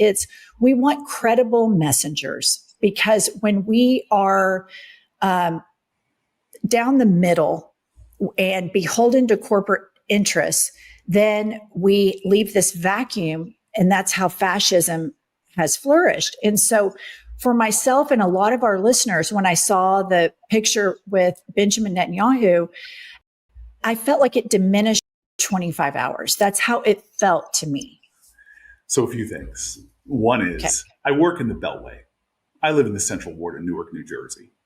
Streets that a lot of folks tell folks, why would you live? I mean, look, this is really annoying, because what needs to happen, chat, is a little solidarity amongst marginalized groups, right? Does Cory Booker represent some highly disenfranchised and marginalized people? Hell yeah, he does. Right? By virtue of his district, and yes, by virtue of his identity. That's true. But that doesn't mean that caring about Palestine is an issue that like only like rich white college kids, which I think is how he's trying to portray it here, should care about. This is not a this is not a bourgeois issue. And what he seems to be trying to do is keep the components of the coalition that votes Democrat, but might want to vote for something a little bit, more progressive than your standard Democrat. He's trying to keep that compartmentalized, because we're a lot easier to handle when you can separate, like, caring about racial equality from caring about Gaza, from caring about like overall economic equality, right? If you can separate these things out and make them like you got to choose one or the other, then you can set the groups against themselves. And chat, there's your Ezra Klein. There's your Ezra Klein. What does Ezra Klein and the Abundance people always talk about? They talk about the groups. What are the groups? You. If you're marginalized in any way, you are the groups that Ezra Klein is trying to further disenfranchise, and is whispering in the ears of people like Cory Booker that you got too much power. He listens to you too much. He cares too much about what you think. And so this whole setting the groups against each other, well, I represent, the fight against racial inequality. So therefore, I'm not going to hear what you're trying to say about Gaza. Because it's an either or. No, it's not. The only way that this project works is if it's an every and rather than an either or. If we've all got each other's backs, then then the fucking shitty, Democrats have to care about all of our issues. And they don't get to pick and choose. Like, which one of these issues will my donors, bristle the least at? That's essentially his calculation, right? I can keep the AIPAC money going and still, represent my district, but I just gotta, I gotta cut Gaza so far out that I am dapping up Netanyahu. And chat, unlike Hamas, there is no drug that makes you dap up Netanyahu. So he's dapping up Netanyahu because he wants to, because he thinks it's the right move. I want to see if I can find the, his trip to, what was it, like 2 years ago or something like that? His trip to Israel? Demean and degrade my communities. I keep a little picture here of the first place I represented in 28 years old, which is a Black community that's struggling. And we've transformed our schools, our supermarkets, new parks, urban farms, and the like. And the wonderful thing about those folks that I serve is that none of them question where I stand and how long, for more than a quarter of a century, have I stood with the people in their neighborhoods. Number two, so I may work in the Beltway, but I know where I came from and I know who got me. These final hours, this is what's on the ballot. We should know in New Jersey how privileged we are. There are so many places in our country right now where people want to make sure that we have. This is what makes America great. The power to protest. The power to have free speech. The power of America. I want to call out to everybody right now, these final hours.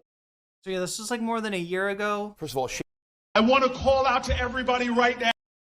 I'm trying to find the Israel trip itself. Obviously, the picture of him shaking hands with Netanyahu is on the thumbnail, but he took a trip to Israel, and I mean, this is what they're kind of talking about here. And it's the struggling people that our party has done a pretty shitty job for, to be honest with you. I agree. Yeah. The thing is, there's many such examples, right? And if you want to show marginalized groups that you're not going to throw them under the bus, Cory Booker, maybe don't throw. Do you know what I'm saying? Like, he's trying to signal by, I don't know, throwing, like, let's say like Arab Americans, Muslim Americans under the bus, that what, he stands for the black community? Is that really gonna make, marginalized communities feel more secure? Or does that just show us that you're willing to throw us under the bus when it becomes expedient? I think that's what it does, right? Same thing with trans people. It is dropping trans rights from your platform, or dropping trans speakers from your convention. Is that really going to, I don't know, encourage like any other group that their rights are going to be defended vigorously? Or does that just show that this is how you break apart a coalition with this shit, right? They want to divide and conquer, and by, I really wish people like Cory Booker would stop helping them. Okay, number two, when you say things like Kushner this or whatever, I remember the people who actually, when the Democratic Party was doing things like passing crime bills that put black people like me, when I was in my 20s and stopped by the police all the time, behind bars, the Democratic Party failed and fueled mass incarceration. And so the people that were there for me 30 years. Bill Clinton failed you, okay? The Clinton dynasty failed you. Neoliberalism failed you, Cory.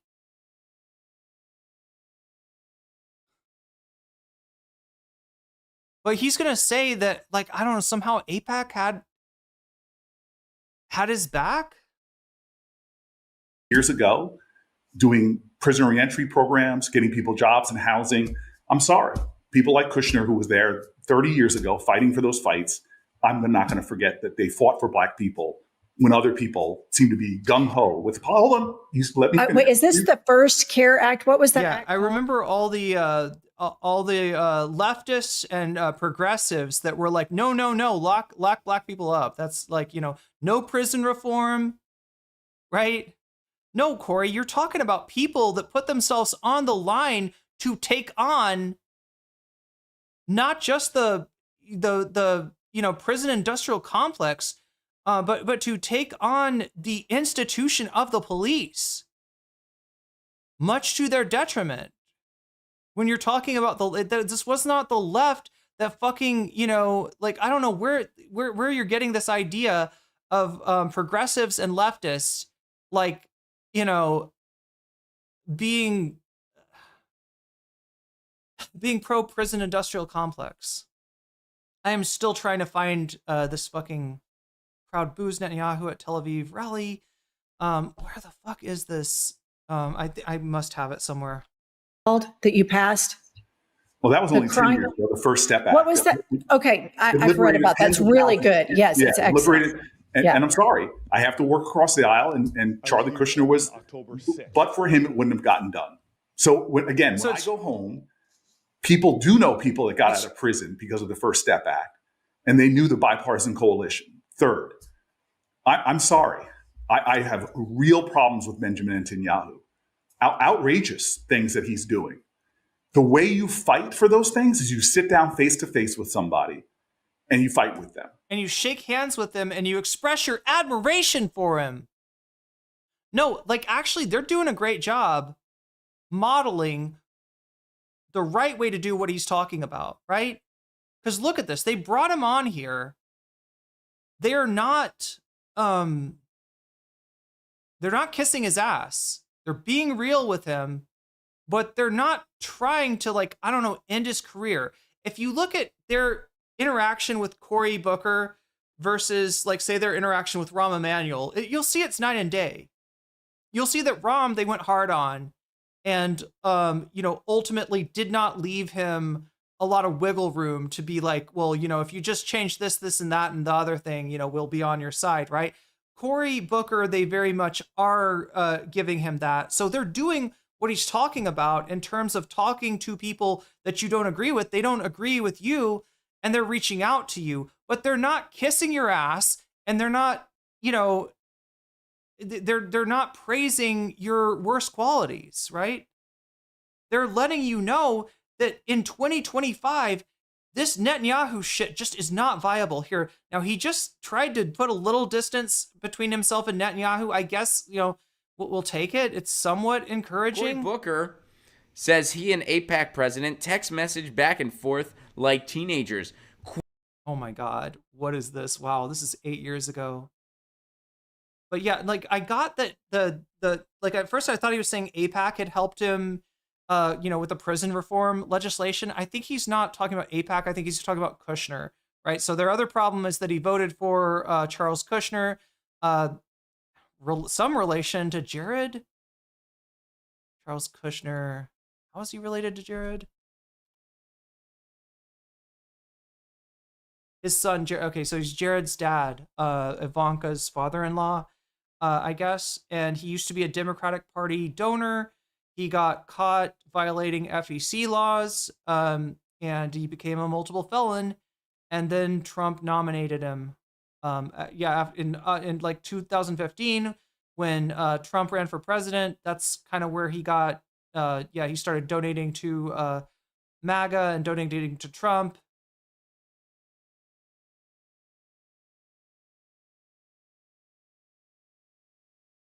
And then in 2024, November 30th, he nominated Kushner for ambassador to France and Monaco. Is that a normal thing to have the same advisor or same ambassador for? I've noticed this with Trump. He doubles up on some jobs. Like Rubio's doing 5 jobs over there. I think Miller is covering a bunch of different, wearing a bunch of different hats. He seems to. He's I don't know how normal this is, but if maybe the France and Monaco's a very small kingdom, I think. So yeah, I guess that makes somewhat of sense. But yeah, this is Cory Booker 6 years ago. It's Ron Placone. Question. Cory Booker says he and AIPAC president text message back and forth like teenagers. Question. Is Rosario Dawson jealous? That's what we got to ask ourselves. Is she okay with this? Wait, sorry, this is a 6-year-old video. I'm not sure the reference. Was Rosario Dawson, was this was he engaged to her at the time or something?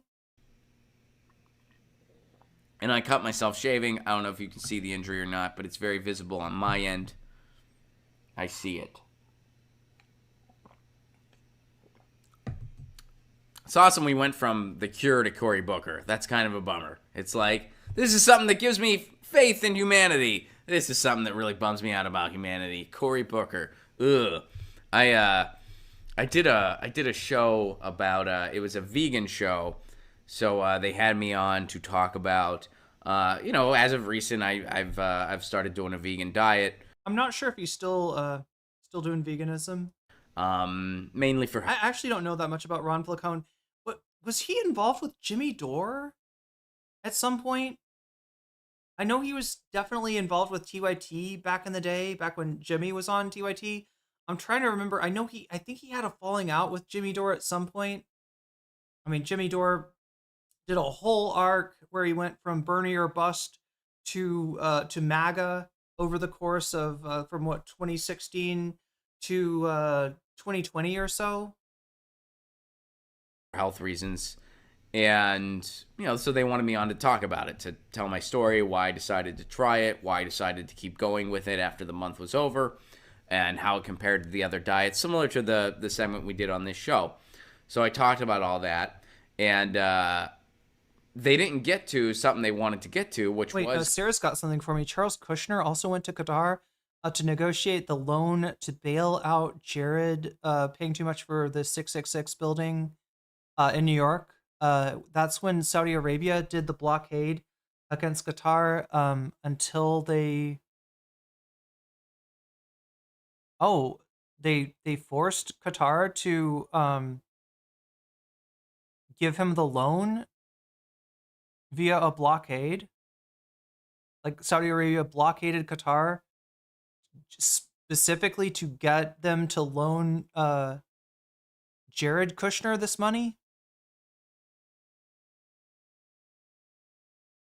during the COVID lockdown is when Jimmy Dore started to become MAGA. He jumped on the anti-vax, anti-mask right wing. Yeah, that was when it was undeniable, for sure. Cory Booker. And when I saw the kind of agenda thing after we recorded, I was like, why was Cory Booker on the agenda? And the host goes, he's vegan and he's running for president. And I was like, he's a terrible candidate. And I was so bummed out we didn't get to talk about it. Because I just looked at her and I was like, please tell me you wouldn't vote for somebody just because they're a vegan. Which, that's a problem. Very irresponsible. I don't care, what means a lot to you or what they are. Yeah, you're going to be voting for vegan gains before you know what's up. To vote for somebody just based on that one issue, whether it's veganism or something similar, is wrong. It's just wrong. I can't even, that's wrong to do. I'm not here to vote or shame or tell you who to vote for. Vote for whoever you want or don't vote at all. But if you're going to just vote for somebody based on one single issue. BCAT-K, I think he at some point he separated himself from Jimmy Dore. I don't know if it was before or after the Vanguard separated themselves from Jimmy Dore. That's, I think, wrong. I think that's very wrong to do. I'm not going to tell you can't do it. That's your choice. But, if you want to have it as a topic of discussion on a show, I'll tell you why I think that's grossly wrong. And I said that, I was like, he's a terrible candidate. She was like, really? I was like, yeah. And I explained all the reasons why. And I'm like, I really hope you're not going to endorse somebody just because they share dietary life choices with you. That's pretty irresponsible. I hope you wouldn't do that. And I would love to come back on and talk about Cory Booker. And in fairness to the host, she wasn't going to endorse him or anything like that. But I was like, look, I'd love to come on and tell you why that guy's a terrible candidate. I don't care if he's a vegan. I don't care if he's a paleo. I don't care what he puts in his body. That doesn't concern me at all. But he's a terrible candidate. So anyway, getting back to Cory Booker.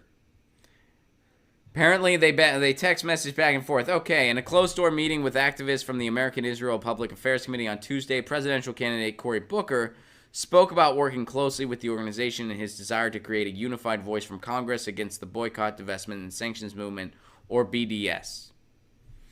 BDS is protesting the Israeli government, by boycotting those businesses, which they have a right to do.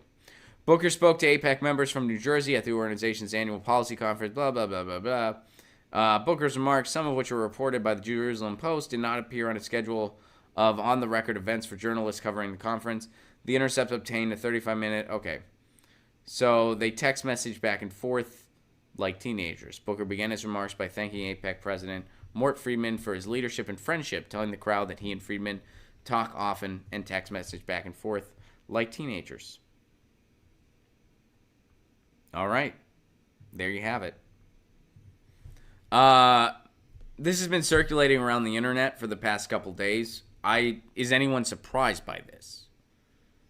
I mean, Cory Booker is tight with AIPAC, and he is one of the Democrats that receives a lot of money from them. Matt Orfalea did a video where a lot of Ilhan Omar's colleagues have called her anti-Semitic for criticizing AIPAC. Which, as we've talked about many times over, that makes no sense whatsoever. Criticizing a lobbying group who has a ton of influence in politics because of the money they funnel into it, and they prop up a right-wing oppressive government in Israel. Criticizing that has nothing to do with anti-Semitism at all. It is miles away from anti-Semitism. The two things are completely unrelated. And criticizing the Israeli government anti-Semitism is a very irresponsible thing to do, because anti-Semitism is a very real thing, and it is a very dangerous thing. So to call something anti-Semitism that clearly isn't, that is not even remotely in the same ballpark, is a very dishonest and irresponsible thing to do, and that's putting it gently. But all of Ilhan Omar's colleagues did that. Not all of them, but a lot of them did that to her. Why did they do that to her? Well, because they get money from AIPAC. That's why. And Cory Booker is one of those people. And also because when there's somebody in the caucus that's actually holding a line on the issue, on an issue that other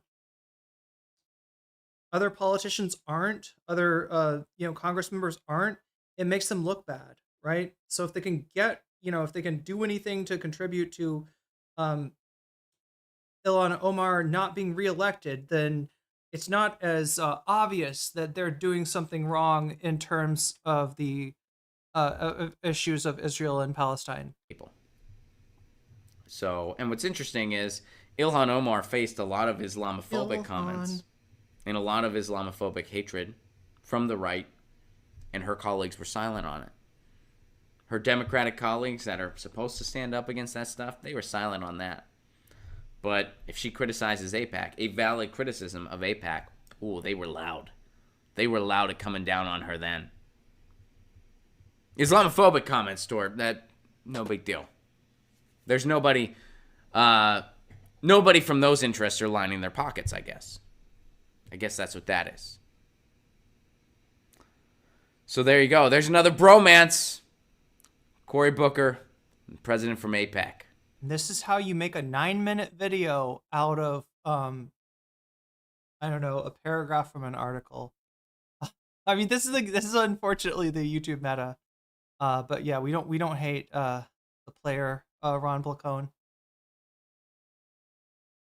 It's not his fault that monetization works like that. So this is 1 year ago. Whoa. I hope that was thunder. Because the other option is an earthquake. But no, I'm pretty sure that was just thunder. Here to meet with Palestinians.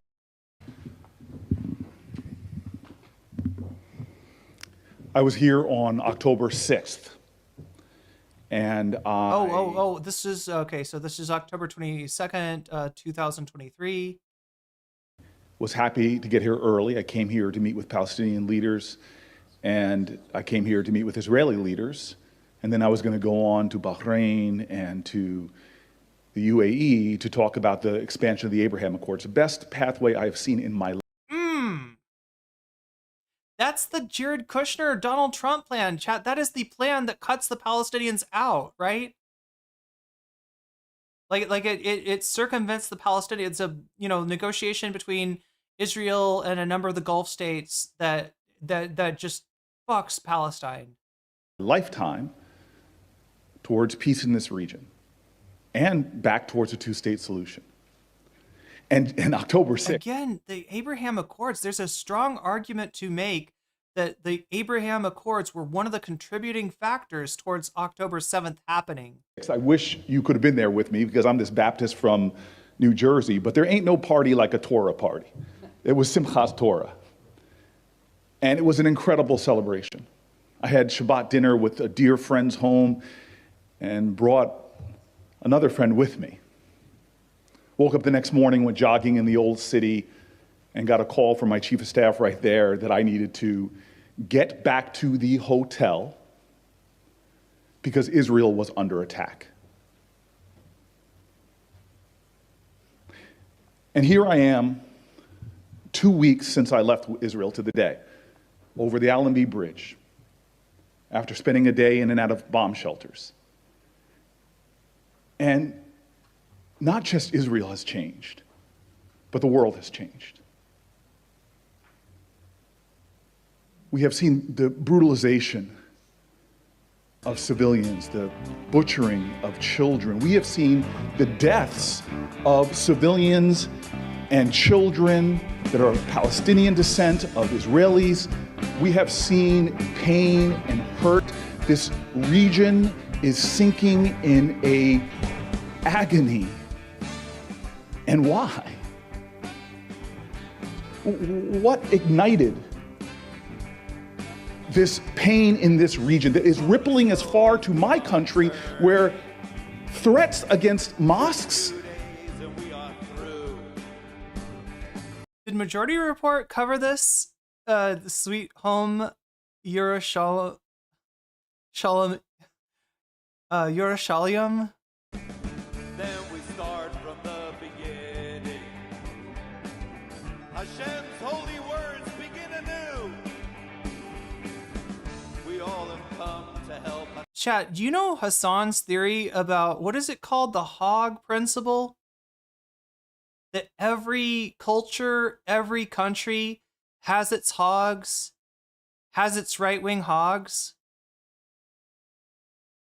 And as strange of a pairing as the Torah and Sweet Home Alabama might be, this is, did Majority Report, they covered this, right?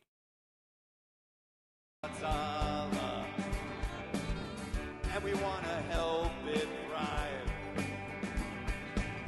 Based right here in God's holy city.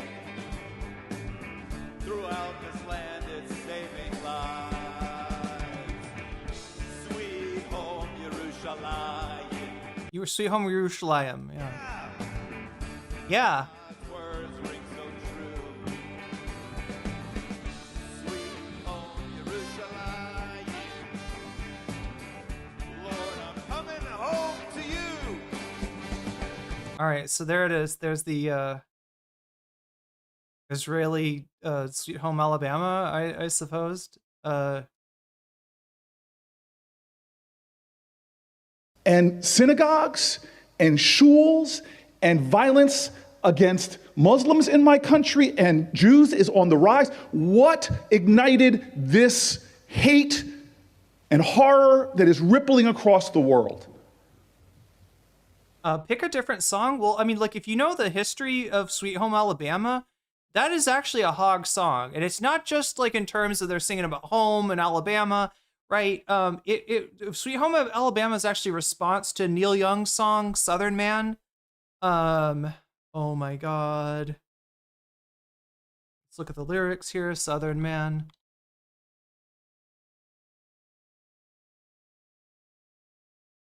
Southern man, better keep your head. Don't forget what your good book said. Southern change gonna come at last. Now your crosses are burning fast. Southern man, I saw cotton and I saw black. Tall white mansions and little shacks. Southern man, when will you pay them back? Cause I heard screaming and bullwhips cracking and anyway, so he's writing a song about, I guess, the hypocrisy of the Bible Belt, like that there's a lot of themes of liberation in the Bible itself, and yet this whole Southern culture, which in the time 1970, right, you're talking about the time of George Wallace. You're talking about a time in which there were still people trying to hold on to segregation, right? And the Neil Young song, is calling that out. This made, God, what are they called? Leonard Skinner. This made Leonard Skinner mad because they just don't want to hear anybody talking shit about the South, right? And so they write, I hope Neil Young will remember that a Southern man don't need him around anyhow, right? Now, there's some question. There's some uncertainty about maybe the political content, the political meaning of, let's see, Sweet Home Alabama.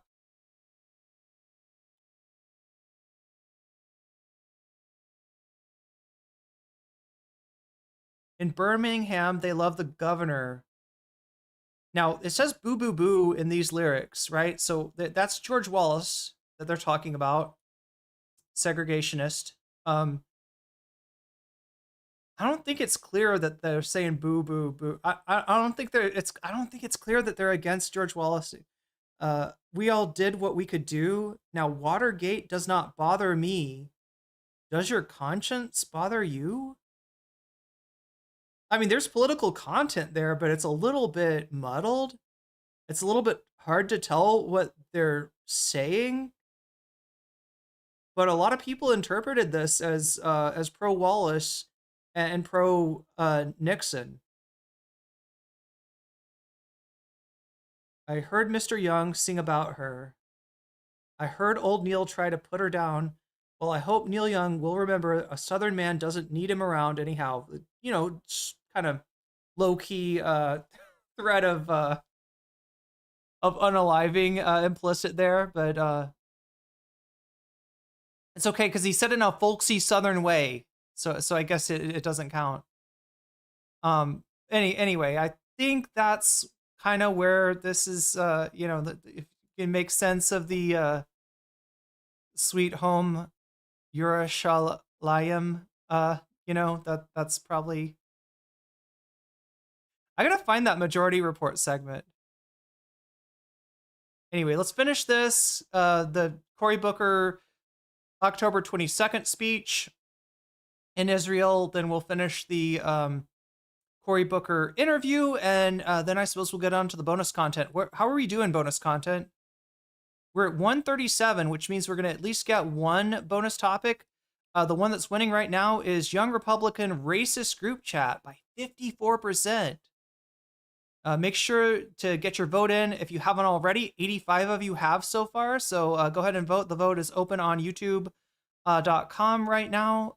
Second place is update on the Portland protest animals at 28%. And also know that if you've donated or if you do donate, you can let me know in the chat which of these topics you want to support, and I'll be happy to put your money where your mouth is and you know, add your donation as a percentage to the topic of your choice, so you could help push your favorite topic into the lead. And of course, chat, we're at 100 and something right now. If we get to 200, we'll not just do the top one bonus content item, we'll do the top two, right? So we get to 200. Anyway, let's. A terrorist organization, Hamas, hate and horror that is rippling against Muslims in my country and Jews is on the rise. What ignited this hate and horror that is rippling across the world? A terrorist organization. I mean, the right answer is the Abraham Accords, Trump's, you know, giving away of the Golan Heights. Like, I mean, they're the flawed, you know, poison, the poison pilling of the flawed peace process that was dangled in front of the Palestinian people, but always, you know, paired with a non-starter issue like giving up right of return. Yeah, there's a lot of things that you can point to, but no, he's going to be like, no, this all started on October 7th. History began, chat, on October 7th. Hamas. Everything was fine until October 7th. Hamas. They lit the match, they threw the grenade in the most gruesome ways to see Israelis today, soldiers today, with their voices choked with emotion, saying they have never seen this kind of brutality and hate from a terrorist organization, more like Daesh, more. I mean, considering that you got a terrorist organization operating as your defense force, I don't know, maybe you're just not looking in the right places if you haven't seen terrorism like that, because it definitely existed during the Nakba. Like ISIS, they're not freedom fighters. They have chained so many, sinking like an anchor in depths of grief and hurt and horror. There can be no moral equivocating. We are here right now. All of us in this room, we are gathered here because of Hamas and what they have done. I am so happy to travel with this group, but for this reason, I've seen a bipartisan delegation, eyes filled with tears, as they are revisiting the trauma with hostage taken family members. I've watched them on this Codel, things they haven't mentioned. In private meetings, talking about getting humanitarian aid, lowering civilian casualties, getting Americans of Palestinian descent out, caring about humanity, showing their humanity as we work together as Americans, trying to uphold the highest of moral values. But what a moral failing if we did not stand here with a resolute voice, with unshakable conviction, with unbreakable resolve to say that we stand with Israel in their fight against a terrorist organization that is unleashing hate onto this world, a terrorist organization that even in their very rise killed. You mean like when Netanyahu sent those suitcases full of cash to Hamas? That rise? Because it was more convenient if his ops were a more militant organization rather than an organization actively, attempting to negotiate for peace. Abducted, murdered Palestinians. Every time peace seems to be in the path, like after Oslo and during Oslo, they attack civilians, kill families and children. Again, Chad, it's important to understand what was on the table at Oslo. We're talking about a rotten deal that any Palestinian leader that embraced that deal would find themselves no longer a leader of Palestine. That is a poison pill. That is if I've ever seen one, right? Something so vile that you're forced to accept as a starting condition of negotiation, that if you were to accept it, you would be rejected by your own people. That was what was presented at Oslo. We are here today. What a difference 16 days makes. We are here today in a united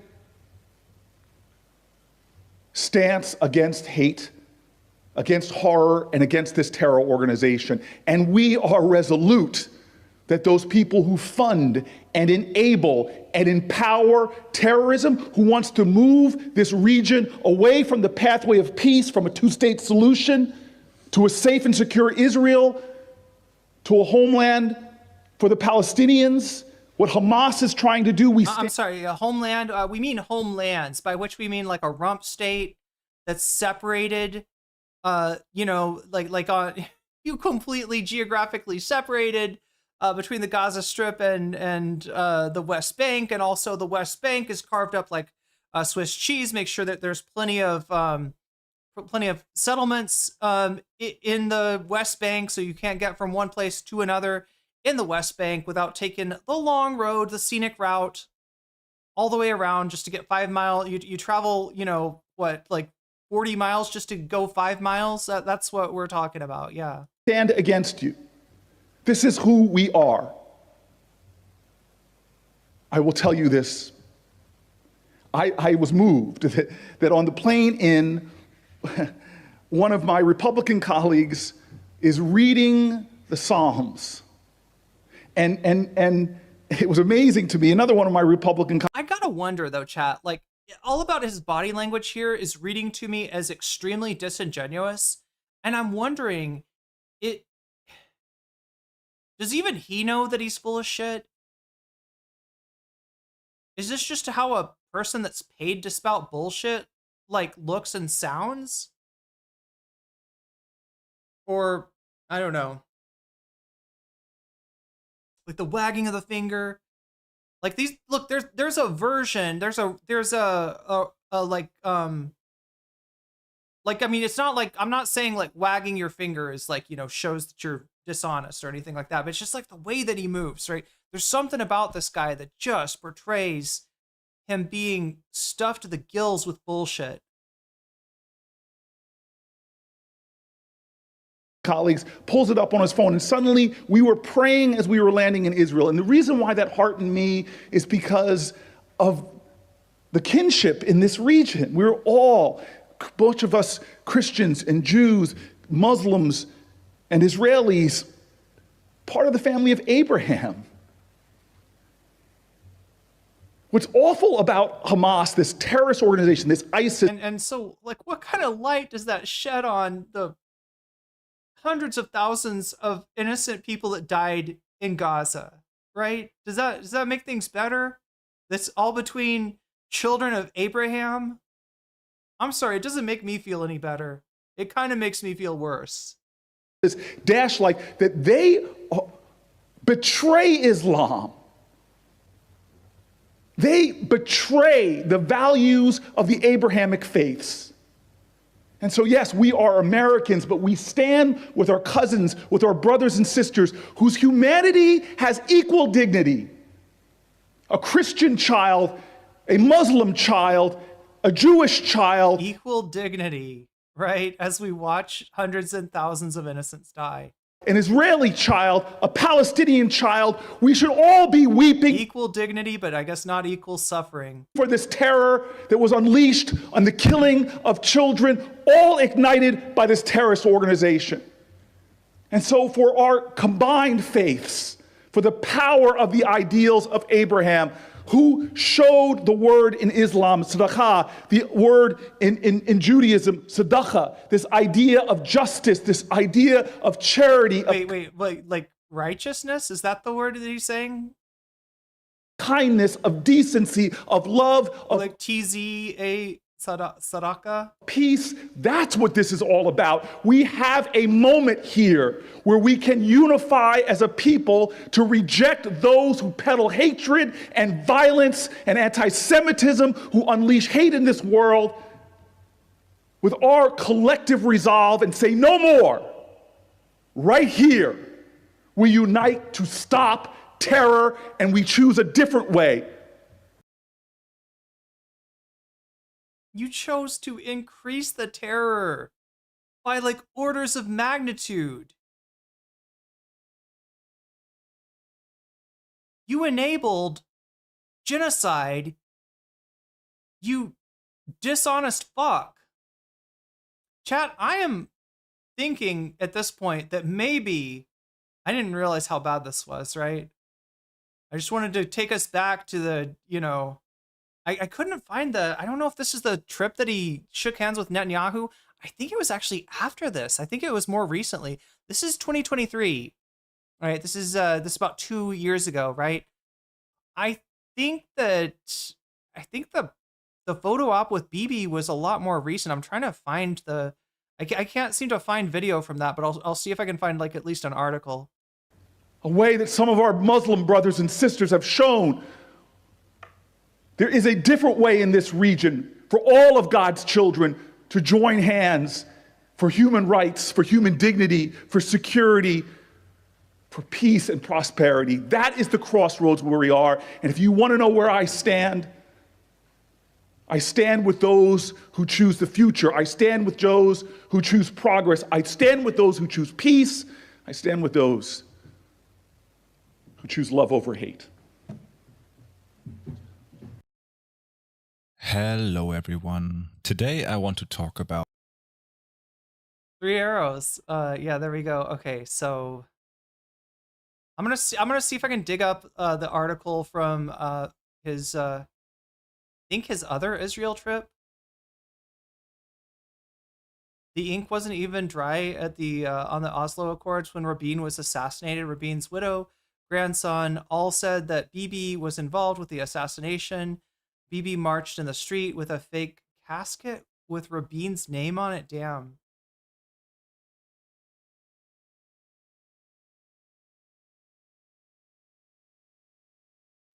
Oh.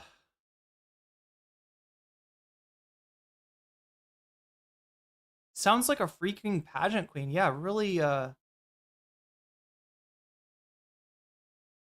tell the difference between Cory Booker here and the Christo-fascists. And that's the problem. If you want to understand why, even amidst historic unpopularity for Donald Trump, if you want to know why the Democratic Party has even lower approval ratings than Trump and MAGA, this is why. This is why. Their only move is to tack to the right. And look, that's always been a bad idea. That's always been bad for the American people. But at this point, like,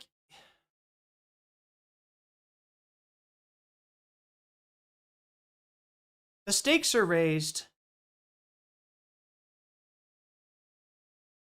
And the consequences are severe, to quote the great Leonard Cohen. Wait, what did you say? The something are severe? I think I'm misquoting.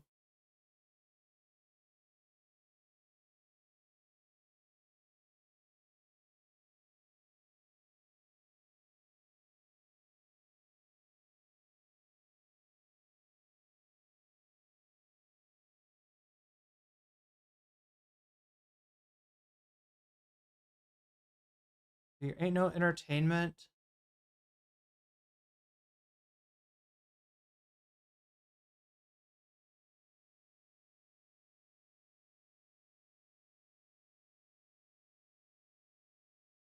Yeah, the judgments are severe. Sorry, the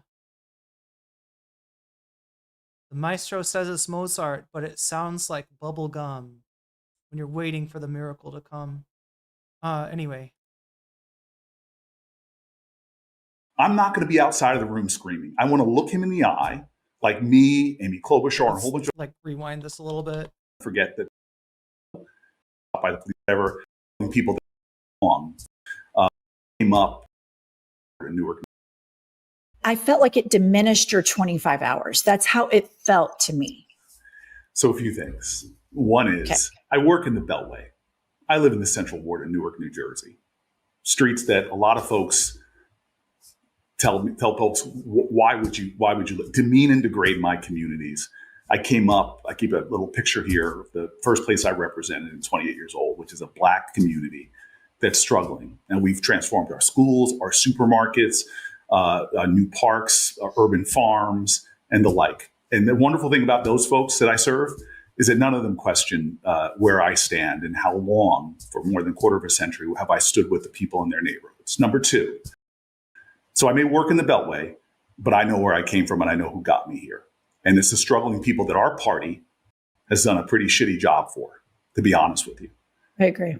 Okay, number two, when you say things like Kushner, this and whatever, I remember the people who actually, when the Democratic Party was doing things like passing crime bills that put Black people like me, when I was in my 20s and stopped by the police all the time, behind bars, the Democratic Party failed and fueled mass incarceration. And so the people that were there for me 30 years ago, doing prisoner reentry programs, getting people jobs and housing, I'm sorry.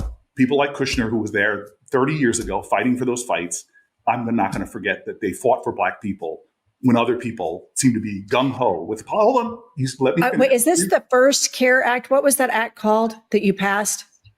Well, that was the First Step Act. What was that? Okay, I've read about that. That's really good. Yes, it's excellent. And I'm sorry, I have to work across the aisle, and Charlie Kushner but for him, it wouldn't have gotten done. So when I go home, people do know people that got out. Okay, so chat, he's hard to see. He's kind of standing behind someone, almost like he's trying to hide. But here's Netanyahu in the center with the blue tie, right? And if you look to the right, the second guy from the right standing behind the first guy from the right, that's Cory Booker. And this was like 3 months ago. This was this year when this happened, right? These are senators taking a photo op with Benjamin Netanyahu. Now, some people walked out of Netanyahu's speech. Some people did not want to be part of an event, glad handing with a fucking architect of a genocide. But obviously, these senators, Ted Cruz, Adam Schiff, Chuck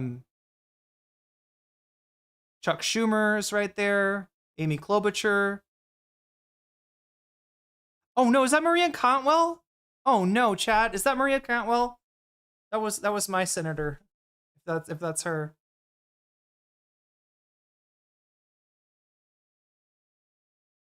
Out of prison because of the First Step Act, and they knew the bipartisan coalition. Third, I'm sorry, I have real problems with Benjamin Netanyahu. Outrageous things that he's doing. The way you fight for those things is you sit down face to face with somebody and you fight with them. I'm not going to be outside of the room screaming. I want to look him in the eye, like me, Amy Klobuchar, and a whole bunch of other people did, and talk to him about humanitarian aid. And if people want to criticize me for it, then go ahead. But I'm leading in the Senate on West Bank crises right now, from their attempts to annex it or illegal settlements. I lead the legislation to sanction the people that are doing that. I can stand strong on my principles and still work to end these things. And I don't mind taking criticism, again, from folks that don't necessarily agree with my tactics. But we on this podcast right now, we share the same aim: ceasefire now, humanitarian aid now, return the hostages now.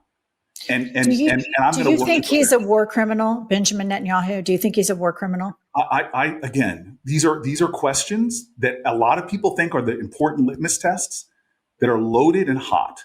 My urgency is to be an effective leader in bringing an end to this crisis.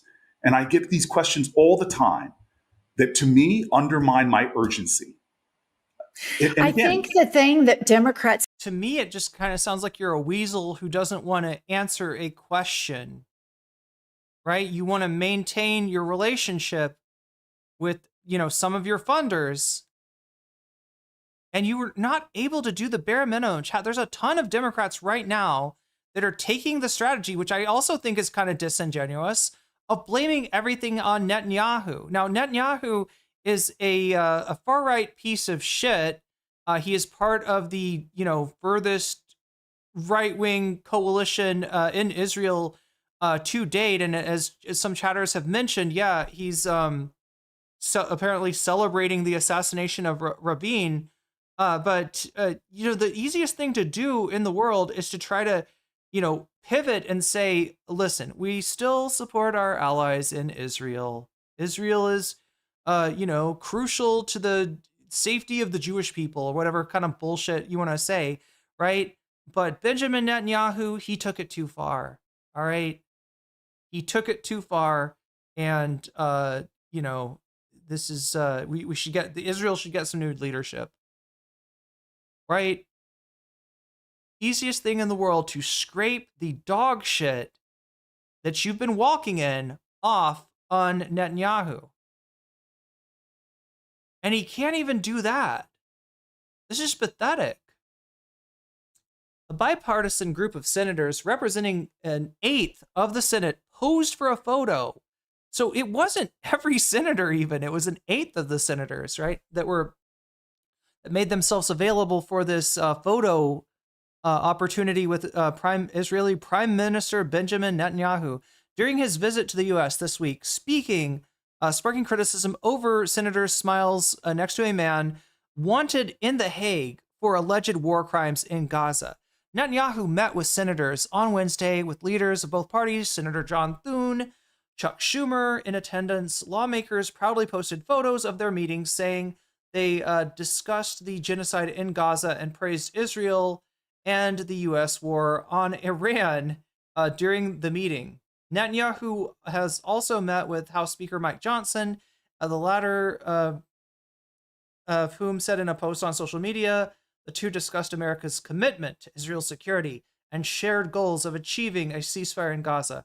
Pictures of the Senate meeting also showed Senator Cory Booker, Maria Cantwell, Bill Cassidy, Republican of Louisiana, Chris Coons, Democrat of Delaware, Steve Daines, Republican of Montana, John Husted, Republican of Ohio, Amy Klobuchar, Democrat of Minnesota, Dave McCormick, Republican of Pennsylvania, Jim Risch, Republican of Idaho, Jackie Rosen, Democrat of Nevada, and Adam Schiff,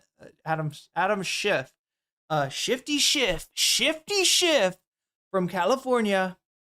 The lawmakers posed next to a table with food and drink. Senator Ted Cruz, who had already drawn criticism for being on vacation in Greece amidst the devastating floods in his state last week, was also at the meeting.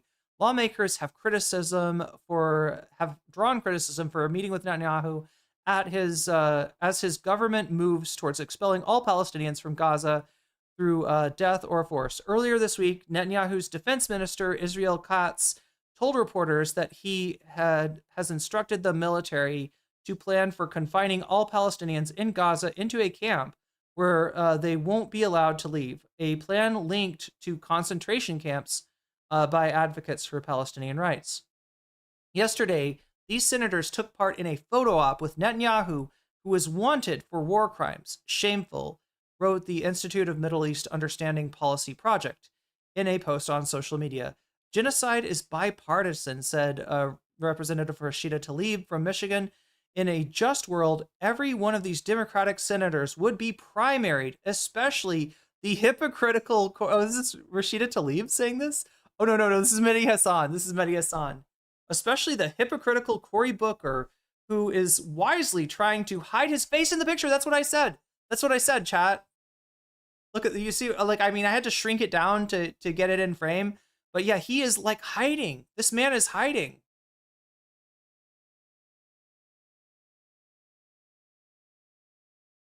Trying to hide his face in this picture, said Zateo, editor-in-chief Mehdi Hassan. Now, there's another picture where he's just shaking hands with Netanyahu, so I don't know what the point is, but whatever. Indeed, Booker and Klobuchar are standing behind other senators in photos posted online.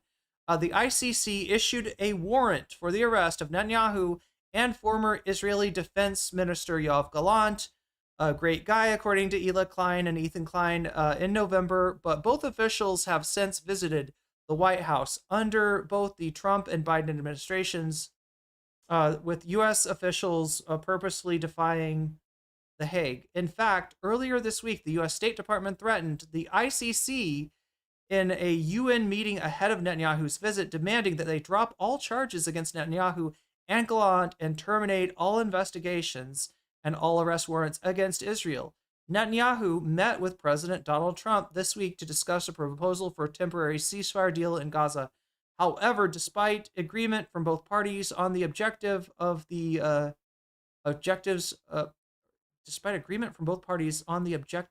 genocide, Netanyahu left Washington without the parties announcing a deal. Netanyahu has been accused of numerous times of purposely sabotaging ceasefire talks in order to, including killing the negotiators, killing the top negotiators, assassinating the negotiators, right?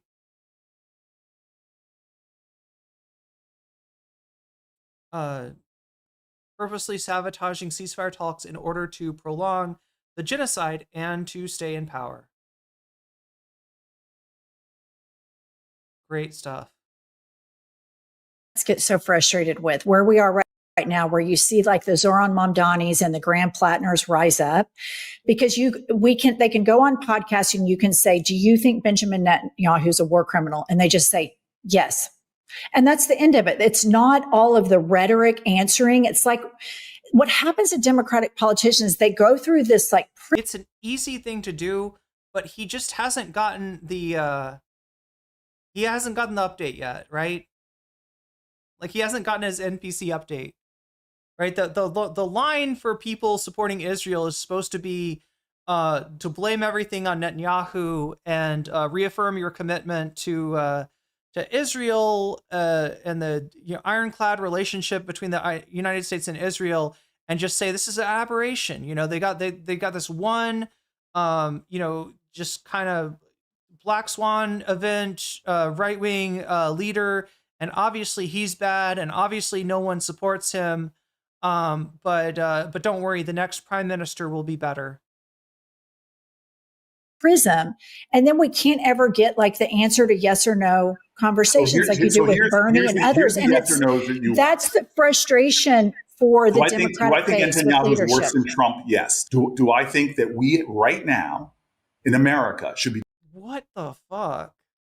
I don't care if Netanyahu is worse than Trump or not, right? He's done worse things. Sure, Trump, he's still cooking, unfortunately. And Trump's got his administration probably has a lot, it's going to be in place for more, in all likelihood, longer than Netanyahu's, right? But that's not the point. That's not the point. Doing everything possible to bring peace, not just to that crisis, but to the ones that shock me that no one talks about. And I hope, and I don't know if you guys have or not, but crises like Sudan, where there are American weapons. The question I have is, would you hear about Sudan from any of these assholes if it wasn't a way of avoiding questions about Israel? Would you hear about that? And the fucked up thing here is that like Israel's playing a hand in Sudan as well, right? These two things are not unrelated. And the bad guys in the Israel situation are also making the Sudan thing worse as well. Literally causing horrific. In fact, by double, triple, quadruple, it's the biggest humanitarian crisis that we're not talking about as a country. When I was coming up, everybody was talking about Darfur. Now the moral silence is outrageous when American weapons are being used in that conflict. And the same with Israel. I mean, our weapons, and even Democratic politicians signed them before they were sent over to kill kids. I really feel like if we get through this fascism, we have to have conversations like this, Senator. I think but you're right. Where you're right is the Democratic Party. As a Black guy in America, there are so many things we don't talk about that we need to have an honest conversation about. You're right. I work in a place that corruption has been accepted. Okay, asshole. Since you had to mention, since you tried to use Sudan to deflect with, let me read you this article from Al Jazeera chat. On April 11th, the paramilitary Rapid Support Force stormed the Zamzam displacement camp in Sudan's North Darfur, burning huts and shops, executing medics, firing at fleeing civilians. According to the monitors, this is May 5th of this year, at least 500 people, men, women, children, and the elderly were killed. Hundreds of thousands were forcibly displaced.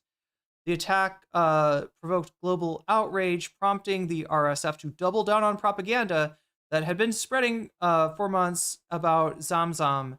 It was actually a military barracks. Zamzam was a military zone, so the RSF decided that we could evacuate civilians. RSF advisor Ali Musabel told Al Jazeera without providing evidence for his claim. We didn't want civilians to get caught in the crossfire.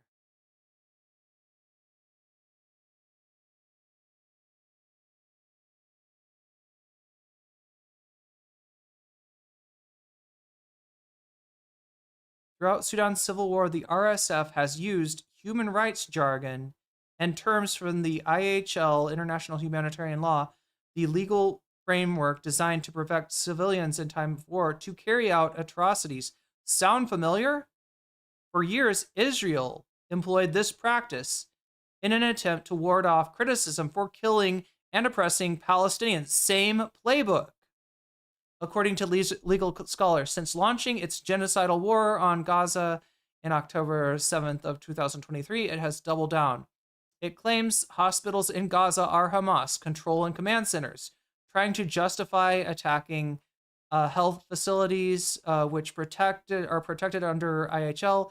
It also claims Hamas hides among civilians to use them as human shields to justify disproportionate and intentional attacks against those same civilians.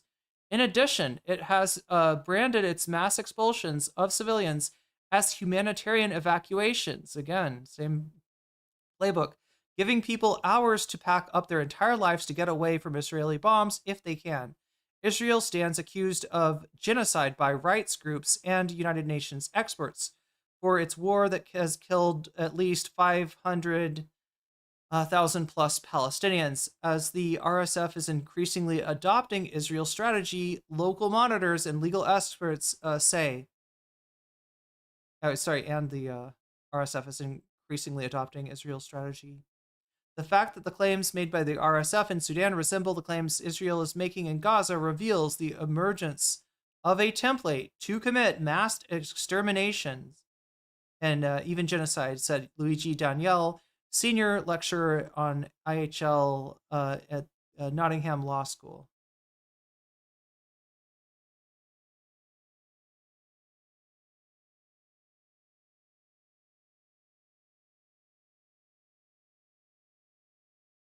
Goddamn.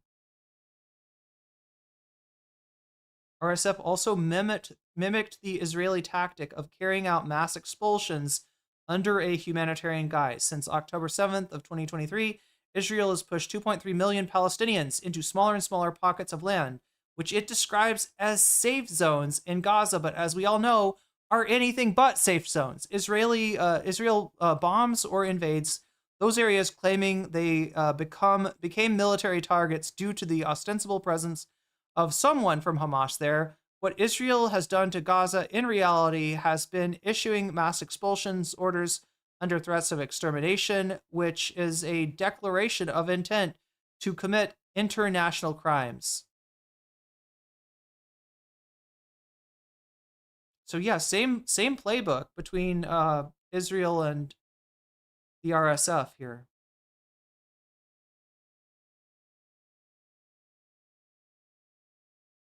Why are people taking corporate PAC money? Why are people trading stocks? I hold myself to the standard of what I want to see other elected officials, if I was a guy in Newark that I talk to about that don't believe their politicians stand and fight for them.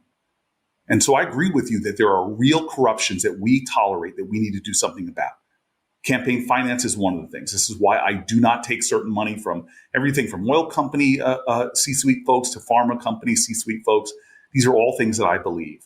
But every day that I C-suite means management, administration, corporate administration. That's what that. If anybody hasn't heard that term before, get up here, I know the people of New Jersey want me to fight for them and their interests. And so when it comes to the fights we're in right now, I'm happy to be in a trench with everybody in my caucus, from Mark Warner all the way to Bernie Sanders, the whole caucus. We are united in a fight right now that I'm hoping, despite the disagreements within the Democratic tent, that we all can unify and say it's outrageous for people's healthcare costs to double their premiums. It's outrageous for 22 million Americans to lose their healthcare. It's outrageous for hospitals to have longer waits at the emergency room because people are going there to get their primary care. I go home every day, as I told you, or at least every week, to my community. And a lot of the things that I often talk about on podcasts like this, they don't give a damn about. They want to know what's going on with my rising costs, what's going on with my loss of health care, what's going on with the poisoning of my communities, because everybody wants to talk about them being an environmentalist, but nobody's talking about the toxic sites that are in communities like mine and community. What's going on with the fact that giving birth in this country is one of the most dangerous jobs you can have, especially for Black women. And so I hear you when I'm down here in the Beltway or get on podcasts. Everybody wants to talk, well, you didn't vote 100% this way. Nobody asks me about that in communities that I'm fighting for in New Jersey. What they want to know is, what are we doing to make the American dream, that I can buy a home, that I can afford health care, that I can afford to pay the groceries or pay for childcare? What are you doing? I spoke. Corey, the American people don't like Democrats because they think that you're bought. And whether or not that, Gaza is a burning issue on your constituents' minds, which I think you're underselling. I think you're underselling the interest in that. But regardless, right? It is a marker of whether you are being real with your constituents, whether or not you can just say the very obvious thing that Benjamin Netanyahu is a war criminal. This is just a true fact. It's not a fucking value judgment at all. And at the very least, you reject like the far right government and its genocide. It's a fucking just not. It's a very low bar. It's a very low bar.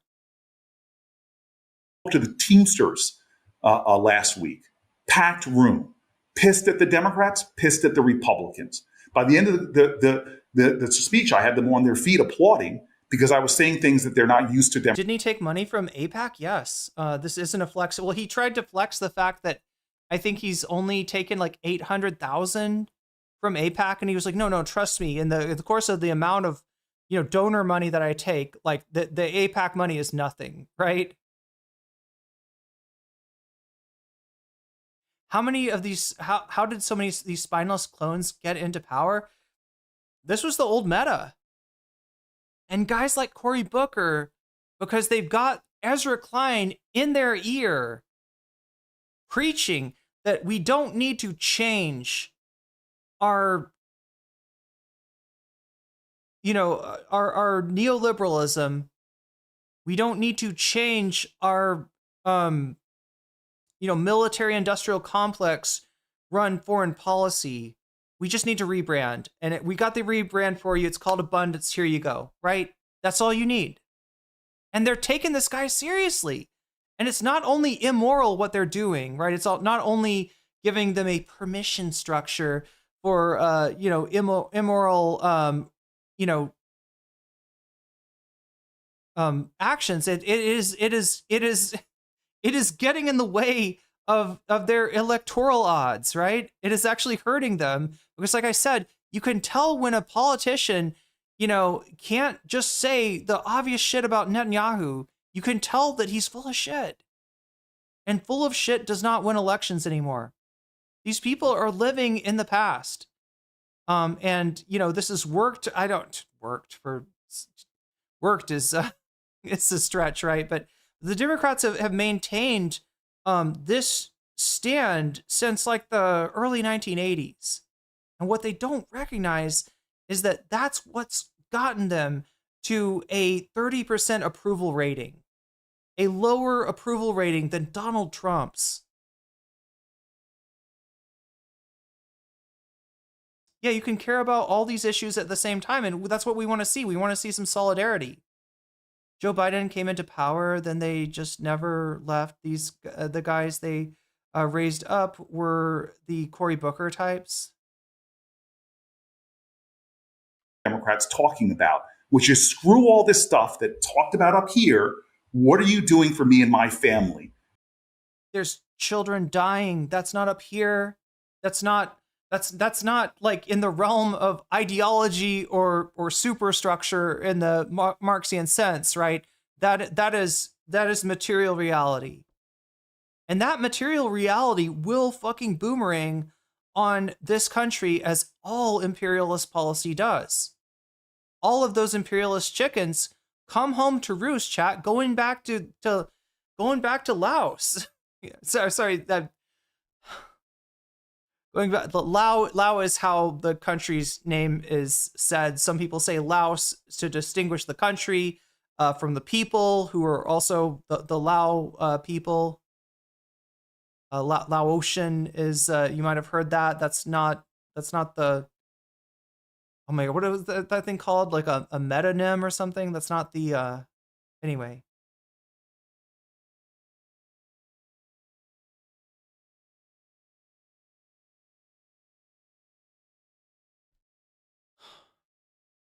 To represent us.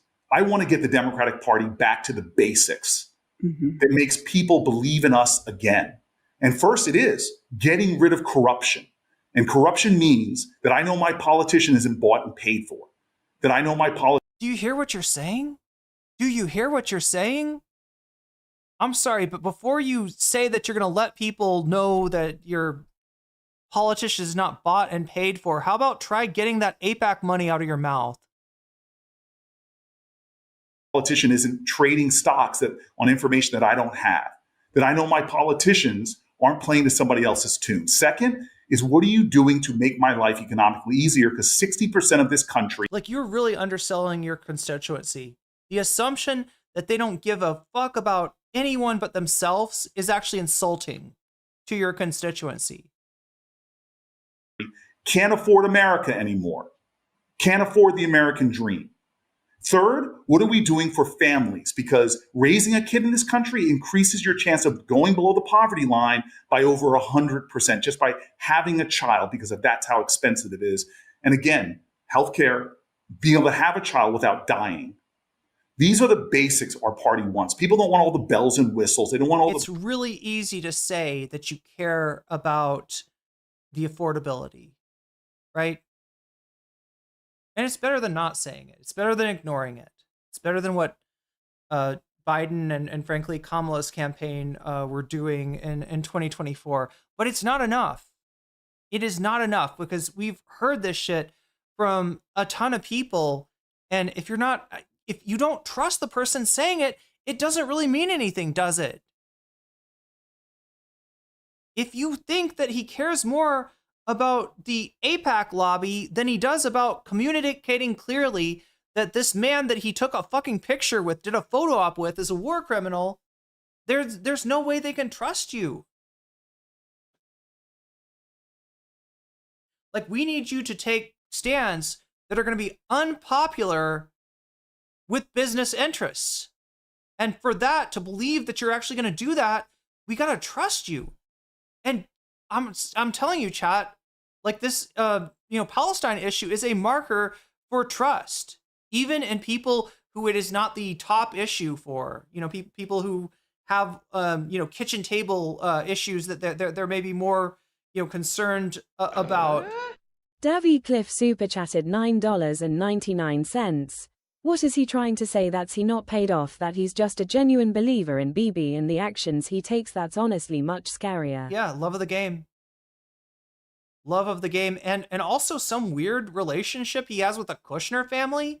Did you catch that too? Like Charles Kushner, back when he was a Democratic donor, was nominally for some kind of prison reform, some kind of criminal justice reform, and so therefore Corey says he owes him a favor. Now that he's a MAGA donor, now that he's fully in Trump's, he's literally like married into Trump's camp. At this point, we can't afford Chuck Schumer. We don't have that meta money. Bullshit. Thank you for the super chat, Davy. Political talks that we all always get tripped up on. What are you doing for us? And the fight that we're in right now in Washington against Donald Trump, and you and I might agree on a lot of the things, threats to democracy, a lot of these things that we talk about. But when I go home, people are just so pissed off that they can't afford America anymore. And that's what we need to do. And it's because of these damn Palestinians, right? That's why they can't. Too many of these college kids going out and protesting and driving up my rental prices. Be talking. Listeners, sometimes it's so difficult to get ahead. Ethical React, chat. You're gonna have to put up with this. Like these I've Had It ladies, they're giving us free content. Well, I mean, it's a group effort a little bit, I'd like to think. But yeah, I'm gonna let their ads run. Just as a, thank you for not suing me. In your finances, there's all these headaches. You've got like overdraft fees, a potential missed payment that you totally forgot about, and always wishing that you could save more. That's why I'm so excited to introduce you to Chime. Chime understands that every dollar counts. That's why when you set up direct deposit through Chime, you get access to fee-free features like overdraft coverage, getting paid up to 2 days early with direct deposit, and so much more. I wish I would have used this as a younger person, because it would really start me in being able to be disciplined about finances. Listener, open a checking account with no monthly. No, it's all AI slop, isn't it? Fees and no maintenance fees. Not to mention, what is this commercial? Oh my god! Over 40,000 fee-free ATMs. Life comes at you fast, I guess. More than the top 3 national banks combined. Listener, work on your financial goals through Chime today. Open an account in 2 minutes at chime.com/hadit. That's chime.com/hadit. Chime feels like progress. Chime is a financial technology company, not a bank. Banking services and debit card provided by the Bancorp Bank N.A. or Stride Bank N.A. Members FDIC. Spot me eligibility requirements and overdraft limits apply. Timing depends on submission of payment file. Fees apply at out-of-network ATMs. Bank ranking and number of ATMs according to U.S. News and World Report 2023. Chime checking account required. All right, listener, fall is here and the kids are back in school, vacations are over, and it's time to start the cozy part of the season. And I want to introduce you to Bombas. And I mean this. I have a pair on my feet right now. They are the most comfortable socks on the planet. They also have slippers, tees, and underwear. You cannot go wrong with Bombas. I love my Sherpa lined Sunday slippers. They're packing friendly. They're fantastic and cozy. I love them. And the best part, listener, for every item you buy, Bombas donates one to someone experiencing homelessness. Over 150 million items have been donated thanks to customers. And with their happiness guarantee, if you're not 100% into what you got, Bombas also supports the arts, including modern dance. They'll make it right. No risk, all reward. So listener, head over to bombas.com/hadit. Okay, I can't even tell, chat. Was that AI? And use code HADIT. Is everything a computer? For 20% off your first purchase. That's bombas.com/hadit. Code HADIT at checkout. I'm so done with people acting like low sex drive is just a part of aging. Like, oh, you're in your 40s. What did you expect? I expected to still want sex. Thanks. Exactly. And that's why there's Addie. It's the first FDA approved little Omega Star, are they made from real Sherpas? I hope for not. certain premenopausal women who are bothered by a low sex drive. Addie helps bring back your libido. It helps you feel like yourself again. Yes, it's real, it's researched, and it's not just part of getting older. It's something you can treat. Go to Addie.com to learn more. ADDYI.com. In chat, we're clearly the most moral stream because I'm doing all the ethical reacts. Use coupon code HADIT for $10 telemed appointment at Addie.com. Yeah, the pillow flesh monster. Yeah, it was like you're getting eaten by like a pillow for it or something. I don't know. Addie, or flibanserin, is for premenopausal women with acquired generalized hypoactive sexual desire disorder, HSDD, who have not had problems with low sexual desire in the past, who have had low sexual desire no matter the type of sexual activity, the situation, or the sexual partner. This low sexual desire is troubling to them and is not due to a medical or mental health problem, problems in the relationship, or medicine or other drug use. Addie is not for use in children, men, or to enhance sexual performance. Your risk of severe low blood pressure and fainting. Not to be confused with Adderall, says Ghastly. Increased if you drink 1 to 2 standard alcoholic drinks close in time to your Addie dose. Wait at least 2 hours after drinking before taking Addie at bedtime. This risk increases if you take certain prescriptions, OTC or herbal medications, or have liver problems, and can happen when you take Addie without alcohol or other medicines. Do not take if you are allergic to any of Addie's ingredients. Allergic reaction may include hives, itching, or trouble breathing. Sometimes serious sleepiness can occur. Common side effects include dizziness, nausea, tiredness, difficulty falling asleep or staying asleep, and dry mouth. See full PI and medication guide, including boxed warning, at addie.com/PI. Addie. ADDYI.com. Use coupon code HADIT for $10 telemed appointment at Addie.com. Pivoting just a slight bit, I have been so profoundly disappointed with the leadership. Like, for example, your colleague, Chuck Schumer, let's just take him because you're in the Senate. I feel like every single day, Democratic leadership in the federal government should be out saying Donald Trump has dementia. He's running around calling it the Department of War when it is the Department of Defense. He is lying about inflation. I mean, just every day he's demented. He should be impeached. He's lying. And I am not seeing that. Out of curiosity, does chat see my post? I see your post. Do other people see Brixton's posts? See sound bites a little bit here and there. And what can we do to break through to the Democratic leadership? We need every single day. And I understand talking about healthcare and women dying. We live in abortion ban America, or I do. And so I understand women are dying. Adversely impacted even from that is Black women. I have seen the research. I'm involved in an organization that we're trying to bring that to the voters. But right now, like, we're fighting fascism. We're fighting military masked in the streets. So why do I feel so disappointed with the federal leadership when I see like Gavin Newsom and, the mayor of Boston, J.B. Pritzker, they're out there fighting every day. And I see a vacuum. Okay. So I mean, again, I was raised in the civil rights tradition by parents that fought for it. And so these are the things I know. When I was home in January, I got cornered in the supermarket in Newark, one we brought into a food desert. And my folks know me, and they get upset with me. Why aren't you Democrats doing this? And I tell them, well, we're not in the majority. We can't. Why aren't you doing it? Well, we can't call hearing. And then after going back and forth, this guy who's known me since the 90s, and I had a beautiful afro, said to me, are you an American or Americant? And then he says to me, he goes, where's the guy I voted for, who did a hunger strike for 10 days in the projects and made everybody in New Jersey pay attention and we solved problems? Where's the guy that moved into a mobile home and parked it in the worst drug corners in our city? He started marching through my career over 25 years and saying, this is the guy that I knew that made a way out of no way, didn't wait for leaders, didn't wait for permission, fought the fight. That's why we went back. And I said to Hakeem Jeffries, we need to do an all-day sit-in on the Capitol steps that broke through, had over 100 million impressions. That's why I did 25 hours on the Senate floor, which was to break through. 340 million people liked it on TikTok. What I'm saying to you right now is that I've learned in my life. Yeah, but what were the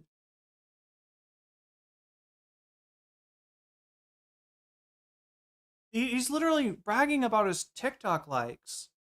Look, getting attention is important, and it's something that not a lot of Democrats seem to know how to do these days. The Republicans seems to be, dealing with the attention economy a lot better. But at the same time, that's only part of it. To make something stick, I mean, you gotta do more than just disrupt a vote for 25 hours and then watch it sail through. I mean, I'm a little bit encouraged that they're sticking to the shutdown, and yeah, planting your flag on a issue that people understand. Their their healthcare rates are going to go up if something is not done. And sticking to it and not getting fooled by Trump that like somehow if you end the shutdown that he's going to allow that Mike Johnson's going to allow a vote on it or something, right? I mean, that's a start, right? But they got to understand that you need more than likes on TikTok.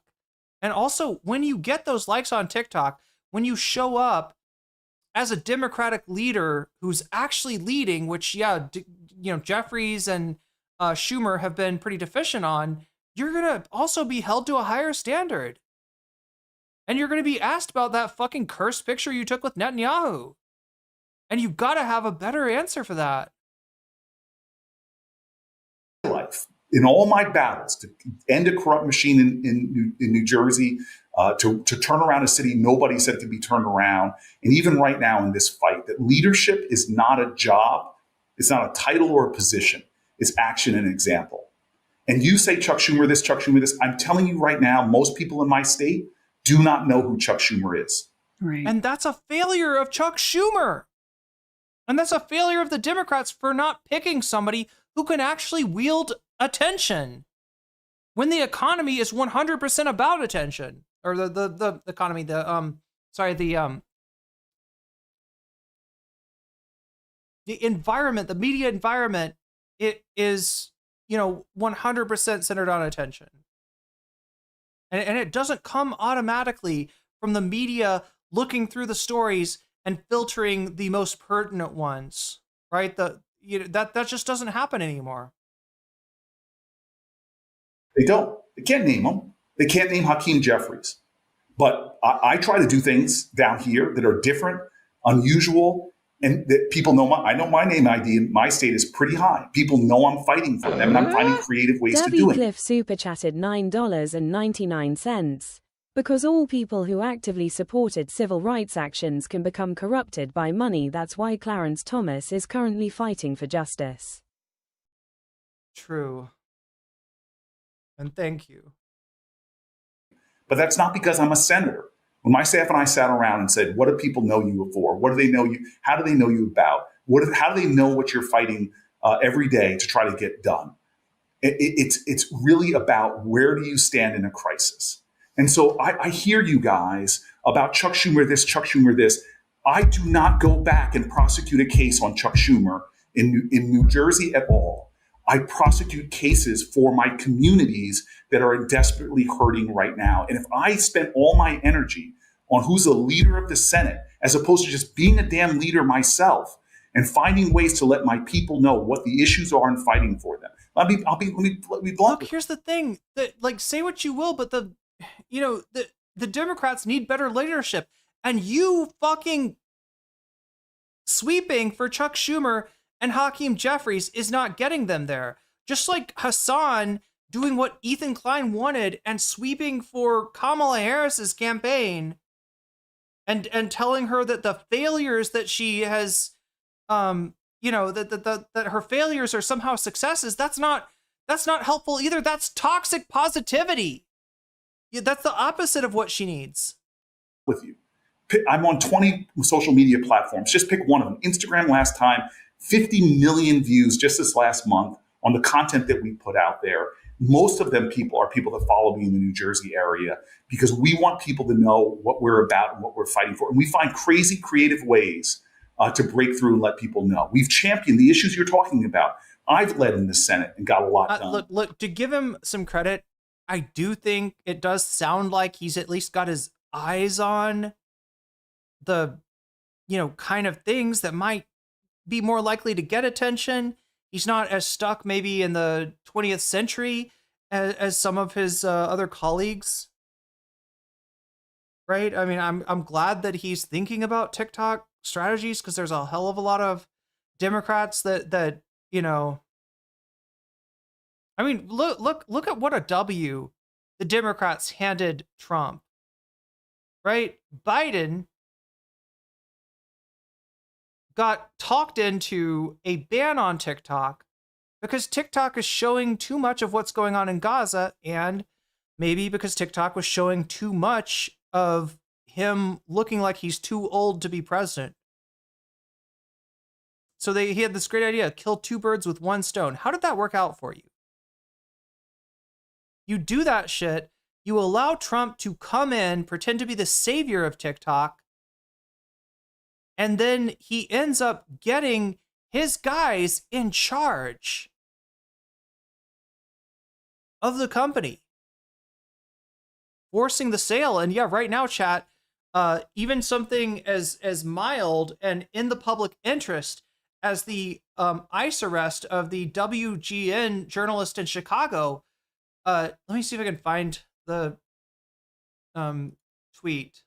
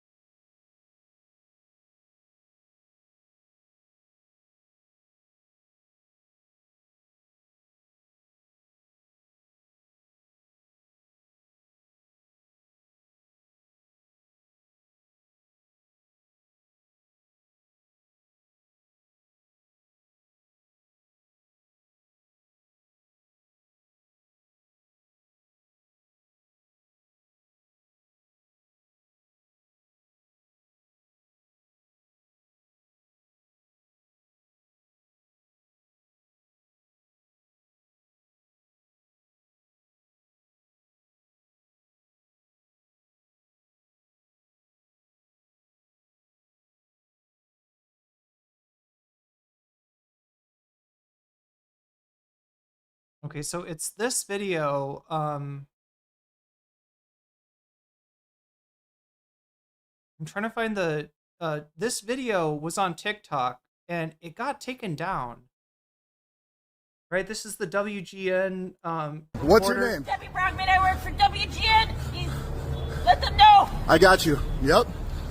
Debbie Browning? Brockman. Brockman, WGN. Do you guys want to share your names too, or? Spoiler, they didn't want to share their names.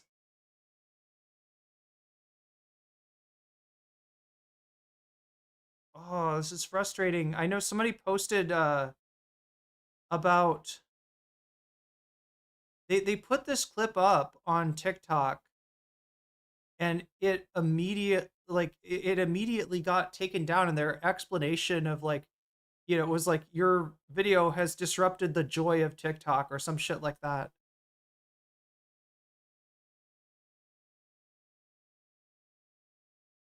I can't find the tweet. I mean, should I be surprised? Elon's pretty much comstered the site. WGN reporter.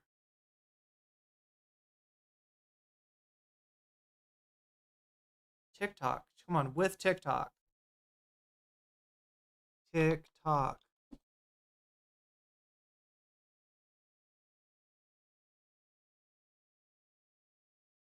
I don't know. Maybe Elon took down the tweet.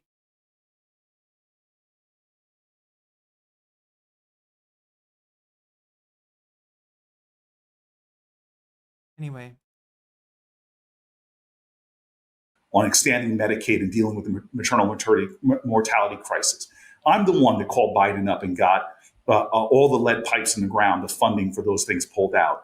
The receipts I'm able to bring back to my communities of real things that we can point to is why I'm here in this Senate. And so I understand See how much of this is focused on winning the election? Like, not actually acting on the interests of your constituency, but being able to, I don't know, show W's to your constituent, being able to get votes from your constituency. So much of this is focused on optics, so little of it is focused on justice, which in a time of great injustice like the one that we're currently in is disconcerting, to say the least. Politics, but people aren't concerned about politics. They're concerned about, are you making progress for my community? And that's what this fight is about. We have the leverage right now. We are standing in the right. We are right on the pain point of Americans. And if we do not fight here and fight now, you all know this, that the tsunami that's coming, the 2026 Medicaid changes, the 2026 ACA, this is stuff I don't say, the ACA premiums and subsidies, that's all gobbledygook to most Americans. But we know that if we don't do something come January next year, and then at the end of next year, between the Medicaid and the ACA, it will be a healthcare disaster like this country has never seen, affecting everyone.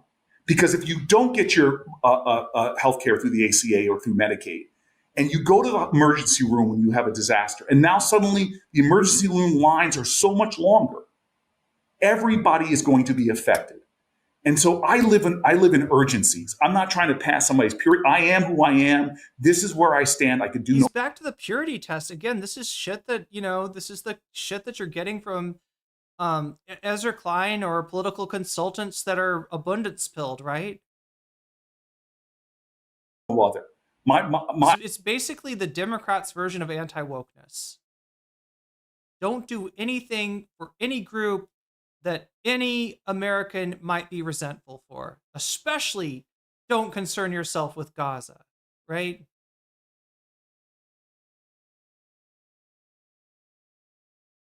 I've raised to stand in my own integrity and to fight in ways that I want to show my constituents nobody's willing to go to the mat as much as I am, whether it's not going to the bathroom for freaking 25 hours, which is hard, or whether it's delivering on things that are not sexy. I wish he had said, especially on a vegan diet. You know how much fiber I get in my diet? Anyway. But when we were able to double to... It's not sexy. I'm sorry. Oh my God. Fuck.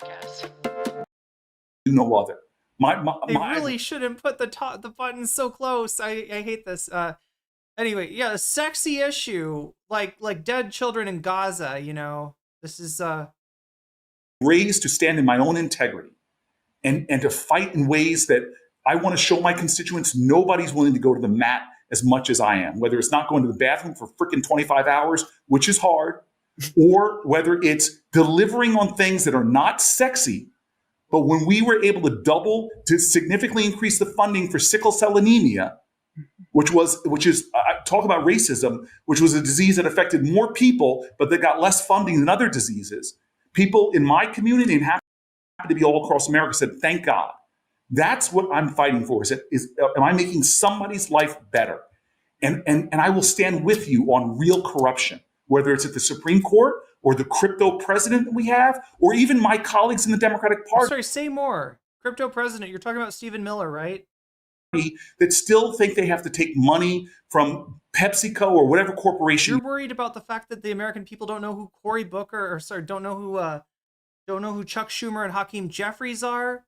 I'm worried about the fact that half of them don't know who Stephen Miller is. You want to do like Apple.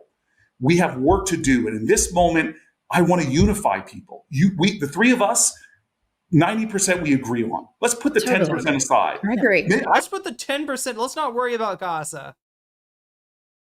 Let's not worry about corruption. Let's not worry about the fact the reason that you are running, your party is running at a 30% approval rating, despite the fact that people hate Donald Trump and his government. Now let's put all that aside because it's too divisive and worry about the 90% that we agree on. And never fix the problem that is leading to the perception of me, Cory Booker, as a Democratic senator, as being inauthentic and full of shit. Let's not worry about that stuff at all. I'm sure that this won't come back to bite us in the ass. I would actually say 98 because I listen to you guys and I cheer you in the mornings when I do. 98% of the stuff we agree on. Let's unify, because I know from the old African saying, that sticks in a bundle can't be broken. Spiderwebs united can tie up a... I'm sorry, because of the story that we're about to cover, the racist group chat of the Young Republicans, sticks in a bundle kind of has a different meaning. Unfortunately, with the way that the Republicans are saying the quiet part out loud. But wait a minute. Chat, oh my god, that's disturbing on so many levels. Sticks in a bundle can't be broken. Let me see where that comes from. Lion. We need that kind of strength right now more than ever, because what's at the stake is what I go home to Newark and people are losing their health care and get their health care in hospital emergency rooms or their prenatal care at the time of their giving birth. Senator, the bill that you passed for the, I think it was cocaine crack disparity. My husband's a criminal defense lawyer, and he said it's changed. I mean, it's changed so many of his clients' lives. So, and I know that you do really good work. You bring up a really good data point on that. It immediately, over time, it's been thousands more, but immediately got 2,000 people out of prison. 98% of them were black. So yeah, the thing that he's talking about is a Kenyan proverb, but the sticks in the bundle that the right wing, the Young Republicans in the racist group chat in the Politico article are talking about is a slur for gay men. Just think about Kurosawa's Ran. That has sticks in a bundle. Nothing to do. The other sticks in the bundle, yeah, would be like the fascists of the you know.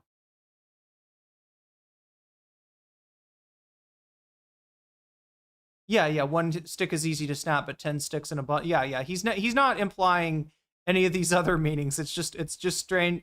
It's just a weird coincidence that he used that metaphor, that proverb. I believe it's a and brown Kenyan proverb. Most people, I'm sorry, they don't understand that we still live in a country where forget me, because I'm a privileged African American man. Yeah, random girl 3PO. That was the other thing that I thought of. The average black guy has a 4 times more likely chance of getting arrested for marijuana usage. Still today, there are thousands of marijuana arrests than somebody that's white, and there's no difference in it. We live in this savagely broken criminal justice system that is targeting the most vulnerable people, the people that are addicted that need health care and not prison, the people who are mentally ill who need health care, not prison. It is so savagely unfair, and I'm grateful for your family talking about it. I think you bring up a really good point that we need to discuss as a party. And you bring up the kind of the leftist wing of the party, and then you on boots on the ground governing. And I agree with you to an extent that sometimes far, far left, it can be, they put you through the meat grinder. They put us through the meat grinder. Last Monday, we were the moderators for Kamala Harris's book tour in Los Angeles. And all the leftists were super mad at us. And when we first started the podcast, all of the conservative women were mad at us because we were liberal. And so I certainly understand that sometimes you feel like you can't, it's like, well, they're pissed at me. And I imagine if you're a U.S. Senator, everybody's pissed at you. But I will say, now that we've been doing this for 3 years, I do think that the United States, and particularly the Democratic Party, we have to be leaders on this issue with Israel and Benjamin Netanyahu. It's something that there is a big, loud beat in the base that's permeating all across the country. When you have people in Oklahoma that have never been political before start to talk about it. And here's what I'm scared about. And I've been talking to other politicians that have come on the pod about this. You have Marjorie Taylor Greene, who is an anti-Semite. She is a real Jew hater to the core. And she is starting to message now. MAGA is not America first, where they've been Israel first. And so she is bringing it back to the Israel issue, which is, I think, their main contention here with Corey. It's just weird that, I don't know, chat. I mean, I get it. They it's a, opportunity, I guess, for them, but like, I don't know. Like a lot of the problems that you would have with Corey are pretty transferable to Kamala Harris, but I don't know. Maybe they don't see it. I don't know. Rural people and suburban people, when they hear that messaging, it allows a grifter and an opportunist like Marjorie Taylor Greene, for people that don't follow the 24-hour news cycle, to say, yeah, why do they have free healthcare and we don't? Why are we sending them all of these bombs and they're killing kids and we don't? I think in order for us to come together as a party in 2026, it's going to take leadership saying things like Benjamin Netanyahu is a war criminal. We have to stop funding the war. And we've evolved on the issue. And I think it's okay. I think we're all at a place right now where we can accept that we have the leaders that we have. And I agree with you that we agree on 98 out of 100 things. And she's like, come on in. The water's fine. Things have changed. It's an 80-20 issue. You're not going to be burned by calling Netanyahu what he is. Please, I know you've been classically conditioned to fear any sort of moral standpoint, because supposedly that's what's Ezra Klein is in your ear telling you will make you lose. But trust me, this one is a winner, Corey. Yeah, she's tried I think she tried the moral appeal to him, the authenticity appeal, and now she's going for the pragmatic appeal. If we agreed 100 out of 100 would be in a cult, would be MAGA, and we're not that. We're always going to disagree on things. And I genuinely hear you when you say people don't know who. How about can we try to be 100 on 100 out of 100 on standing up for each other, on sticking together? Can we try to do that? Can we try to be 0 for 100 on throwing people under the bus when it's convenient? Chuck start with that. You're exactly right. So many Americans do not know who that is at all. We all do, obviously. And I think the economic messaging, but I do think that if the Democrats leave this vacuum there, it's going to get filled by the people in MAGA that are seeing a post-Trump America. And it's super easy messaging with the America First thing. It's just something I want you to think about, because I think it is like a sad state of affairs that the Democrats are being flanked by the likes of Marjorie Taylor Greene on caring about, like, on caring about non-white children, right? And obviously, her whole her stance comes from a very different place. Let's just put it that way. It probably has a lot more to do with space lasers than with caring about children in Gaza. But she's still there, on what looks like to, the casual observer is the right side of history, and the Democrats aren't. And Cory Booker's still scared. He's like, oh, I don't know. That's how you lose an election, saying you care about somebody that is not, that is not like 60% of your voters. Then, you can't, this is how you lose an election, by taking the moral stance. That's a trap. It's a political liability for our party right now. They're calling me for a vote. Let me just say this. So first of all, why aren't people talking about when Obama was using American jets to refuel Saudi planes that were dropping bombs on Yemenis children? Why weren't we yelling and screaming about it? I spoke out against it. But it was bad, but we have to talk about current. Please let me finish, because they're going to pull me away. Okay. Why? And again, I've been fighting for more fun. The Saudi lobby is easier to flout than the Israel lobby. Is that why?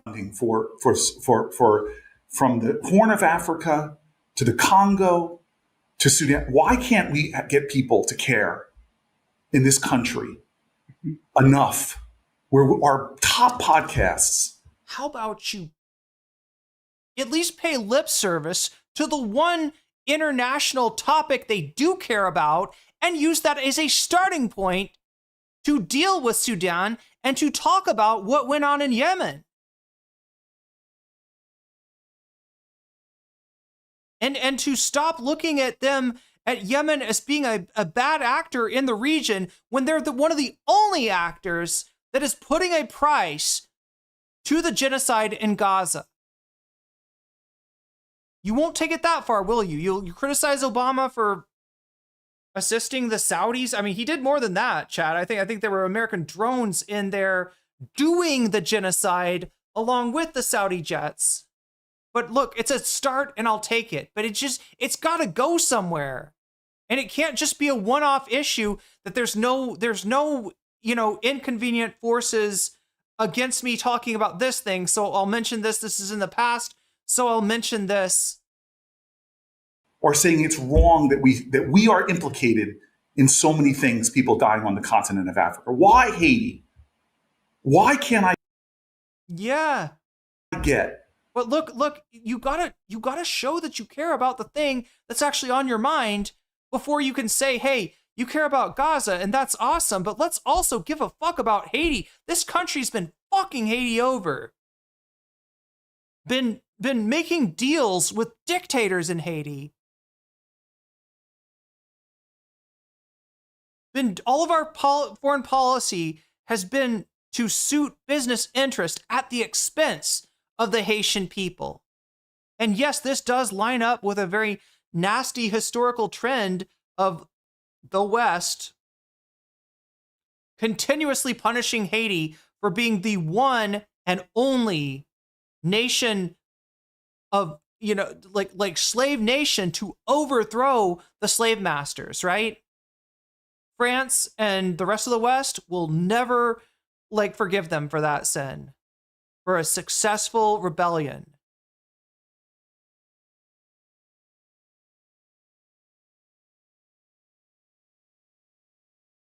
Top mainstream media people to give a damn about the atrocities there. The International Criminal Court. It sucks that he's using this as a way to silence moral outrage at another injustice. Yes, the shit that you're talking about is injustice, and more people should care about it. But now that we've got an issue of injustice that people care about, that's where you got to start from. Instead of trying to use but there's other injustice, so why do you care about this one? Singles out Israel, but not Iran. Singles out Israel? Go fuck yourself, Corey. Iran, not Syria, not other folks. I don't. Not Iran? What the fuck are you talking about? Are we supplying Iran with weapons? Do we have leverage over Iran? Do you want the United States government to be doing more to Iran? Were the bombings not enough, Corey? What the fuck is wrong with you? I don't understand. I'm with you on the end. We did a coup. The reason that Iran is destabilized in the first place was because of a U.S.-backed coup. Of the nightmare and the ceasefire. I'm with and then backing Saddam Hussein in the Iran-Iraq war. I mean, it goes on from there, right? And then fucking over the one of the best things the Obama administration did was the Iran negotiations. Yeah, no, our track record on Iran is not great. You on criticizing the Netanyahu administration, which I think is worse than the Trump administration. But as a guy who is focusing so much of my effort on ending human suffering on the planet Earth, on the biggest humanitarian nightmares, I can't get people with powerful platforms to speak even once about the nightmares that are going on. It drives me nuts. And it makes me feel like I felt when I was representing Newark, New Jersey. To get people in our country to care enough. Why do I stand out and support people that you and others criticize me for voting for? Because I will never forget when nobody cared about mass incarceration of Black and brown people. Charles Kushner, Chad. That's who he's talking about. Jared Kushner's dad. Who stood up for them. Why? Who was a Democrat when he did the stuff that Corey's talking about now, but has, since 2016 been a Republican donor and is very much he's literally married into the Trump, into MAGA, married to MAGA. Why am I get so angry sometimes about my own party, who seems to be distracted by issues that don't matter and not. Ooh.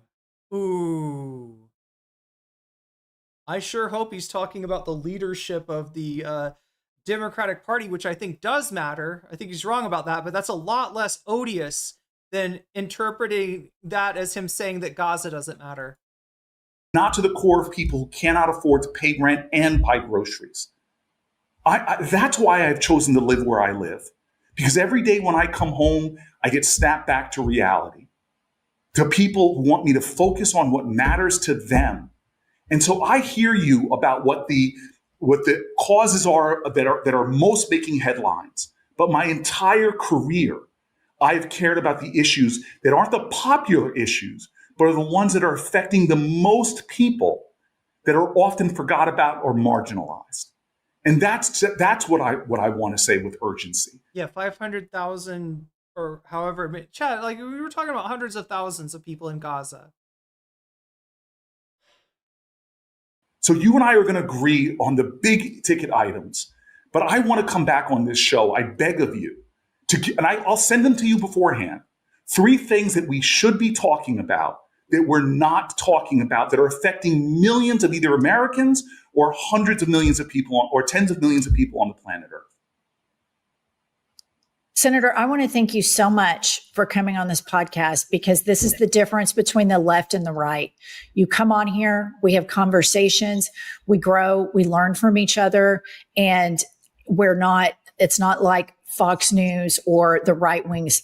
We disagree and we embrace the disagreement to make a better country. And thank you so much for coming on. We respect all of the work you do, and we're here to fight this fight with you and find compromise and unity where we can. We are unified, the 3 of us, and you all are voices that, again, the tradition of Black radio in America, you all know this. It was people like you all that have platforms that would entertain people, that would inform people, that would engage people, but most of all, would help to heal the hurt, to inspire people to act even when they were starting to feel despair. Debbie Cliff super chatted $9.99. Not to be a ridiculous Iranian nationalist, but 99% of Iran's current issues have been the outcome of 100 years of the USA and British purposely trying to damage them. That is so disgusting. Yeah. And then it just sets them up to be used as an enemy, to be used as a foil. And further feeds the military-industrial complex, right? Like, there's some that would argue that the Cold War was not so much a war of the West or First World, as it was called at the same time, against the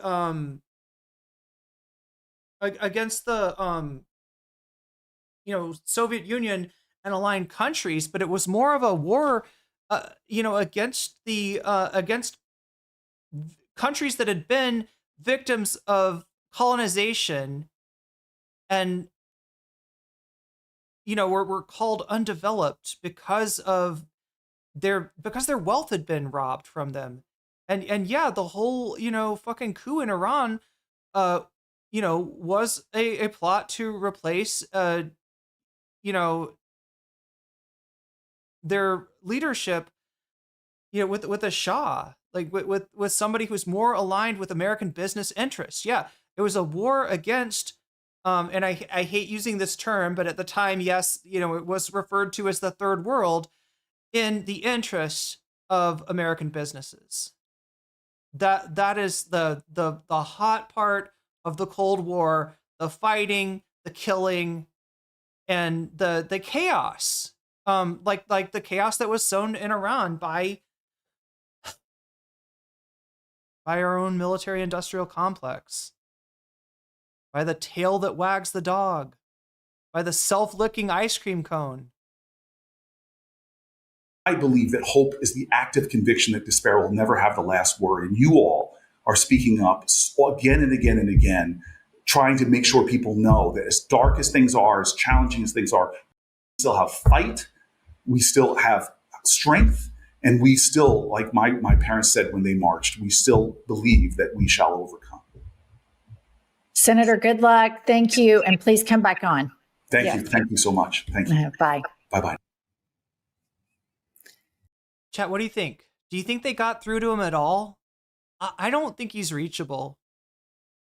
Like if there's any mistake here, it's not them going too hard on them. It's them having more faith in him than he deserves. Now, I will say, I don't think he's Rahm Emanuel. I don't think he's the worst Democrat out there. Right? I don't think he's the most ineffectual Democrat, and I don't think he's the most corrupt Democrat.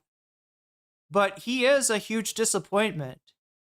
And I love that they're using they're risking their access by asking him hard questions, because most of these senators, they don't want to get hard questions, but I just don't know if he's reachable. I mean, he just did a pretty good job of redirecting and deflecting.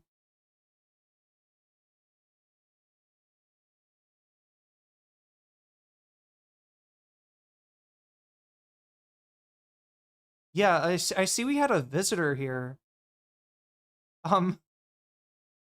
What Jewish word were they mad at us using? What did we did somebody say Hasbara? Which, by the way, is a Hebrew word, not a it was Asmongold that had to be explained that Jewish is not a language, right? I can't remember if he thought that he was trying to say Yiddish or if he was trying to say Hebrew. But he ends up saying something like Jewish language.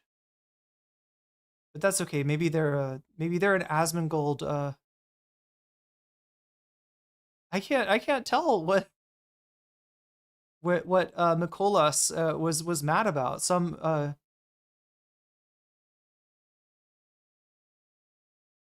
wait, are they saying that racist is a Jewish word? Is this like maybe this is a Groyper? I can't tell. I think they're mad at they're mad at us for saying racist? Or mad at me, probably. Upset with the word racism. They call it a Jewish word. Well, you can tell exactly where they're coming from.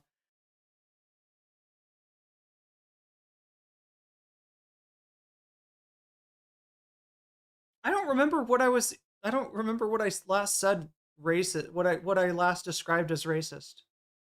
What that troll doesn't understand, it's not our voice that gives the word racism meaning, it's the voice of the victims who are an ever-growing number.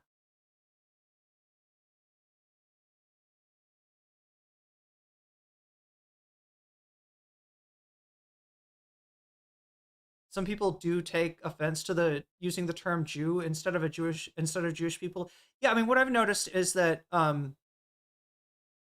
like Jewish people will tend to use the word Jew to describe people who are Jewish, right? Or Jews or whatever, right? But when you've got somebody that is that seems to prefer the word Jew over Jewish people that's not Jewish, yeah, a lot of times it's an anti-Semite, right? Like, it's one of those things that's just like a red flag, and probably if you've experienced like anti-Semitism, it's from somebody calling you a Jew, right? But yeah, I don't know what exactly they were responding to. I don't think I used that word. Yeah, I think they themselves were anti-Semitic, so which is weird. Which is a weird time for an anti-Semite to come in here. If anything, you'd think that they would be trying to, connect the criticisms of Israel to criticisms of the Jewish people. That's usually the anti-Semitic playbook. Okay, here's my thing. Okay. They just cannot criticize Israel. There's really something to that. I mean, it's kind of wild when you're in it, that the deflection, he deflected to Obama. He deflected to other Sudan. places. It's interesting that he can't just stay in that. I mean, there's a little bit, but it's kind of the deflection involved in not just staying on that subject was wild to me. Well, I mean, because he didn't say he's a war criminal. He said, I disagree with him. I think he's worse than Trump. So it's like, Well, just when I brought it up again, he said, nobody's talking about Obama. And it's like, motherfucker hasn't been president in 10 years. And I remember people calling Obama a war criminal. I remember it. He was the drone president. He dropped drones and killed civilians. And I distinctly. And talk about disappointments, right? Considering that Obama was elected because he wasn't Hillary Clinton and ostensibly took a principled stand against the Iraq war. Now, again, untested, chat, untested, as Obama was maybe a state senator, if even that, probably more like a community organizer when the Iraq war began. So he wasn't really in a place to meaningfully criticize the war. But yeah, he basically got elected because he had not taken the awful immoral stand that Hillary did, supporting W's war on terror and the bullshit of expanding that war to Iraq that had nothing to do with 9/11. Remember it. And he's right. It was, there's a lot of criticism to be made and an accusation that could be made that Obama was a war criminal. It's interesting that he couldn't call Benjamin Netanyahu a war criminal. He's so good on so many subjects. Truly, like when he made the message about nobody knows who Chuck Schumer is. Brilliant. Yeah, excellent. The civil rights stuff, the but health. Look, it's fair enough, but it's also a deflection, right? It doesn't matter if people don't know who Chuck Schumer is. The Democrats need better leadership. If they're going to be a vehicle for the opposition of fascism, which, chat, is a real question at this point, right? And we need them to be, because we don't have time to construct a new party. But we might be left with no choice. If the Democrats refuse to oppose or are unable to oppose fascism in a meaningful way, then yeah, we'd be left with no choice. The fact that this dumbass can't see that makes him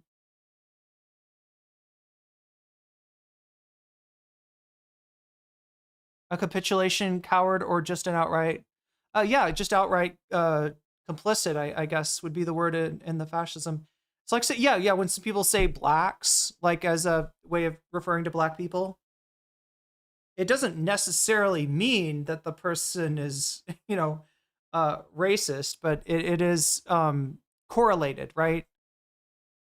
In the same way that referring to Jewish people, but it's a weird thing too, because referring to Jewish people as Jews is a very common thing, like within the Jewish community. It's like when somebody that's not Jewish is constantly using that terminology. It doesn't mean that they're being anti-Semitic, but there's like a correlation there.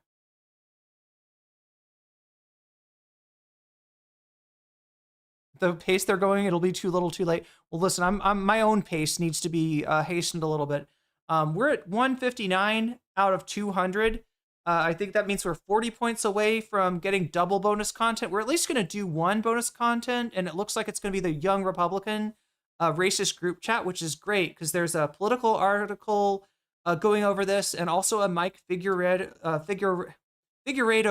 video on Humanist Report video on the subject. So really interested in getting into that if that ends up being chosen. Now, you still have time to vote, and you still have time to donate, and your donations can change, the balance of things, right? Remember, when you donate, you have the option to put your money where your mouth is by, telling me which of these topics above me you want to see as bonus content, and I will add your donation as a percentage to the topic of your choice, thus maybe pushing it over the line. But right now, it looks like we're going to do the Young Republican racist group chat.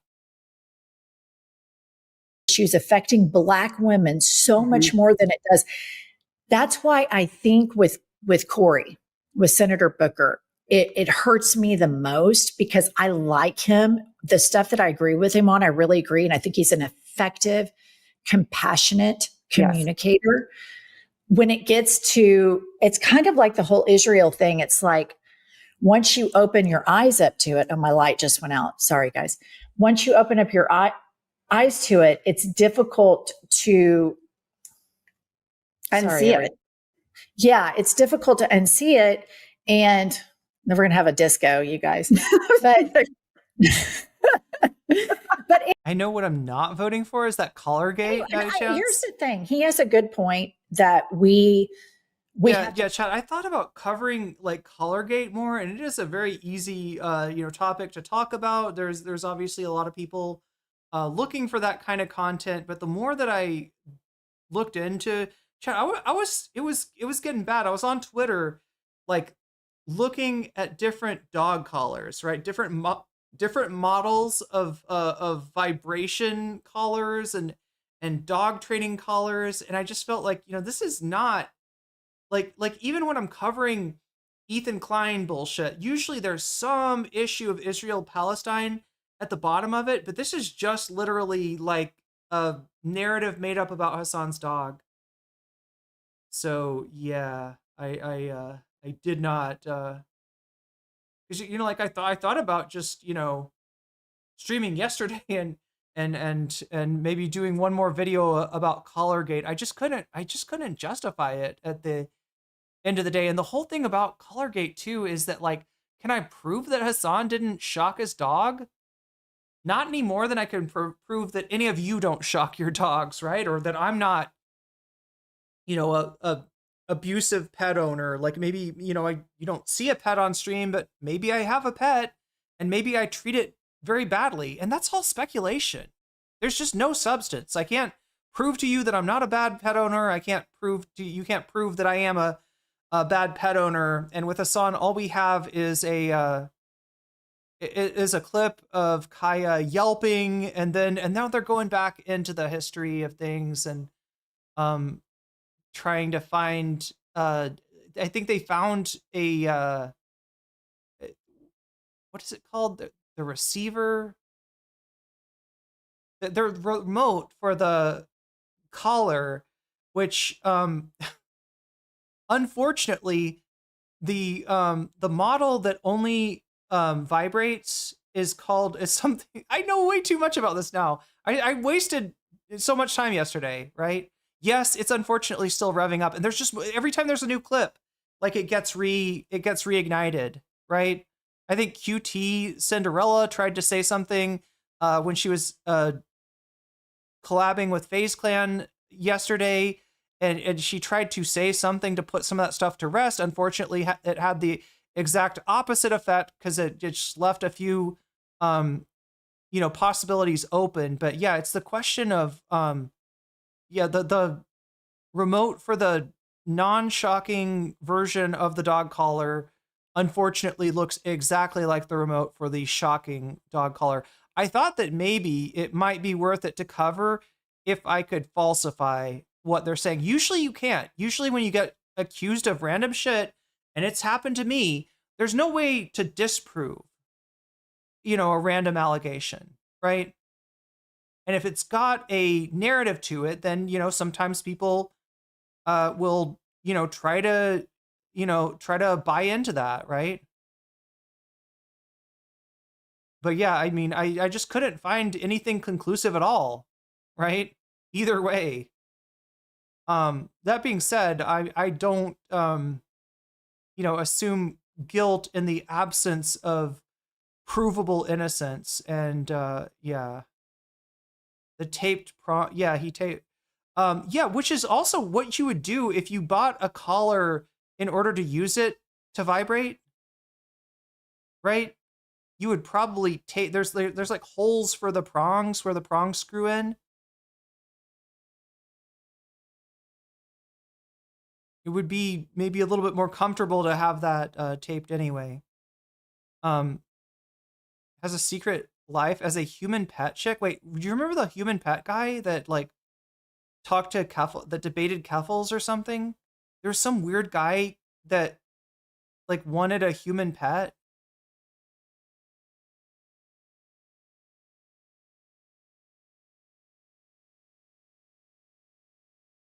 Pokey's podcast employee chose not to air their Hassan episode and made a statement on Twitter. Yeah, that Pokey then had to disagree with. Yeah.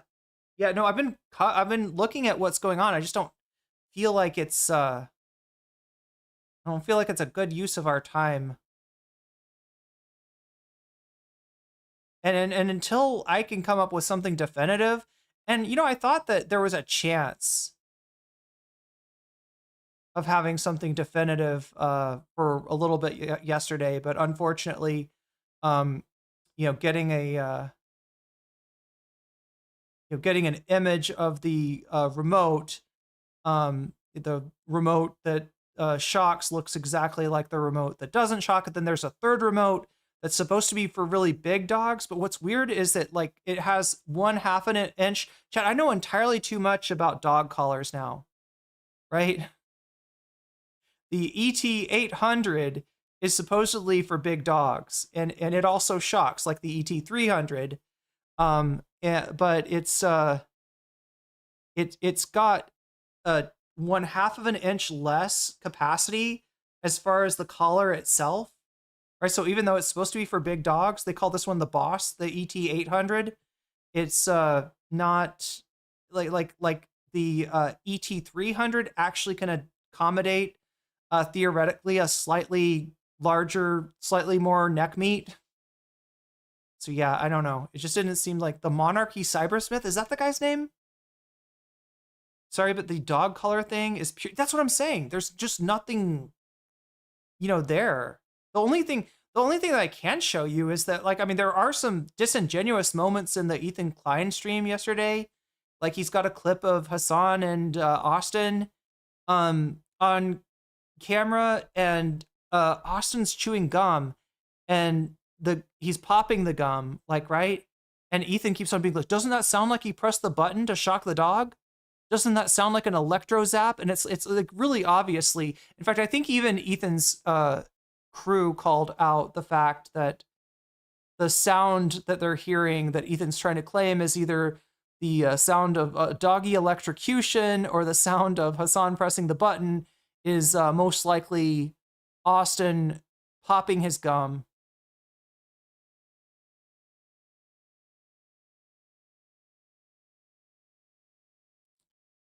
He's not doing Michael Vick stuff. Yeah, that's the other thing that I was thinking of too, is if I really want to, I don't know. There's a lot that we do to animals that's fucked up. That doesn't mean that any, that doesn't make any animal abuse okay, but apparently, chat, if using an ET300 or an ET800 or any of the myriad of electro-stimulating collars is what they call the shock, right? If that's animal abuse, chat, we got a lot of animal abusers out there. We got a lot more than just Hassan to worry about, right? If that's gonna be the standard. Human Pet Guy calls himself Cybersmith and he is a pro-monarchist. What did Keffels debate him about? The evidence he shocked the dog is so overwhelming. See, Style Mantis, you're kind of outing yourself here, right? Because I've looked at the evidence and it's not overwhelming. It is circumstantial. And the fact that your mind is so weak that all somebody has to do is pair a clip with a narrative, not show you anything definitive, but just feed you a story. It just shows how weak your mind is. So, I don't know. But yeah, if there's a story there, I'll keep, if there's a story there, I'll cover it, even if it's not painting Hassan in the best light. For the record, I do have a problem with, both the idea of a streamer using their dog as a prop on the set, in a way that, it is like prioritizing the, I don't know, parasocial add-ons that you get from having a dog to the dog's welfare, right? I have a problem with that. I don't like I remember seeing a commercial a long time ago for what I think I couldn't tell, right? But it was like a dog behavior modification collar of some. I think it was one of these collars. Now they're not, as far as I can tell, they're not shock collars in the sense that they're like, you know what I mean? It's not like a painful, you know, like there are electrical collars for invisible fences. Some people will bury a cable underground, and then when their dog approaches the cable, it makes a beep sound. If the dog gets like within, you know, a certain distance of the cable, it will shock the dog. I think that's like you know, it's literally trying to classically condition your dog with pain to not go outside of the yard. But I don't think that these collars are even that. But yeah, I'll cover it if there's, you know, if there's something to cover. And I thought I was close to something definitive yesterday, but it just, unfortunately, like all of these remotes look the same. Like it's the same design. And in fact, what was really annoying was the non-shock version of the collar, the PG300. It says ET300. Like they don't even change the fucking model number. Like it's not the ET300, right? But if you get a PG300, the vibration remote collar system, right? It's gonna say ET300, right? So it's just really frustrating. What did Big Al Cake Mix say? Wait, why am I not? Oh, there you are. Ethan uses a prong collar. I think this is how this all started. I think unironically, this is like a deflection from Ethan's, you know, which I don't know if a prong collar is painful or abuse. It looks painful, but look, I'm not Style Mantis here, right? So just because I have an unfavorable opinion of Ethan Klein, I'm not going to jump to the assumption that he's abusing his dog with a prong collar. Now, I will say that feeding your dog, you know, pounds and pounds of shredded cheese without checking to see if that is something a dog can eat, I do think that's negligence. I don't think that Ethan purposefully killed his dog or anything like that. I do believe that he was truly sad when Shredder passed, but yeah, I mean, like that's negligent, right? For sure. But I don't know about the prong collar, like, right? It looks painful, but that doesn't mean it's actually hurting the dog. And I'm not going to jump to that conclusion without, you know, I don't know, a little bit more evidence, right? Going to go eat pork chop? Well, I argue about he definitely, wait. Well, I argue about how he definitely shocked that dog on Twitter. Well, I mean, you can argue if you want, and you can disagree with you if you want, Style Mantis. I hate to see people falling for a narrative where they say that they know something definitively when I see the evidence and I'm like, there's nothing definitive here. I think he might, the human pat guy, he might have been debating Keffels on monarchy and political systems. Wow. I mean, who knew? I wonder if Keffels knew at the time that monarchy would become so much more relevant with Curtis Yarvin and Peter Thiel ascending to power. First time I ever saw Hassan was a clip of him at the barber shop bragging that there's no Russian. Oh God.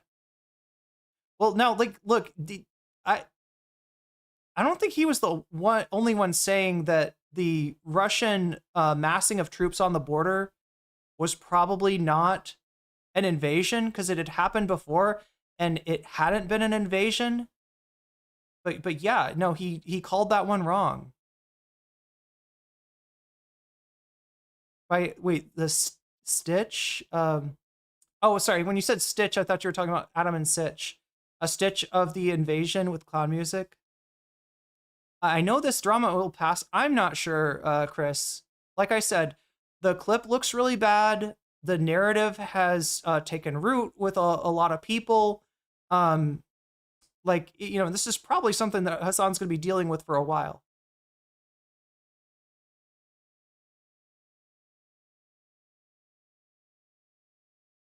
I think owning a dog in a dense city is honestly more immoral. That's the whole thing. Is like, I mean, I don't want to get I have thoughts about pet ownership, right? And mainly they're about me and the fact that I have owned a pet in the past. And I know what a responsibility it is. And as much as I love cats, and in fact, there's a cat that lives in my complex that I think the security guards like adopted a cat from the soy, which is really awesome. But I'm not gonna. First of all, I can't have a pet in my apartment. But second of all, I don't think I'm ready. I would want to be like financially stable. You know what I mean? I would want to have a lot in place. My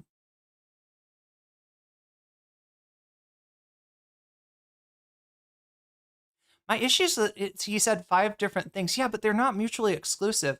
Look, I will admit, if you want to argue, if you're not arguing, but if you want to posit the viewpoint that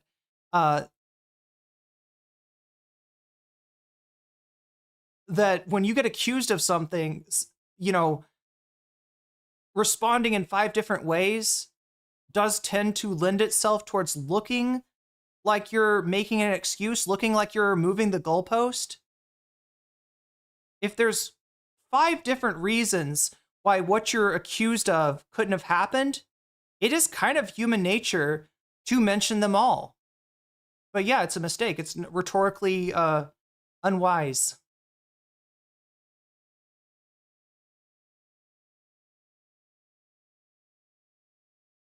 But like I said, I'm not going to let my view on Ethan Klein cause me to jump to conclusions on the prong collar. And I would,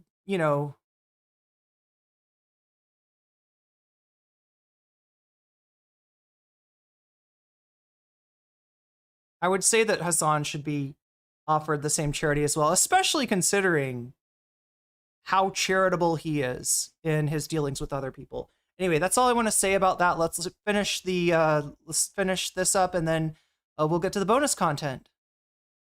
To focus on what we agree upon, but I'm trying to tell these certain politicians, you're creating a huge vacuum. The Israel thing is a huge issue right now. We have funded that country, and I want to be. Yeah, Davi, I agree with you. It's mental masturbation at this point. Like, especially if I can't even, if I can't even say anything definitively about it, it's no point. Crystal clear that I love, support, and respect Jewish people. And I see the criticism of Israel and their leader and their government the same way that I hope that Europeans and other first world countries criticize the United States right now. If people that don't live in this country who aren't American only say, oh, that's great. It's so great that they have Trump. It's so great that they're doing away with democracy. That doesn't help me. So it's not anti-Semitic to speak out against a war criminal that is making Jews less safe worldwide. Annihilating Palestinians. And I just wish that the Democratic leadership, if Corey could just go a notch more on this, because I don't think he has any idea what a sticking point this is, how much bigger this issue has become since Kamala's election. And I completely agree with him on everyday people, like the people we were talking about in the beginning, driving in their car. They're more worried about, why can't my child get a job? Is she drinking coconut water? You moved to New York City, and the very next day, you've adopted the, that's coconut water, isn't it?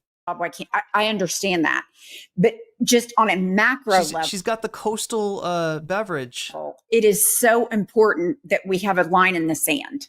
Like, we will not support this, full stop. We will not do it. We will not fund it. It's a layup to say Netanyahu is a war criminal. It's just, it should be. There's no question he's a war criminal. He is, even Israeli human rights groups say it's a genocide. It's oddly refreshing. Oh, if it was carbonated, huh? Now that's something I haven't tried yet. I'm sure coconut water soda exists. You know what? I've gotten spoiled though, because I get fresh coconut water, and at this point, I can't drink like canned or boxed coconut water. Like if coconut water is like even slightly old, I like reject it. And I've also got to have a little spritz of lime in there because it makes it's so much better with a little bit of lime.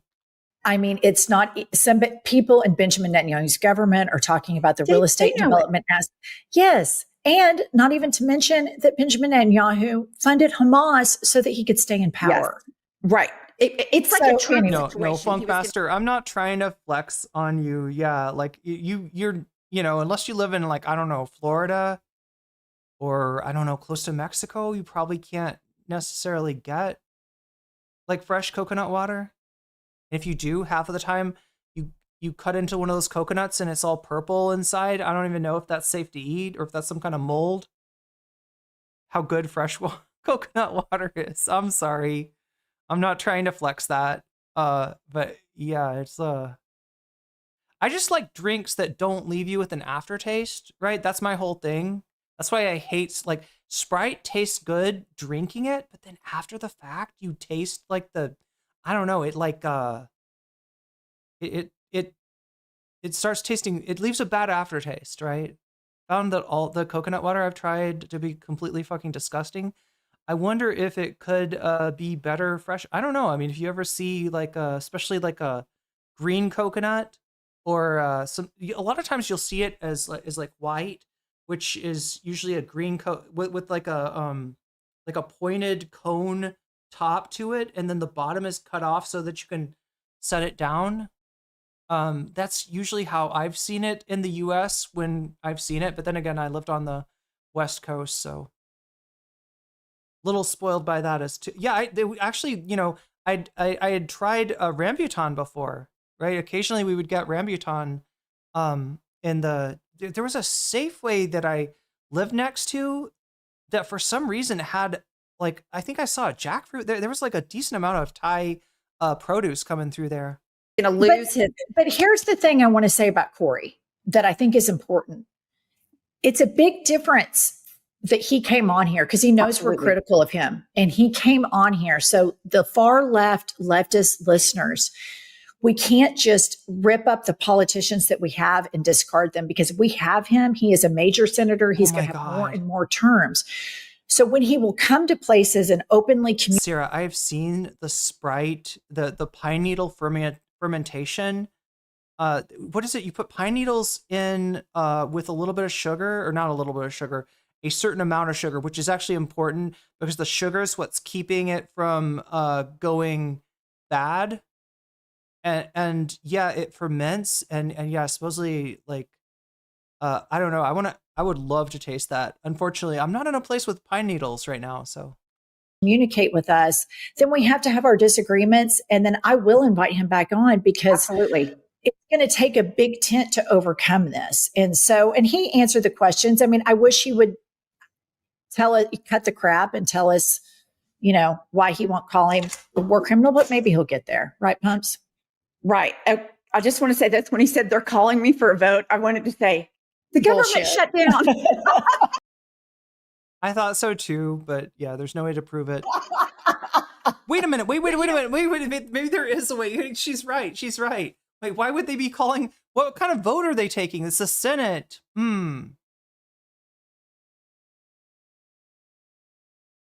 It's the Senate, right?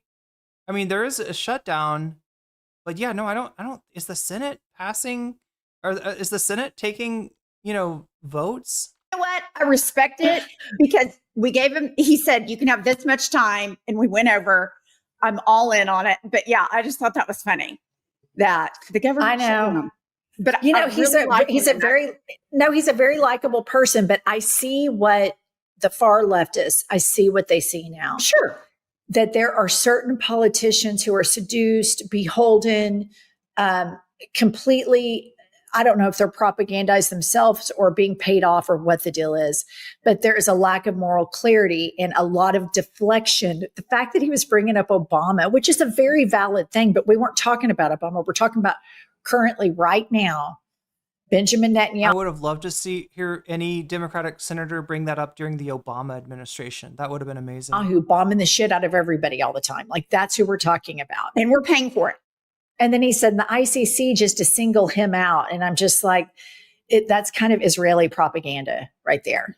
I will definitely have him back on to talk about the things that we're not talking about, the human rights, atrocities. I think that's important. You know what? It is important, but his point in doing that is to not talk about Israel. Yeah. Right. That's the 100% point. I will have him back on, but each and every time I will continue to talk about the billions and billions and billions of dollars that hardworking Americans pay in their taxes that go to kill Palestinians. And that needs to be spoken about all of the time because there's a direct link of bipartisanship support for that. Right. And Israelis have free healthcare, and I'm glad they do. I'm glad they live in a country where they have free healthcare. I'm glad that they have free higher education. I don't besmirch that. But there's a problem when I drive through these rural Oklahoman towns and I see the way these people live and they have all these Trump flags and they're paying taxes and all of this stuff. And I don't think they realize what's happening. I don't think they realize how corrupt the whole Israeli government is and how corrupt our government is to continue to fund it. All right, Pumps. I think that's all we can do. I've lost my light and you still look gorgeous though. You really do. Thank you, Pumps. Thank you. And Pumps. we will see you next Tuesday and Thursday. Don't forget, we have our book. Buy it, download it. What is it? Life is a lazy. See you next Tuesday. What is it? Lazy Susan of shit sandwiches. You still look gorgeous though. You really do. Thank you, Pumps. Thank you. And we will see you next Tuesday and Thursday. Don't forget, we have our book. Buy it. Life is a lazy Susan of shit sandwiches. Buy it, download it. That's so them. Anyway, chat, that is the I've Had It gals for today. I really do hope that Corey accepts their invitation to come back. I think that would say something about Cory Booker either way, whether he agrees to come back or not. Yeah, chat, if you can, does anybody know how far would I have to go to get a hold of some pine needles? Is there a place in China that I can find pine needles, or would I need to go to like Hokkaido? I almost think I'd need to go all the way to the north of Japan, right, to find pine needles. I don't know. I could be wrong. Anyway, like I said, we are in bonus content territory. We're at 159 out of 200. I think I've counted everything. And it looks like our winner by a country mile is the Young Republican Racist Group Chat. So if anybody wants to change my mind about that with a donation and or a demarcation of your donos to a certain topic, you got precious little time to make that happen. But yeah, I really want to try that pine needle Sprite. That sounds so good. You would think that Ethan Klein would have changed his ways just to have these ladies on to talk about the title of their book. It does sound like a very Ethan book as well. Yo, Ghastly, thank you for weaseling up. You just got weaseled, and that's a good thing. So that puts us at 162. Again, if we get to 200, then we get double bonus content. What is in second place right now? Wait, I sound like I'm doing an Abbott and Costello joke. Who's in first place? What is in second place? And I don't know is in third place. I don't know, something like that. But either way, we're going to get some bonus content. Second place right now is the Portland Brain Rot Animals. I keep on calling them the Brain Rot Animals, chat, because I want them to memify.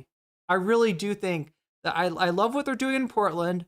I'm not trying to backstreet protest or anything, but I would, like, I don't know, if you could memify the protest animals, I think they'd be even more powerful, right? Anyway, so let us proceed to the Mike Figueredo video. It's really funny because I was ready to cover this. I'm all like, wait, is it? Wait, humanist report. That's what I'm trying to type. Humanist report. Yeah, I was all ready to cover, just like read you the political article and kind of, talk about this.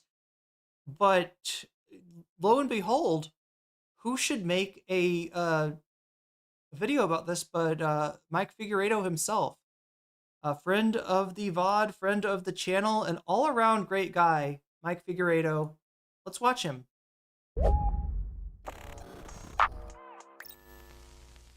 It really feels like we can't go a single week without some Republican getting exposed for something that they did, hypocrisy or a literal crime. Last week, we learned that Michigan State Representative Josh Shriver, who's spearheading the movement to ban all porn in his state, actually loves porn himself, allegedly. I'm so shocked. An account linked to the gay-faced Republican's email address was discovered on a sex cam website. I'm sorry, gay-faced Republican? Michigan State Senator, State Rep Josh Shriver in his state actually loves porn himself, allegedly. I'm so shocked. Last week, we learned that Michigan State Representative Josh Shriver, okay, this is the previous story, spearheading the movement to ban all porn in his state, actually loves porn himself, allegedly. Chat, did you know that? Yeah, what is it like? Is it Florida and Texas so far?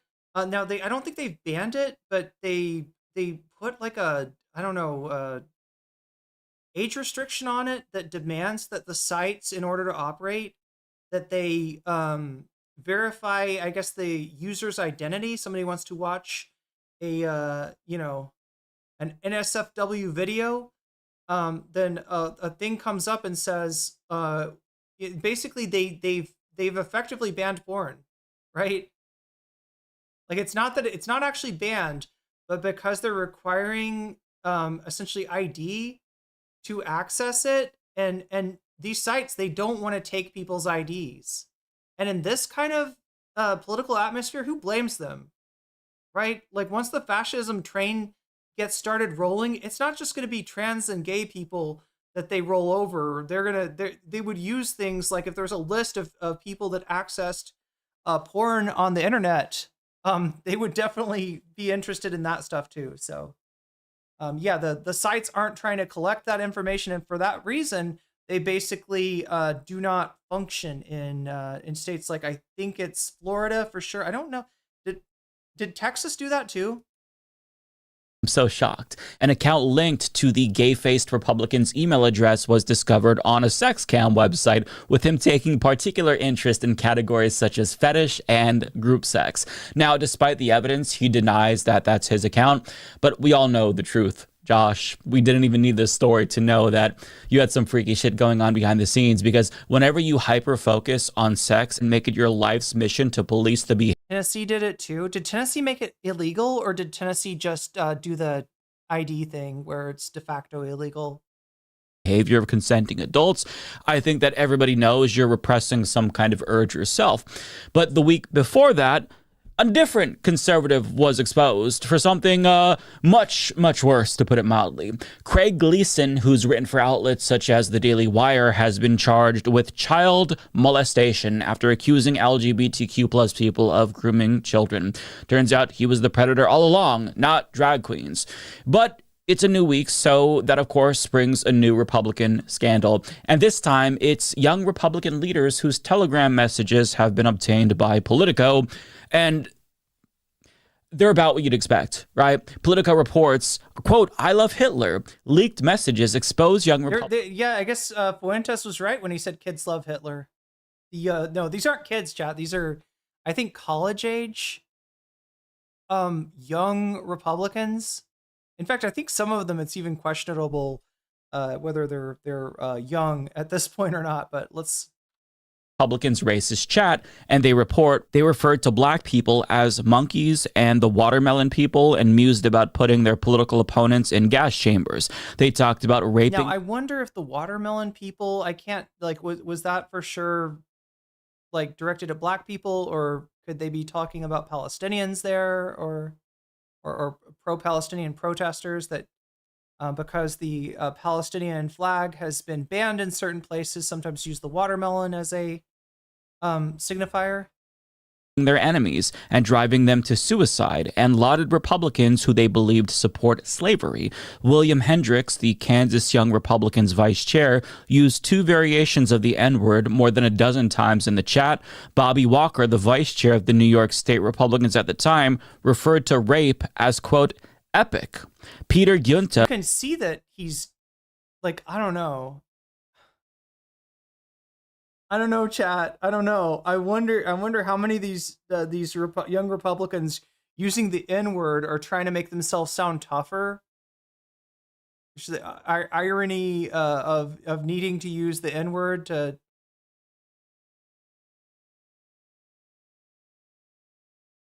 As an FD signifier. Who at the time was chair of the same organization, wrote in a message sent in June that everyone that votes no is going to the gas chamber. Giunta was referring to an upcoming vote on whether he should become chairman of the Young Republican National Federation, the GOP's 15,000-member political organization for Republicans between 18 and 40 years old. Now, I just want to stop for a moment and ask, are any of you surprised? Like, even at all? Tiny bit? No? Because I'm not. When they talk about the extremism on the left, understand that they are gaslighting you. It is a deflection tactic. And ironically, they melt like snowflakes whenever people correctly call. And it's because we see extremism, particularly like violent extremism or like, racism-based extremism. We see that as a negative, whereas on the right, this kind of vice signal is a plus. That's why I don't think that this story is gonna. I mean, I don't know. Have some of these people been fired? Like, what was the whole thing where Big Balls got caught being racist? Then was it Big Balls that got fired temporarily, but then JD Vance brought him back? Yeah, they literally look at this as a positive, right? To Republicans, saying like out and out anti-Semitic stuff, especially, it is like how they, like I said before, that Democrats look at what like that the voters look at what Democrats say about Gaza, even if it's not the number one issue on their agenda. They look at that as a signifier of whether the person is authentic, whether the person is for real, whether they're independent and whatnot. But for Republicans, it's more about like, I don't know, how many, how far are you willing to go down the anti-Semitic rabbit hole? That's oh yeah, thank you, Albert Cumberbatch. Wait, I'm trying to read. Let me see if I can pronounce this. Paige Larson. Yes, thank you. Paige Larson, you just got jellyfished, and that's a good thing. Call them fascists, but behind the scenes, they're joking about how they want to put people in gas chambers. But maybe we shouldn't be calling them fascists after all, not because that doesn't fit, it does, but because I think it's more accurate to call them Nazis because that's what they want to be, clearly based on these texts. And as you read through some of their text messages, it becomes very clear who these people are. And while they cloak their messages in irony and semi-seriousness, it's evident that it's what they believe deep down, and I think that the humor is merely a facade that they use to cope with the fact that they know they're the bad guys. But let's read some more. So the exchange that they talked about in that last portion with Giunta becoming the chair and wanting to put people in gas chambers, I just want to read that because what they say is so crazy. So Peter Giunta says, everybody that votes no is going to the gas chamber. But he also says, and everyone that endorsed but then votes for us is also going to the gas chamber, okay? Bobby Walker says, when do we start bullying, dude? And in response to Bobby's question to Peter about why you'd gas someone that voted for you, Peter responds, I'm going to create some of the greatest physiological torture methods known to man. We only want true believers. So he's actually like a cartoon villain. Joe Maligno, the general counsel for the New York State Young Republicans, writes, can we fix the showers? Gas chambers don't fit the Hitler aesthetic. And Katie, National Committee woman for New York, says, I'm ready to watch people burn. Sounds like a nice person. Joe follows up saying, we got to pretend like... So yeah, I mean, this is kind of connected. I've talked about before Trump's usage of kayfabe, which is a wrestling tactic of causing people to suspend their disbelief, even in a hyper sort of a hyper reality like wrestling.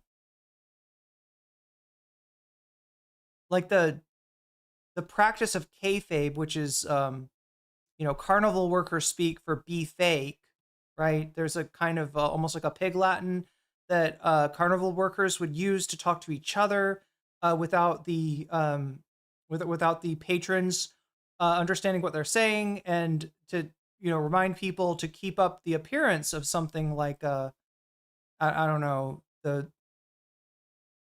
like what kayfabe eventually became. They would say, hey, kayfabe, meaning be fake, keep up the illusion, right? And even after I think wrestling, after they had a steroid crisis in the 80s, they basically had to admit that they weren't sports, they were sports entertainment, that everything was in fact staged, so that they could be exempted for the rules on steroid use of performance enhancing drugs. And but people still watch wrestling, and even when they know it's fake, they'll act like it's real. And so Donald Trump is using some of these techniques, and also a big technique that Donald Trump uses is playing the heel, right? You've got Stone Cold Steve Austin, who is a wrestler that his character was like a serial killer, somehow becomes the good guy because people resonate with this character, right? And Trump's trying to do somewhat of the same thing. Yeah. Like we like them. Hey, come on in, take a nice shower and relax. Boom, they're dead. Yeah, just totally normal behavior for future Republican Party leaders. Come on, don't act like you've never talked about torturing and burning and murdering people like a sociopath in your private group chats. We've all done it. I just, again, I cannot overstate how unsurprising all of this is. It's not shocking at all to me that the modern day equivalent of Hitler Youth are Nazi posting in their private group chats. But to be fair, I don't want to overgeneralize. I'm sure that not all young Republicans behave this way. Even though there are multiple states represented in these group chats, Kansas, Vermont, New York, and Arizona. Chad, this isn't the first time that this has happened. There was a story from 2017, I think, about Turning Point USA. In fact, I think a bunch of Turning Point USA officials got campus, student officials, they got fired. Blue suits are so ugly. Yeah, is it because Donald Trump wears a blue suit? Is that why? Is that what this is? Like Trump cosplay, Trumpian LARPing? But I'm sure not all of them are unapologetic fascists behind the scenes, right? I'm sure that within the entire 15,000 member organization, there's got to be at least one or two of them who don't use slurs and only deny the reality of systemic racism. And perhaps there's a moderate evangelical in the mix somewhere in one of these states who doesn't want to kill LGBTQ people and just wants to take away all of their civil rights. One can only hope, right? I'm sure they're all just not super extreme like what we're seeing in these group chats. It's just a, misrepresentation.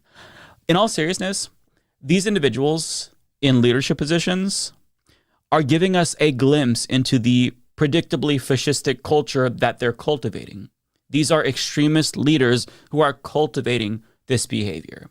So in reality, I wouldn't be surprised if all of the members align with this. I mean, if you support Donald Trump, who ran on mass deportation and explicit fascism, odds are this kind of humor, if we're going to be charitable enough to call it that, is going to appeal to you.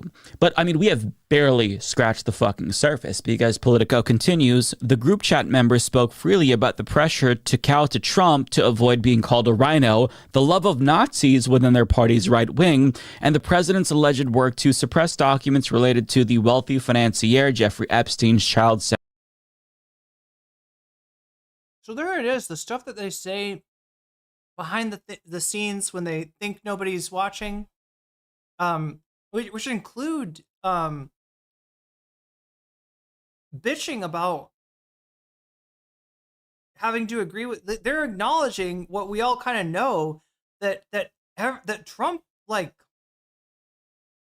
Trump runs a cult. And anybody that's got something negative to say about the cult leader is going to be excised. So they're aware of this, right? And yeah, and of Trump's involvement with Jeffrey Epstein. I mean, look, I would be encouraged about this if I thought it meant that they were moving past the radical fascist politics that Trump embodies. Unfortunately, they are moving past it further to the right. For a lot of these assholes, especially the Groypers, Trump is not nearly right-wing enough. So not boding well for the future. Sex crimes. Quote, Trump's too busy burning the Epstein files, Alex Dwyer, the chair of the Kansas Young Republicans, wrote in one instance. So they know that Trump is covering up for pedophiles, and they're just not saying that publicly. Write that down. They continue, mixed into formal conversations about whipping votes, social media strategy, and logistics, the members of the chat slung around an array of slurs, which Politico is publishing to show how they spoke. Epithets like the F slur, the R slur, the N word appear more than 251 times combined. In one instance, Walker, who at the time was a staffer for Ort, the New York Republican Party state Senate minority leader, talked about how a mutual friend of some in the chat dated this very obese Indian woman for a period of time. Gunter responded that the woman was not Indian, she just didn't bathe often. Samuel Douglas, a state senator from northern Vermont and the head of the state's Young Republicans, replied to Gunter. In a separate I'm sorry, Chet, but how often do you think these guys bathe? Conversation, Gunter shared that his flight to Charleston, South Carolina landed safely. Then he offered some advice for his fellow Young Republicans. If your pilot is a she and she looks 10 shades darker than someone from Sicily, just end it there. Scream the no-no word, Gunter wrote. In another exchange, Dwyer... Damn. I mean, straight out of Charlie Kirk's notes. The Kansas chair informs Gunter that one of Michigan's Young Republicans promised him the group will vote for the most right-wing person to lead the national organization. Quote, great, I love Hitler, Gunter responded. Dwyer reacted with a smiley face. Jesus Christ. Again, still not surprised by any of this. They also used slurs against Hispanic people and Asian people, unsurprisingly. They joked about rape being good. Basically, whatever mean-spirited... Anybody want to predict their excuse, though? Anyone want to predict their what their comeback for this is going to be? Racist thought the darkest human mind can concoct was vocalized in these group chats. But it's important to understand how covert they are in their bigotry, right? Yeah. Because publicly, exactly. BCAT-K. They'll be like, you just didn't we were memeing. We were clearly joking. They still distance themselves from explicit white supremacy, even though the mask slips from time to time. But privately, they're all in on white supremacy and enthusiastically pro-Nazi and pro-Hitler. And to demonstrate just how diabolical these people are, they talked about delegitimizing an opponent's campaign by linking them to white supremacy disingenuously, but realized that that plan could actually backfire because they might end up making that person more appealing to their own organization. I'm not joking. I just want to read the exchange so you understand the depths of the depravity that we're fucking dealing with here. Politico continues, one was a late July message where Luke Mossaman, the chair of the Arizona Young Republicans, mused about how the group could win support for their preferred candidate by linking an opponent to white supremacist groups. But Mossaman then realized that the plan could backfire. Kansas's Young Republicans could end up becoming attracted to that opponent. Quote, can we get them to start releasing Nazi edits with her, like pro-Nazi and fascism propaganda? He asked the group. OMG, I love this plan, Rachel Hope, the Arizona Young Republicans events chair, responded. Quote, the only problem is we will lose the Kansas delegation, Mossman said. Hope and the two Kansas Young Republicans in the chat reacted with a laughing face to the message. Listen, if I knew that the political organization that I was a part of would like a candidate more if they were tied directly to fascism and white supremacy, I would personally think twice about my association with that organization and the type of people that I am cultivating to be part of this group. And I'd be a tiny bit introspective, but I mean, of course, that's because I'm not a Nazi, whereas these people very much are indeed Nazis. So to them, Nazism is appealing, I guess, because they think that they're part of the master race. And judging by their pictures as well, it's clear that they're not just ugly on the inside. We'll put it that way.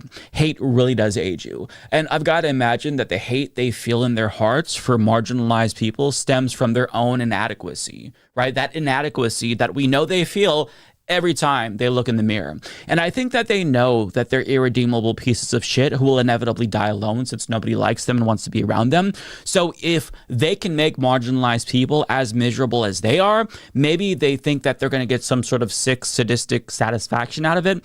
But making everyone else as miserable as they are is not going to fill the hole in their cold, dead hearts, although misery does love company, as the saying goes.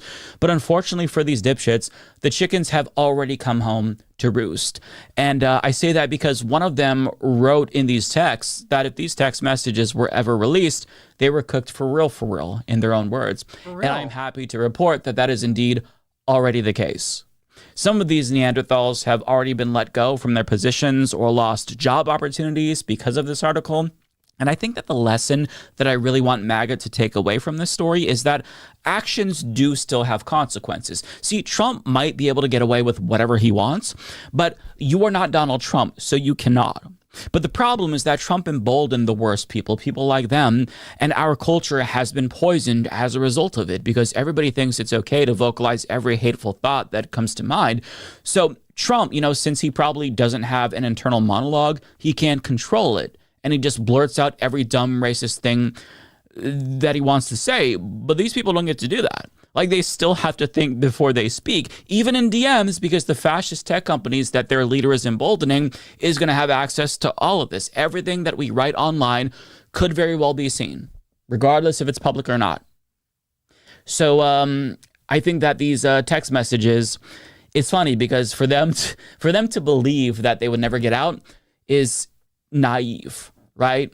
Either way, they're all letting their freak flags fly right now because the modern day Nazi movement does have all the power in this country, but they better enjoy it while it lasts because when things swing back around, and they will swing back around, it's going to be the left's turn for revenge.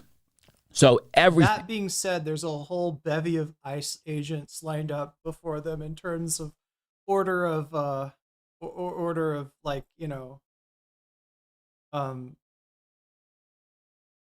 operations. It's like they're it's sad to say, but this is small potatoes compared to what's going on in Trump's fascist USA.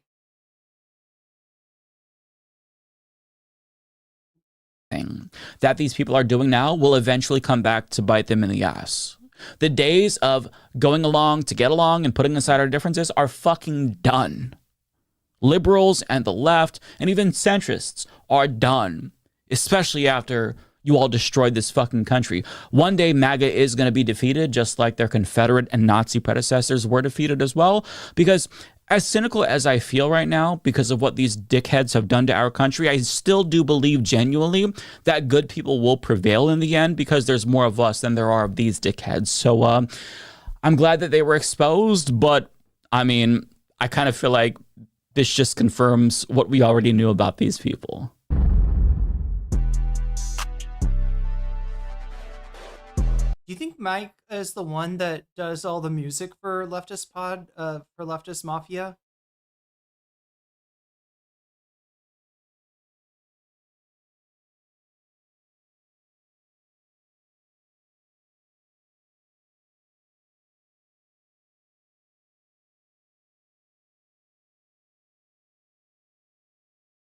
MSNBC, Chris Hayes is covering this.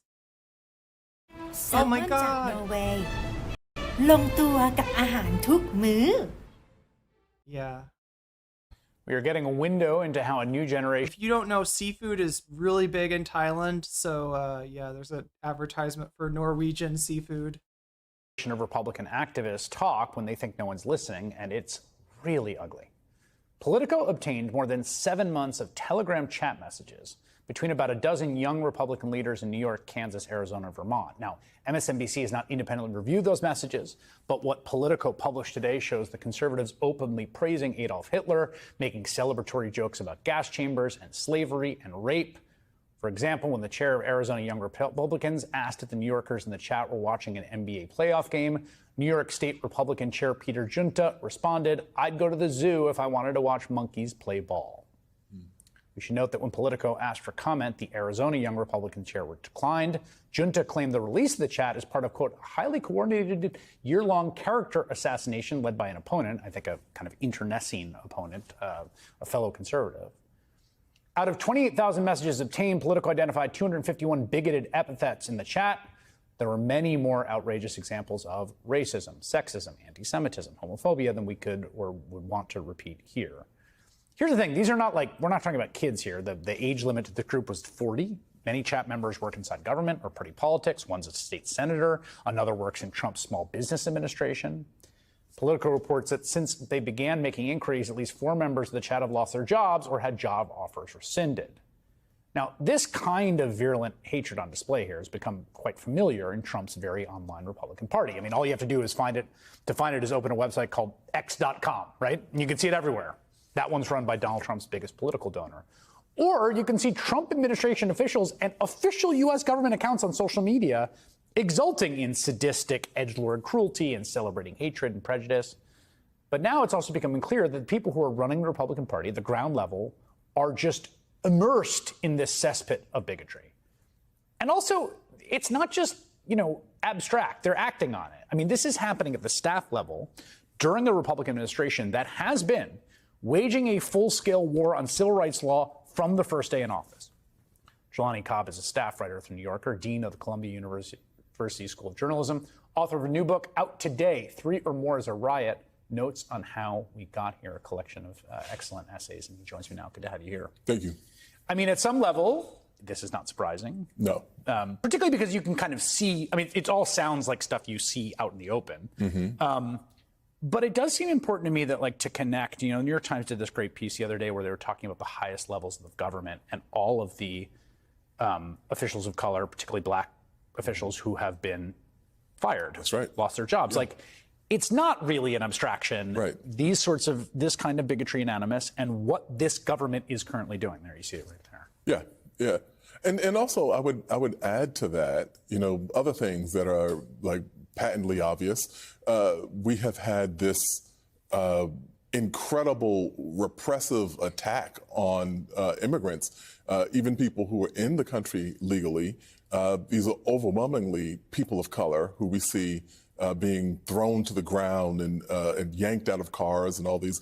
And at the same time, there's this curious benevolence toward white South Africans who are invited into the country. What gives? Special status. Yeah, special status. It's not just xenophobia, right? It's xenophobia of a with a certain tinge, so to speak.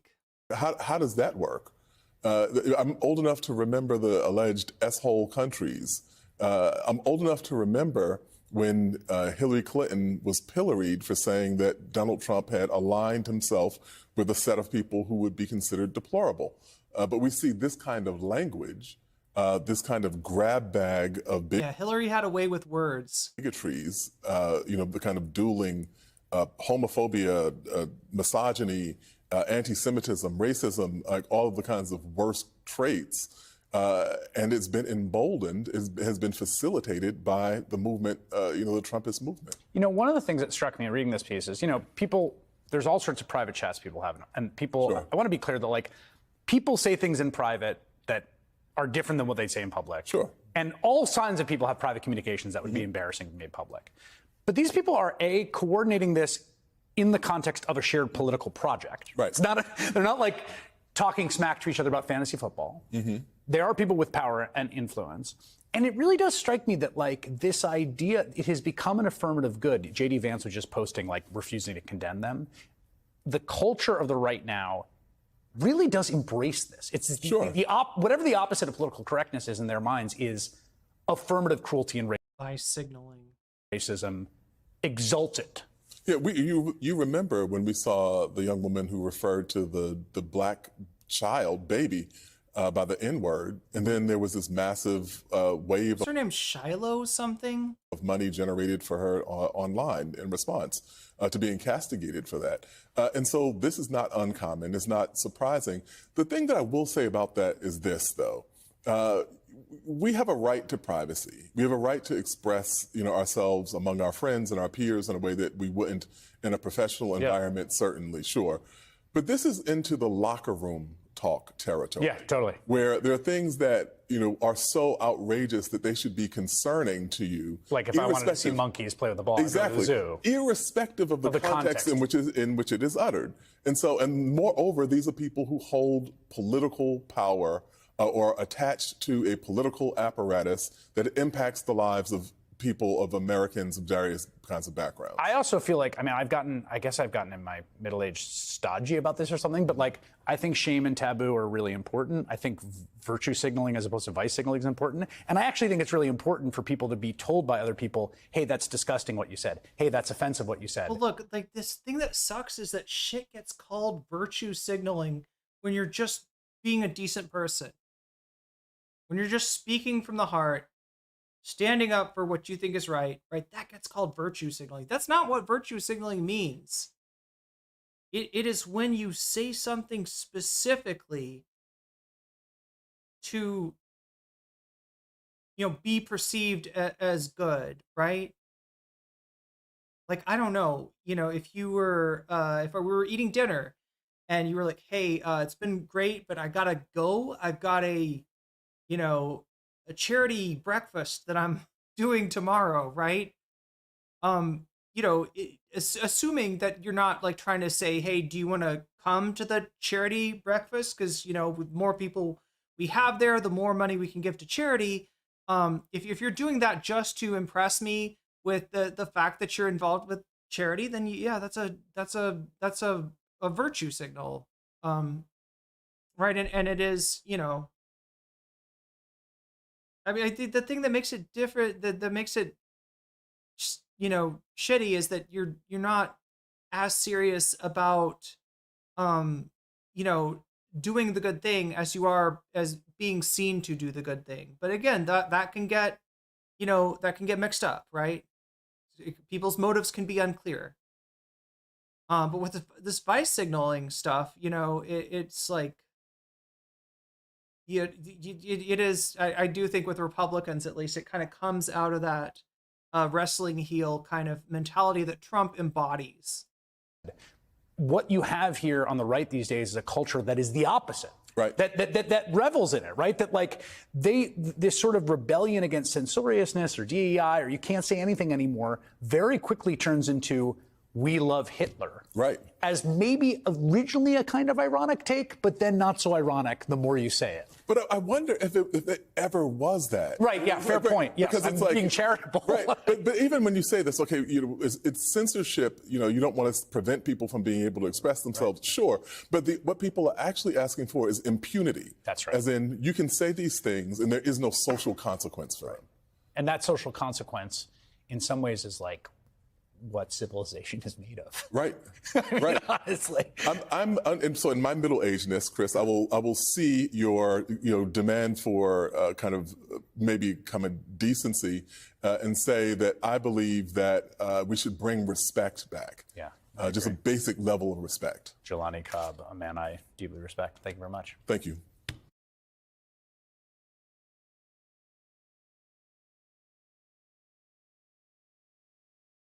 Hey everybody, Tim Miller from the Bulwark here with the Fingerling Trio. I heard it's got some feedback that The Bulwark. That maybe the ladies were into it because they thought it was Fingerling Potato Trio. Maybe, you never know. The Fingerling Trio, it's Will Summer who writes the newsletter called False Flag, and Sam Stein, who's our managing editor. Not sure if I understand. There's an article out from Politico that we had to get the gang together for. The headline tells you all you need to know, basically. I love Hitler. Leaked messages expose young Republicans' racist chat. And boy, are there some chats. Two of the chats before we get to you, I'll just say to highlight to give you some context. One said, if we ever had a leak of this chat, we would be cooked for real, for real.